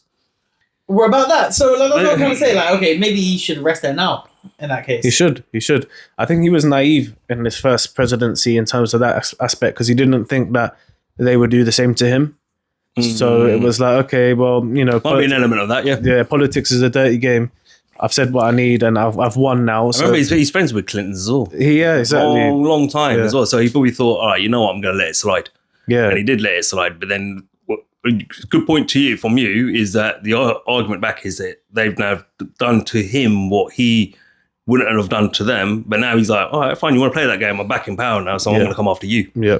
And that's why they say, oh, he's getting loyalists. So who's he meant to get? Like, if he doesn't get loyalists to the MAGA movement or people that support him, and in fact, they're trying to like jeopardize the movement inside positions of power, like, why would you actively choose people that don't support what you're trying to do? That's not going to lead to an effective government, is it? So I think he was surprised by how they tried to prosecute him because they really went hard on him, like, for 4 years. In fact, the mugshot, I'm sure, actually got him a lot of votes because people realised what a sham this is. In fact, the reason he got a mugshot was because he paid someone hush money, some porn star, you know that? He paid a porn star hush money. That was so dumb though. Like, so you slept with a give me the details, man. Like, so he slept with a porn star. Yeah. And she was going to like expose him basically. For what? Sleeping with her? Yeah. And I think he spent some campaign donation money to hush it. And they were trying to get him done. For that? Yeah. And people were like, you know what? This is getting ridiculous now. For 4 years, it's impeach, arrest. And I think people realized what it is that they're up to. It's not genuine. It's just like the Russia thing. Oh, Russia, they never found anything. In fact, what they found was that Obama was spying on the Trump campaign. So it's just mad, really. Like, it's very hypocritical from the other side, and I think they got exposed for what they really are, and that's why they lost in such a dramatic fashion. But with honestly, I said this to my friend because he was complaining. Yeah, he's complained more about Trump in a month than he did 4 years of Joe Biden, even though he lives out there. And I said to him, "You only messaged me 3 times complaining about Joe Biden in 4 years." Yeah, I said to him, "If you guys let RFK run as a Democrat, RFK would be president right now." And I genuinely do believe that. I genuinely do, because I met some liberals over there in 2018 before RFK was even thinking about running, and all the policies that they have are like what you would call early 2000s policies, or what a Democrat is, rather than it's overly left. Old school Democrat. Yeah, and it can cross the sides of both sides. It covers both sides. Like, I was doing a course of environmental health, and I was learning about Monsanto and even makeup, how it's lead and how all the toxins give you cancer and shit like that. So he's talking stuff that liberals are learning about and are passionate about. He would, and at the same time, people on the right would agree with that. So I was like, you guys should have at least given him a chance, but you didn't want to have a national convention, and you reap the rewards. You put Kamala Harris in. You couldn't have chose a worse candidate. But that at the same time is more the case. You could also say that was the case of, we don't want a Kennedy in the White House again. I reckon that's what it is as well. But then you cost yourself the win. You put Kamala Harris in, But then they didn't want to. It's embarrassing now because now you just exposed your party as it's gone, it's done. Yeah, pretty much. If it wasn't exposed already with Bernie Sanders when they chose Hillary Clinton, how they done him dirty, then it is from the RFK, because he was always a Democrat. In fact, his father was a Democrat, one of the most famous Democrats ever. So not his father, his uncle. So yeah, they've exposed themselves. Tulsi Gabbard in the 2020 election, the DNC, they were running for who's going to be the candidate. Kamala Harris was, I don't know if you've seen that video. It's like a debate with loads of people. Biden was also running, yeah? And Kamala Harris was trying to have a go at Tulsi, and Tulsi just exposed her for what she did in terms of like... I think I've seen a clip of it. Yeah, she's laughing about smoking weed, but she's sent all these people to jail for non-violent weed offences, yeah? And just exposed her and shot her down right there. And they made sure that Tulsi Gabbard never got anywhere near like running for president again or in high positions. She got nothing, no exposure during the Biden administration because of what she'd said about Kamala Harris. And now she jumped ship to Republicans because they'll actually give her a position. Oh, look at her. She's always been what's the word? Always been like a traitor to the Democratic Party. Is she a traitor, or are you just not choosing people that don't fit your or won't get in line with your bullshit policies? Yeah. And I think it's the latter. Yeah. And that's the way the Democrat Party is. You know, they say, oh, well, Trump is just anyone who's not MAGA can't be part of it. Okay, well, that's been proven to be a lie because RFK isn't MAGA. Yeah, they made a whole branch of Make America Healthy Again, but his policies are not the same as Trump's. If RFK was president, it would not be the same as what Trump sees. Yeah. So, and neither is Tulsi Gabbard. So that to me is more important, and it's going to be a stronger political party than somebody that, no, if you don't agree with Kamala Harris or Joe Biden, then you can't be part of us. You won't even get a position in a state somewhere, which is just mental. But you're saying that they're the killers of democracy? Doesn't make any sense, but it's what it is. What do you think? Yeah, no, I mean, that's what I do like about Trump is that it does seem like he is trying to get the right people in their specialties. You know, Trump's not going to sell himself as a medical expert, but RFK makes some good points. Trump likes his oil and gas, so he's not going to agree on that side with him. And everybody's playing their role. And like you said about Tulsi, the Democrats are fucked up in it. So she's like, not going to be part of you. And she obviously has a great following because she is speaking sense in a lot of her stuff as well. It'll be interesting to see how it plays out. I'd like to hope that Trump will do what he says, innit? Because first term, as you say, maybe he was naive to the role and he was new to the role and he didn't truly understand how much influence he could have. But there was a lot said and not that much done in the grand scheme of draining the swamp and actually making some real big change in his first term by design, in my opinion. Bring in Joe Biden, fuck shit up. That 4 or 5 years that we experienced. Now you bring him back, self-corrected a little bit, bring a little bit back of normalcy, get the people on your side. But I still do see the bigger picture of the global conspiracy and the New World Order still unfolding. Look, listen, that's my viewpoint hasn't changed of him. I'm just playing devil's advocate that there could be other reasons for the Epstein situation that you're all referring to. But my viewpoint of him hasn't changed. I said it. I put a post up, you know, that picture you said of Biden and Trump together holding placards and stuff like that, which is what I said in part 1, right? And I put it up on TikTok and I said, reckless chaos versus controlled chaos or organized chaos. Yeah, so you got Biden and Kamala who were just reckless with everything they did. Reckless, just run it to the ground, make a mess of it. And in comes Trump with organized chaos, right? Oh, my first day, I've signed 300 executive orders. And then you think, oh, let me go through these executive orders and see what you're doing, Mr. President. Oh, day number 3, another 100 executive orders. What the fuck? Oh, shit, Gaza's, I'm going to do this with Gaza. Oh, tariffs here. Oh, I'm liberating women here and banning transgender males or women from female sports and stuff like that. Do you know what I mean? There's so much going on in one go. Oh, Doge and all that stuff, right?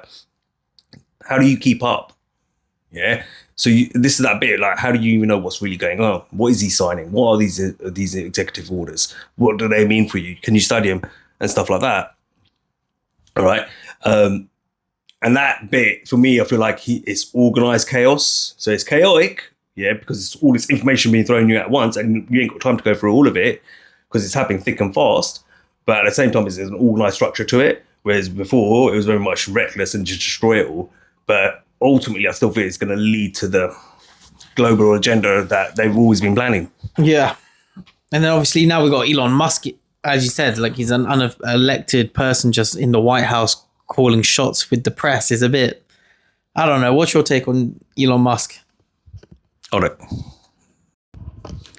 Well, I think Elon Musk is a great mind. I think he's achieved a lot in terms of developments.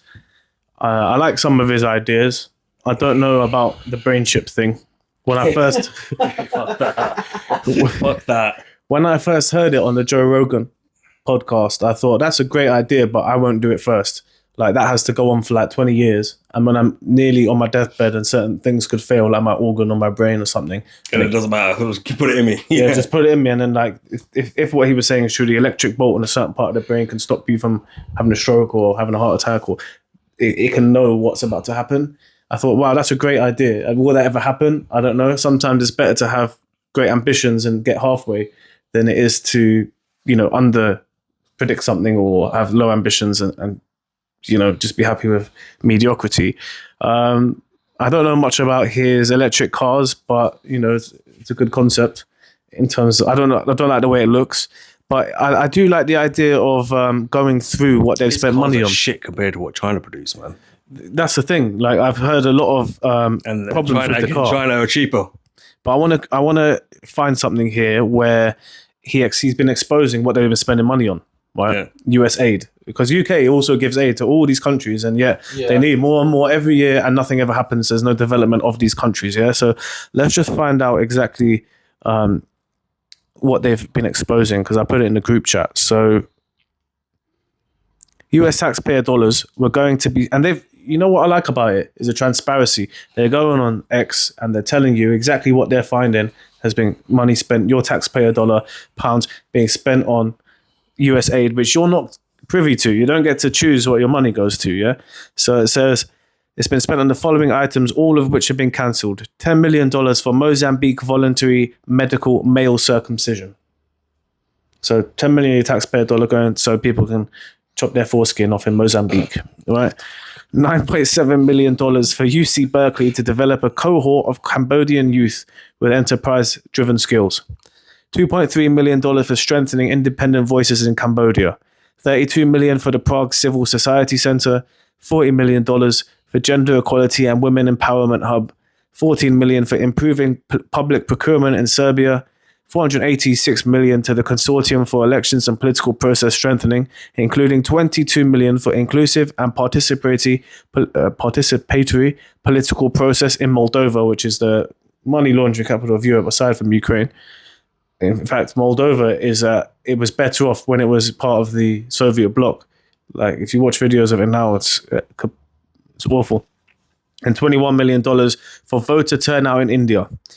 $29 million to strengthening political landscape in Bangladesh, $20 million for fiscal federalism in Nepal, $19 million for biodiversity conservation in Nepal, $1.5 million for voter confidence in Liberia, $14 million for social cohesion in Mali, $2.5 million for inclusive democracies in Southern Africa, $47 million for improving learning outcomes in Asia when the US education system is piss poor in terms of what they're producing. Some people can't even read and write by the time they come out of high school. $2 million to develop sustainable recycling models to increase socio-economic cohesion among marginalized communities of Kosovo, Roma, Ashkali, and Egypt. Now, how does any of that benefit America? And why are American you work hard all month just to survive in a job so they don't sack you, yeah? And your money, they take your money and you're chopping off foreskins in Mozambique. Like, I'm glad there's somebody to go through it and expose, because all of that is money laundering. I don't care what anyone says. Even if there is... Even when you sent that through, I didn't reply to it, but in my head it was like money laundering. What else is it? Pure money laundering, isn't it? So it's like you could turn around, like you can use construction as well. Yeah. So like 1 million, do you really think they pay 1 million for a set of hammers? No. Yeah. Do you know what I mean? Like it's that kind of thing, isn't it? Yeah. It's like the banana on the wall. Yeah, the banana on the wall they sold for like, what was it, 5 million or something like that? Art is the Come on, man. biggest example of that. No, it's not. It's money laundering. Shut the fuck up. Yeah, exactly. You know? But yeah, look, I haven't got into Doge. I can't really say yes or no to it. I would have to understand it a little bit and understand what Elon's involvement is. Could I say I trust him with it? No, because Elon's very much on the side of anyone that funds him and he benefits as well. So like I remember Trump, was it in his first term where he was talking about Elon Musk and he was saying, well, you know, we help fund Tesla and the government helped fund Tesla. So it's all about, that's a little bit worrying, like, all right, so you funded Tesla, right? US government. Why? But that's because NASA's not doing their job though. Yeah. NASA's not, he's kind of replaced what NASA was because NASA's just not efficient enough. NASA is another form of money laundering though. So they get a budget of $65 million a day. 60. So the list you just read out actually isn't even in comparison to what. But then also NASA's at the same getting, time, and like, that's taxpayers' money too. There's other questions that I think a lot of people, and like I said, I don't know the ins and outs of Doge, so I can't really comment yes or no to it. Is it great? Is it not great? But there's obviously a pushback around the fact that, well, why don't you go to the Pentagon first and start really going into like, where's that defense spending really going then? I think they are though. I don't think he started it yet though, has he? But there's a challenge behind it as well, because a lot of people are saying that he's not done that yet, and that's something you should go into. But then at the same time, like, who's looking into Elon Musk? Yeah, like, is there any funding that's gone into Tesla and these corporations, Google, well, the US recently, Facebook, etc. Like, I'm sure they're getting something out of this support they're giving Trump. They are. They just got it yesterday, I believe. There's a few hundred million being spent on Tesla trucks.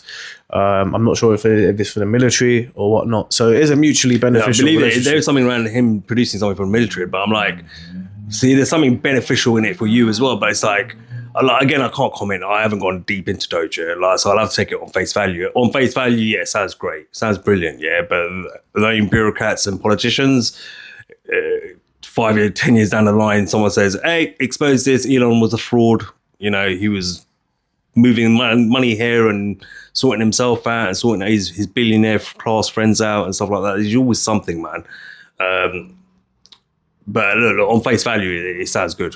Don't get me wrong, I'm not knocking it. I'm just, I suppose, you know, I'm skeptical again because space is fake. It's a lot of control for one person, isn't it?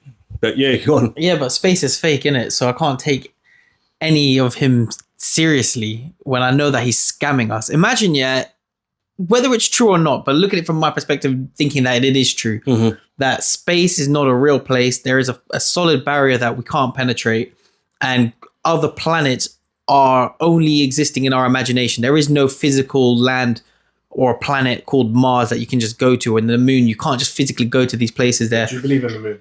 I think it's a plasma phenomena. I don't believe that it's a rock 250,000 miles in the sky. So where is it?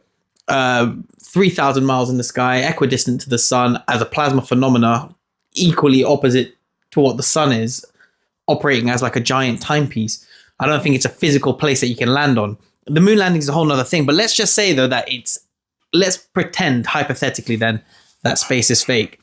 And now I have a guy saying, yo, we're going to go land on Mars. We're going to plant the flag on Mars, and I'm going to sell you my electric cars, and I'm going to get chips in your head. To me, this guy is a charlatan. This guy is scamming everyone. He's taking a piss. Do you see when he put the Tesla car in space? No, they shot a car. He put a car, I think it was the Tesla Roadster, into orbit.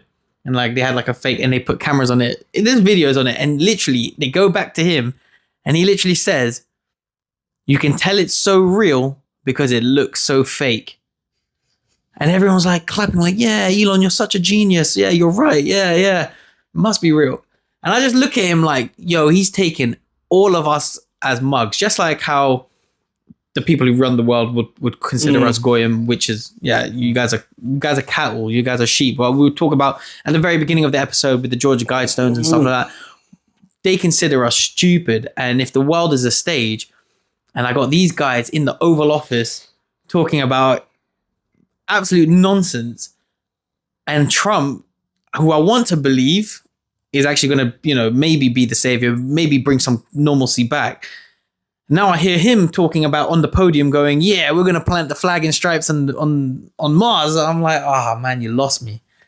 You can't say that. I suppose from your point of view, I can see what that's a big thing for you because obviously you're deep into that stuff. Yeah. Your belief system's into that. It's not that I don't understand it.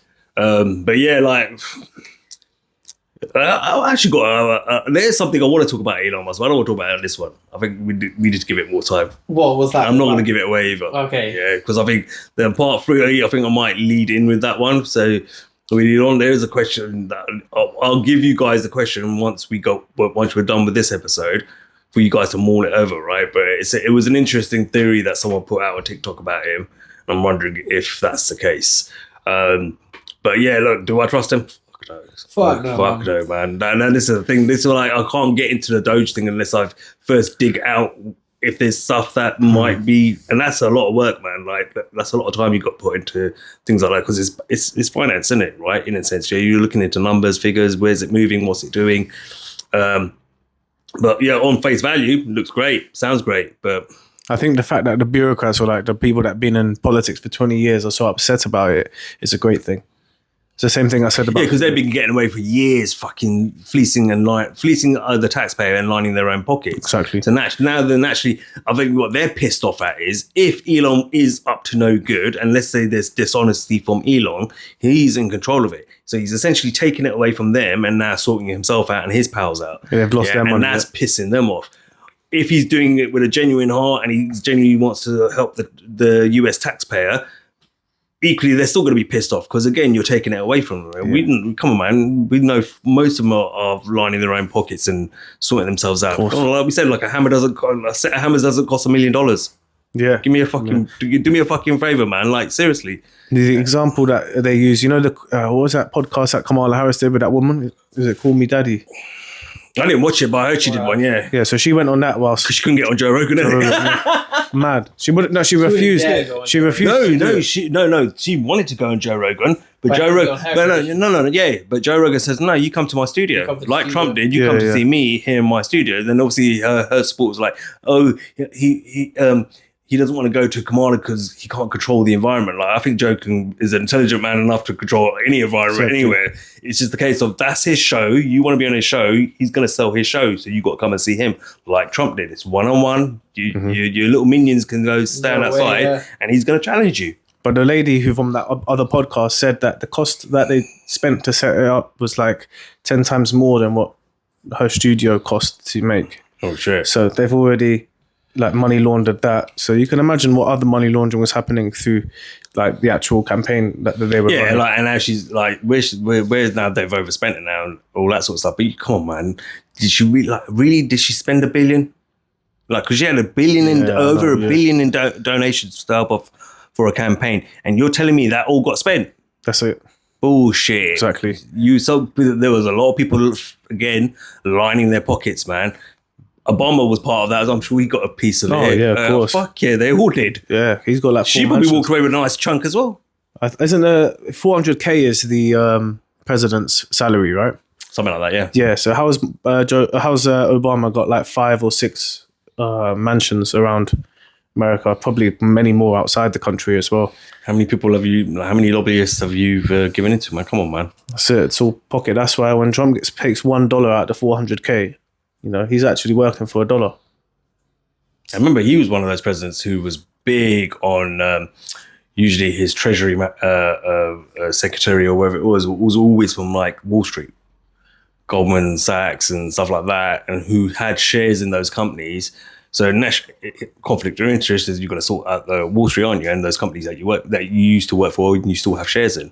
Yeah. So, and he was massive for that because remember his both terms, he always picked one of those guys from Wall Street to be his treasury manager, the business manager, or etc. All that sort of business secretary or treasury secretary, whatever you want to call it. I was like, yeah, man, this doesn't seem like it's like this is like fair or in a sense like something's going on here clearly. And like you said, he's got mansions now, hasn't he? But Obama was very controlled because they said he came out of nowhere. Like he wasn't like a big up and coming political figure, like a I'm trying to think of an example, but like a Republican example would be the guy in Florida. What's his name? DeSantis. It's not like he was getting a bit of support. Yeah, Obama just came out of nowhere, and all of a sudden, he was president. The thing with Obama was, right, what was funny about Obama was, right, okay, so at that time, Bush was at the end of his second term, wasn't he? Yeah. And the country was ready to war, wasn't it, within itself. So they're like, shit, we need to calm this back down. How do we do this? Oh, let's put a black man in charge. Do we have to really put a full black man in charge? Can't we just pick like a half black man? Yeah, do you know anyone? Yeah, we got Obama. Boom, there you go. You're the president now. Pretty much. You know? And this is what makes me laugh. I always say it to everyone, they go, well, America's had a black president. I go, who? And they're like, Obama. I go, his mama was white, his daddy was black. That makes him mixed race. You had your first biracial president. Well done. You've not, when you have someone up there who looks like Wesley Snipes, then I'll say you've had your first, then you've had your first black president, brother. Yeah. But they also say that Obama was the first LGBT president. Big Mike. Big Mike. Aside from Big Mike. Aside from Big Mike. I still remember that tweet. You know what? I still remember that tweet. Yeah, that he said to Michelle Obama said something about it or something or another, like she does. And he goes, "Hey, Mike," and it was from Trump. Yeah. "Hey, Mike, we're playing basketball." No, he said it to Obama. Like, he said, yeah. He said, "Hey, Barack, do you want to come play some basketball with us on Sunday? Bring Mike with you." I just burst out laughing. I was like, what the fuck? Proper trolling them as well. Like, everybody knows. What happened to, the actress? What's her name? Joan Rivers. And she was killed for that. 2 weeks later, she was dead. Yeah. She said that. She said it outright to the camera. She said, she goes, well, we already got a tranny in the where. And he goes, what? Who? Michelle Obama. Yeah. She was gone. And Michelle's book is called Becoming Michelle. Yeah. You know that? Her book is called Becoming Michelle. Big Mike. So. Big Mike. Dude, like when I saw her doing that dance on that stage, and then she's wearing those white loose bottoms, and then it was just, I was like, yeah, it's weird. Like what is that dangling between your legs? But he also pushed a lot of LGBT policy. So they say he didn't do anything for black people, Obama. He didn't do shit. He did a lot for LGBT community. And now when you got all the pronouns and stuff and all of that, he was really the first pioneer of all of that in America. So, because America was actually way behind the UK and this element of things, but he pushed that very early on, and now they one of the strongest groups in society. But this is what I mean. So, as we said, like George Bush was fucking shit up, you know, with all the wars that he was entering, and it was obviously the collapse going into it, 2007, 2008 kind of period. People are pissed. Then dual party system, you have to swing it back, bring in Obama, calm it down a bit, get people to unite. You know, okay, you're going to get division still with the racists and whatnot. But on the surface, people were really happy. Like, oh, we got a black president. You know, the world is healing. It did work. He calmed it down. And then obviously for the second term, people are like, he's not that. What has he actually done? He's not that great. And then when you start pulling him apart, like what has he actually done? He's done nothing. Didn't do anything for Flint, Michigan, and that water crisis, which is still going on now. Yeah. So he's done nothing. But he did capture Bin Laden, though. I mean, like, you know, he was the president that brought. So he still was seen as a hero to so many, in their weird ways, keeping on for his 2 terms. Everybody gets their 2 terms eventually. Then you bring in Trump, who maybe wasn't planned, but I'll be honest, if Clinton was going up against him, and when you look at it from by the book for centuries, this is the game plan for centuries, the presidency is a boys' club. They were never going to allow a female president. And so you could look at that demographic who runs the world is a boys' club. It's a boys' club, yeah, right. Which we know. The thing about Council 300, right? There ain't women in there. Nope. And when it was going Clinton versus Trump, even if it on the surface it looked like Clinton was the favorite, she was never going to win it. You bring Trump in, and actually Trump's caused division amongst all those liberals, and on the surface it looked like he was an outsider and he's kicking up political storms, but actually he did a lot of good stuff on the surface. Jobs was coming back, the economy was booming. He goes over to North Korea and calms it down, like, no, you think you're a crazy guy. No one's fucking around on this planet right now. Like, I'm running the show. It was great times. Like, if you either got it or you didn't get it. And if you didn't get it, you're crying in the corner. Like, and if you did get it, life was great. Up till about 2019, where things were flipped on its head. The event happened. The 19 happened, which, when we look into it, gain of functions, pandemic, whatever you want to call it, I don't want to get done for don't medical or say whatever. anything else. But if you did your own Control yourself. research on it, it's almost like, again, it was written. And Trump, this is my take on it, Trump was brought in to bring the good times. Then he's taken out in perfect coordination with what everything else was going on in the world. Take him out, 4 years of absolute chaos, destruction, social, whatever, distance, whatever. Cashless being brought in, all the agendas being brought in, and a lot of resistance coming up. People are like, no, we don't like this. It's absolute horrible.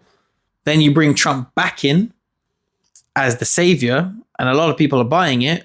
And he is going to reel it back a little bit with bringing some normalcy, release a couple files about here, stop putting poison in. Let's be a bit more tactical with it. But look, 3 months in, or 2 months even, we're seeing what's going on in the Middle East. We're hearing about these new technology coming out. I think less than a month. I think Trump's first term was very much about bringing him gaining more support. Yeah, he couldn't do what he's probably going to do this time around, in my opinion. He's got to get the support, sucker you in. Yeah, I'm the guy. Get behind me. I'm going to take out the deep state. America's going to be free and and all that sort of stuff. And then he loses it the way he did lose it, like it was stolen, right? Yeah. All three of us feel that that's the case. Yeah. That even more of an uproar. Yeah, and now the chaos ensues, and everyone's like, "See, look, this wouldn't have happened under Trump," and blah blah blah. You stole it from him, and everyone's warring at each other. Everyone's at each other's throat. You bring in Trump now, and Trump's mellows it out, organized chaos. You're not going to be able to keep up with him because he's going to do so much, so fast, so quick, all the time. Yeah, you're not going to have a chance to look into it. And meanwhile, he's going to slowly lead you down that tunnel, which leads to that. New world order agenda, that one world government. That's how I see it. And he'll do it in very subtle way. I know you're going to object to it, but end of the day, that's the way I see it. Is that he's going to subtly do it. When we talk about like the border crisis and all that sort of stuff, but then what comes with that? Like we saw clips of last time around of Whitney Webb and what she was talking about, which was, that's when they start bringing the biometric scanning. That's when they start bringing the facial recognition. That's why bringing in the chips and all that sort of. Yeah, but it's what you do with that power, though. Wow. Yeah, and that's the thing as well. And remember, if you're a God-fearing person, there's a biblical element to all of this as well. Like, do you really want to get that chip in your? Because it says it in the Bible and many other religious books. You're not going to be able to sell or buy anything without the mark of the beast. So if you're a religious person and you're someone who just believes in God, you're going to be like, yeah, I'm not game for this. Yeah, so. There's loads of things you could chop up with him, but like I personally think, yeah, he's gonna do what his master's telling him to do in the end, and we're gonna end up shit's creek. I hear that. I do hear this angle, but I don't see it. That's the reality. I think that he caught the establishment off guard because they were trolling him when he first started running for president. They were like, Trump, no, he can't be president. Obama was trolling him. The media was laughing at him. Like they tried to make him a laughing stock. Little did they realize that what he was saying. When you do that with control opposition, but I'm not talking about it would have because you got to make him look like he's controlled opposition, right? So the tactic is you got to make him look like the Joker in the pack. We're not going to take this guy seriously. And then when he takes power, he's the freaking enemy. Every politician on the face of the planet's against him because he's the bad guy. Oh, if they're all against him, that means the deep state's against him, and that's it. We need to support Trump. In actual fact, controlled opposition, he's suckering you in, no? I do hear that. It's just, I feel like the political class, like the career politicians, you see it in England, you see it in Germany, they are so, they're in a different reality to the people on the ground, yeah? So they don't understand. They'll be like, how the hell was alt-right or the right increasing in Germany? It's self-explanatory to anyone who's just a common person. Will be like, why do you think it's increasing? But that political class is also a level below the elite class. Yeah, and but it's those guys who own both sides. I hear that. But they probably thought that Trump's going to come in, like Trump's there, and what he's saying is too outlandish. It's not politically correct. He can't win. They didn't take him seriously. They really didn't. Take him seriously? The Democrats, because Hillary Clinton didn't. Looking at it from the political side. Yeah, I know. That? I hear that. I do hear that, but I think they underestimated the support that Trump would get from the people. I really don't think that they thought that Trump would be supported like he was. That's why they were happy to laugh at him, troll him. Obama was making comments. That's why I think that they did know that, and they're just great actors. Yeah. Because he's another puppet. Do you know Albert Pike? But why try so hard to get him out then? Because they've got to make it look like It's he's a controlled show. opposition. That's how it works. Why drop 2 buildings? Like, 3 buildings. Why do that? Remember, you're like he's controlled opposition, right? He's got to look like serious opposition to the untrained mind or the person that doesn't understand what controlled opposition out there is. It's very much the case of this is the perceived good guy. We've got to make him look like a good guy. So that means everyone's got to go after him. Yeah, and they've all got to out him, not take him seriously, make fun of him, poke fun of him, say he's a psycho, he's this, he's a dictator, he's a Nazi. All these things they have to be all against him.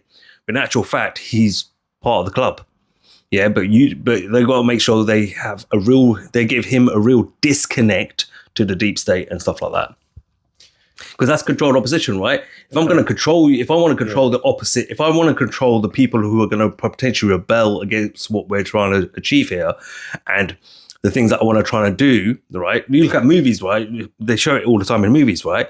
You infiltrate, right? How do you infiltrate that? You got to put a leader in place that people are drawn to naturally and say, yeah, I believe this guy. This guy's going to help us. Look at them. They're all attacking him. Hillary's cat, Obama, all of them. Hell, there's even Republicans trying to take him out. That says it all. No one wants him in power. He's the man. And he's saying all the right things as well at the same time.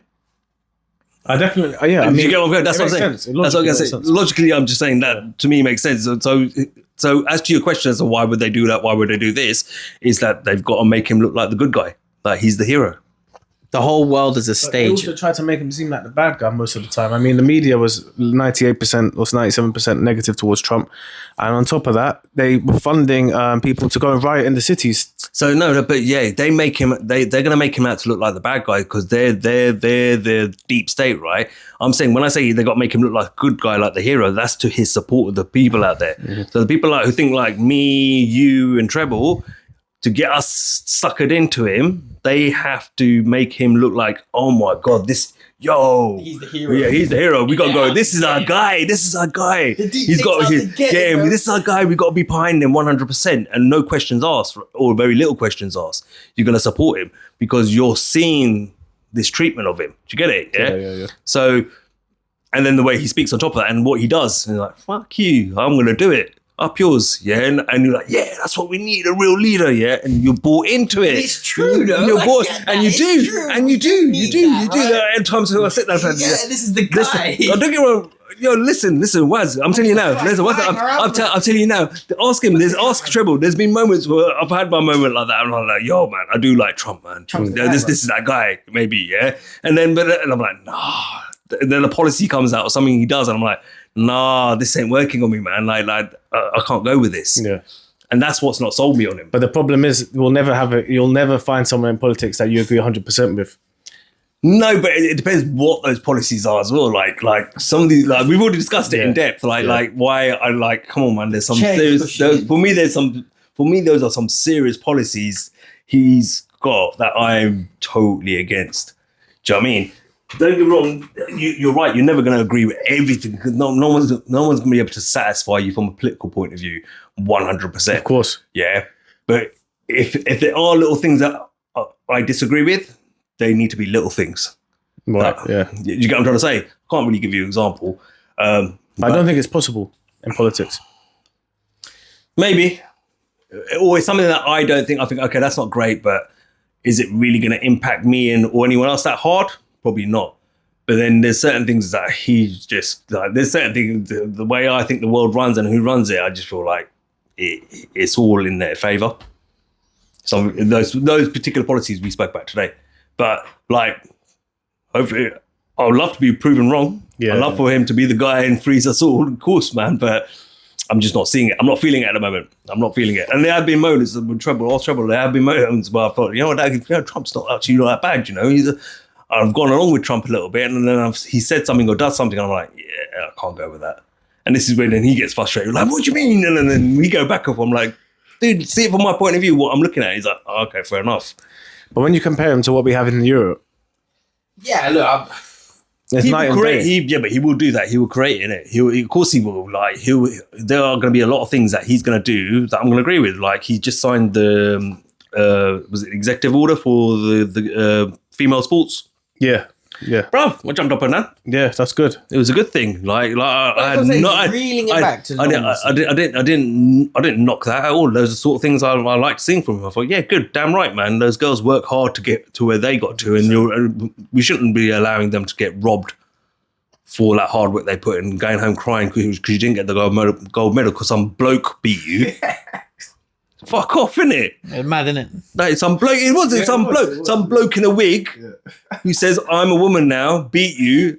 Fuck off, innit? Like, no, I'm not having it. Like, I agreed they need to do that. Someone needs to have the balls to do that here. But 100%. I mean, that's Is it going to be? I'm wondering for PM? what I would like to see from him is if he can, because the Olympics is going to be in the US, right? Yeah. I want to see him try and influence the Olympic Committee Shit, to that would be make amazing, that the innit? case, because he's done that with American sports within America, right? But the Olympic Committee could turn around and say, fuck off. But he could also turn around and say, well, you're having it here. So you're in my country, you got to follow my laws. And none of them can compete in that sport. Or something like that. Because I didn't watch the last Olympics, so I thought it's a shambles. Especially the opening ceremony, that bullshit. Yeah, that's for me. I didn't watch any of it. And then on top of that, I was going to why I'm going to watch men beating women. Yeah, that punch of the Italian woman that Zinedine gave her. Yeah. Bang, broke her. Done. She was done. But bro, I saw that and I was like, what the fuck is this? Like, so like we're now celebrating men beating up women. Yeah, all right, cool. And they tried to tell us why we're wrong. Why we're wrong. We're wrong. Yeah. It's outrageous. But you know, Trump. Well, if you think about it, then, though, should we just have no gender, as in like just unisex sports? Because that's what they're trying to do in the toilets. I went to the cinema. I'm not going to call it the cinema out, but it's a very popular cinema in Leicester Square. Is that what they do now? Well, on this one night we went there, they made it unisex toilets, and it said on the door, 2 cubicles for the men's toilet. It said they put a unisex sticker on it, and it said 2 cubicles, 6 urinals. So I'm thinking, oh, okay, there'll still be a urinal for it, but the queue was backed up. Like there was a long queue. So then I go into the toilet and I'm thinking, why is there still such a queue? And I open the door and they've shut off the urinals and they've just got 2 cubicles.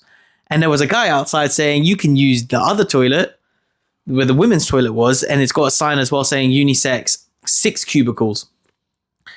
I'm bursting for a piss and there's a long queue for the men's, which is now unisex, and there's only got 2 cubicles and a long queue in it.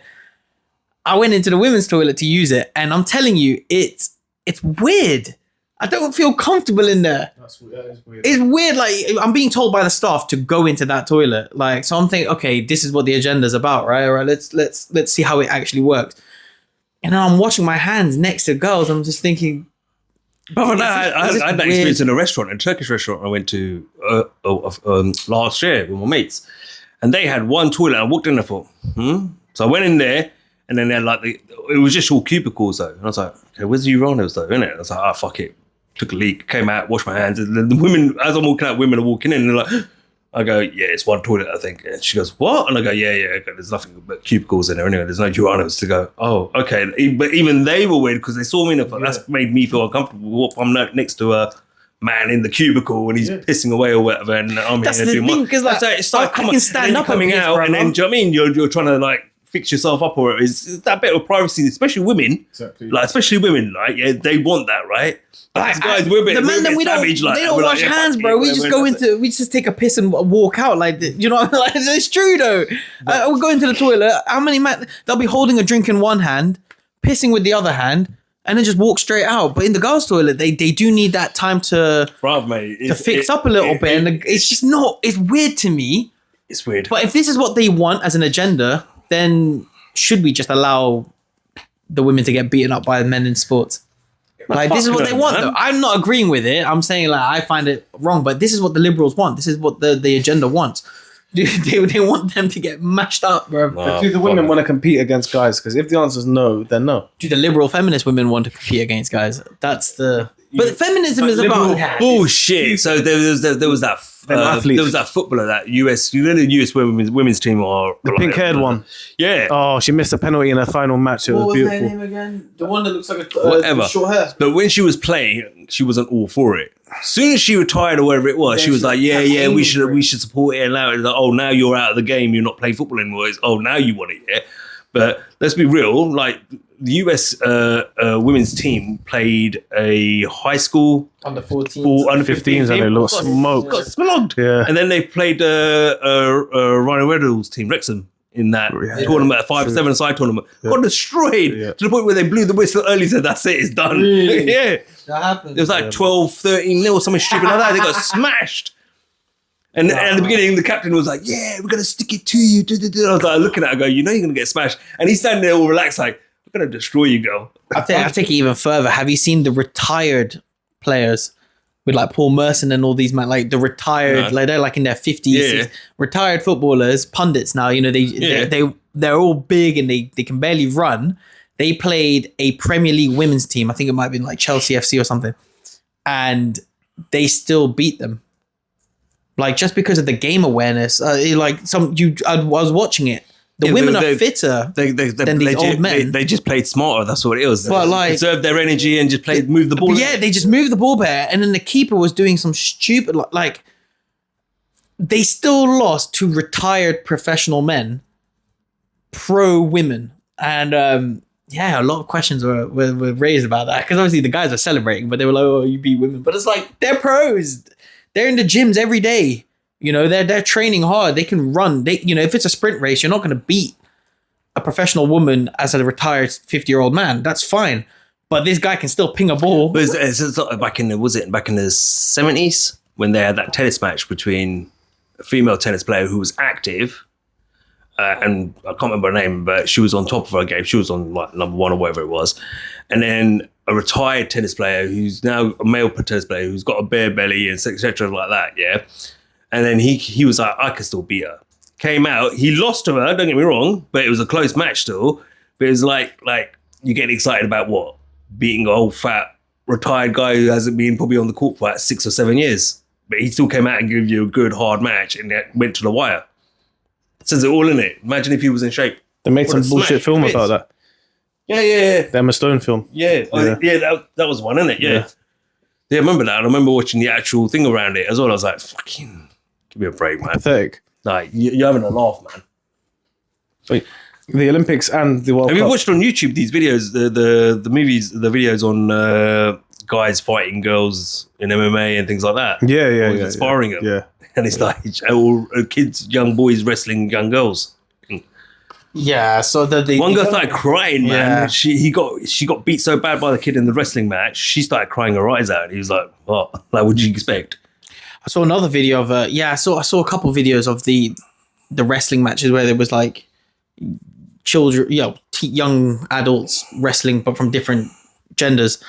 And I saw one guy just flip the girl, like just ragdoll her like she was nothing. And then I saw another video where it's almost like a lose-lose for the guy, because if you beat her, you beat a girl. And then he pinned her, and you could see the general confusion on his face. Like, where do I grab her? He can't really grab her chest, and he didn't want to really grab her legs and like to get on top. He felt so awkward doing it. And I was just watching it like, this is getting out crazy. The guy clearly wants to be fucking up other guys in a fight. But if you look at them, all of them are like that, where they're a little bit awkward and a little bit careful and stuff like that. But even the girl's 100% giving it, and then he's like, all right. And then when it gets to the point where he's had enough, he's like, fuck this, bang, bang, bang, boom, pinned, done, job done. See you later, thank you, it's over. Or do you know what I mean? Yeah, it's like it's nuts, man, when you see it, man. Even like what's her name, Clarissa Shields, female boxer, who got knocked out in sparring by a guy who's had 6 fights, only professional fights. It's just this. And then she was like, oh yeah, but he took that padding out of his gloves. I'm like, shut the fuck up. No, he did not. And I even watched the actual sparring where he knocks her out. Bruv, he barely put anything in it, and he was taking a step back as well at the same time. So if a guy could do that to you in that situation without even really putting anything into it, imagine what's going to happen in a real fight, that you calling out top world-class fighters to step in the ring with you. She was asking, I could fight. I want to fight Triple G. I was like, you want to die? He'll kill you. Like, if he lands a full blow punch, you're dead. The delusion is unbelievable. It's crazy, man. Really. It's truly astonishing. There's a female footballer. Her partner is a male footballer for Newcastle. she's complaining that she's not getting paid the same as him for the same job. Actually, I think he plays for Villa. One of the two. But it's like one has a full sold out stadium and is the Premier League, the highest the amount of grossing, money. yeah, Exactly. money, yeah. And one is a shit league that women don't even want to watch, right? Well, some women will watch it, but you can't sell out stadiums, so it's That's the thing. The women aren't even watching the sports. That's the crazy bit. They need the men to come and watch. It's like the women's NBA. Yeah, exactly. The WNBA, right? Which makes me fucking laugh, yeah? Right? They're criticising men for not supporting it, but have you watched the game? They're shit. Yeah. Yeah, they're shit. They even said to him, look, you're women, so how about bringing down the rim a little bit so you lot can dunk and do all that other fancy stuff and then actually make your three throws and your 3-pointers and stuff like that and make it more exciting because it's boring to men. Yeah. Right? But then when you look at the crowd, there's barely no one there, first of all, but then all these women who are saying, no, they should get paid the same as LeBron James and all that sort of stuff. Fuck's sake. The NBA have been funding and subsidizing the NWA for like over 10 years. You've not made a profit. Yeah. What does that tell you? And second of all, if you're such a ardent supporter of the NBA, right? Why aren't all you women out there in the crowds paying for tickets and buying season tickets? And the same price that it would be for NBA tickets. And pay the same jacked up prices like so they can get the money that you think they deserve. Exactly. But none of them do it because you know what? They're all at home watching Housewives of this and that and fucking Sex in the City because that's what women find entertaining. They don't find sports entertaining generally. Let's be honest. Overall, yeah. But back to your analogy about the not selling. Imagine you had two burger shops. You know, the burger quality, one quality is not that great and the other one's really great. And okay, they're both burgers, but if one restaurant's only bringing in 10 people and the other one's bringing in thousands and thousands and thousands, you can't expect both burger shops to be making the same amount of money just because they're both burgers. And just because the cook's a female. Basically, yeah. Like, that's just another thing. It's about the quality. I don't care who it is. Like, is the quality of it just as good? If it was, if women's football was just as good as men's football, I'd watch it. But I don't even watch the German league because I don't find it. I watch boxing, yeah, and I do watch women's boxing, yeah. But if I know the female fight's going to be awesome, yeah, right, I'm going to watch it like Katie Taylor and Amanda Serrano. Yeah, that was. I wanted to watch that rematch because that first fight I've watched, especially Amanda Serrano's career. I've watched Chris. She's my favorite female boxer, right? I know she brings it, yeah, and I'm going to go and pay to watch her. But if you're some dud. Yeah, I'm not going to pay to watch you. I'm not going to give you credit where it's not deserved. Exactly. Yeah, do you know what I mean? If like I said, you know, the Mike Tyson Jake Paul thing, I said that shouldn't even be the main event. It should be Amanda Serrano and Katie Taylor because that's going to be a mad fight. Yeah, he was like, no, I can't do that to Mike. I go, yeah, you can. He's all put him to the side, isn't it? That's it.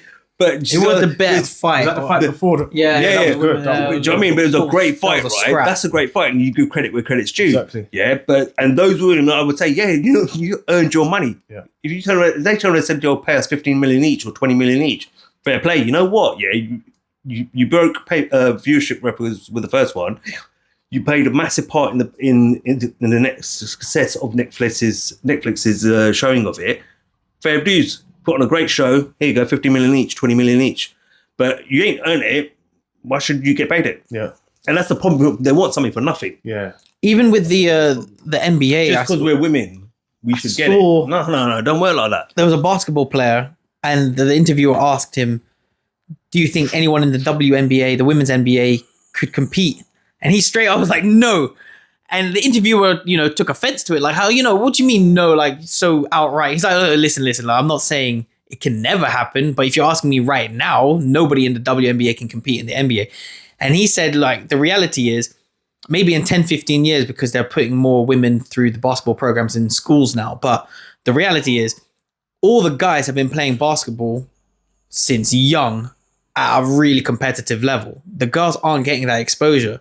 And then once the boys go through puberty, they're playing already with the big boys and stuff. Girls, they're not getting that same... He gave the politically correct answer. The real answer he wanted to give there was bullshit. It's never going to happen, yeah? All right, and it's never going to happen. Like, let's be real. It can't happen. It is what he was trying to ultimately get at. He said it can't happen now, or maybe not for the next decade or so, because the women they're going to be competing with other women, and whereas the guys are going to be competing with men. At a certain point, when you're like 14, 15 and you're playing at a really high level, they'll throw you in with the under 18. They'll throw you in with the seniors already. And so you're already playing at a high level, then you get to college, and you get drafted, and you're now with the men. But the women ain't getting that exposure, and so they'll be playing against other women. And now if you wanted to make it mixed when they're older, the women have only played with women, and the men have been playing with men. So now that the women are going to play with the men, they're just not going to be able to compete. And that's not even being peak about it. That's just purely how it is. But I think that was still a politically correct answer. Definitely. And I think the real answer was what he initially said was no. Yeah, he said straight up no Straight and up. laughed. And she was like, hold on. That's not sexist to She say. was That's like, a "You fact. can't just It's say been it, proven man. time and time That's again. rude." And he's like, all right, let me explain. Like, What makes me laugh is like they'll say that a trained female fighter can beat an average man up, or like the average Tom, Dick, and Harry. Maybe so. That would have more success with him. But like, also, don't forget, if that average man loses his fucking temper, now it's more than even. He's now going to go to lengths to really smash you up because you just embarrassed him, right? But at the same time, yeah, you might be right with that. But you're talking about a fully trained combat sports female going against a guy who's got a beer belly and runs out of breath when he walks down the street. That's a bit different from going up against another trained male combat sports athlete who's going to destroy you. Well, they say, look, the strongest woman in the world is going to be stronger than the average man. Yeah. But the strongest man in the world is going to be the strongest man in the world is the strongest man in the world, of all humans. So it's like, like you said about the combat, a female trained combat person is going to beat the average guy, but a male trained combat person will fuck up any man as well.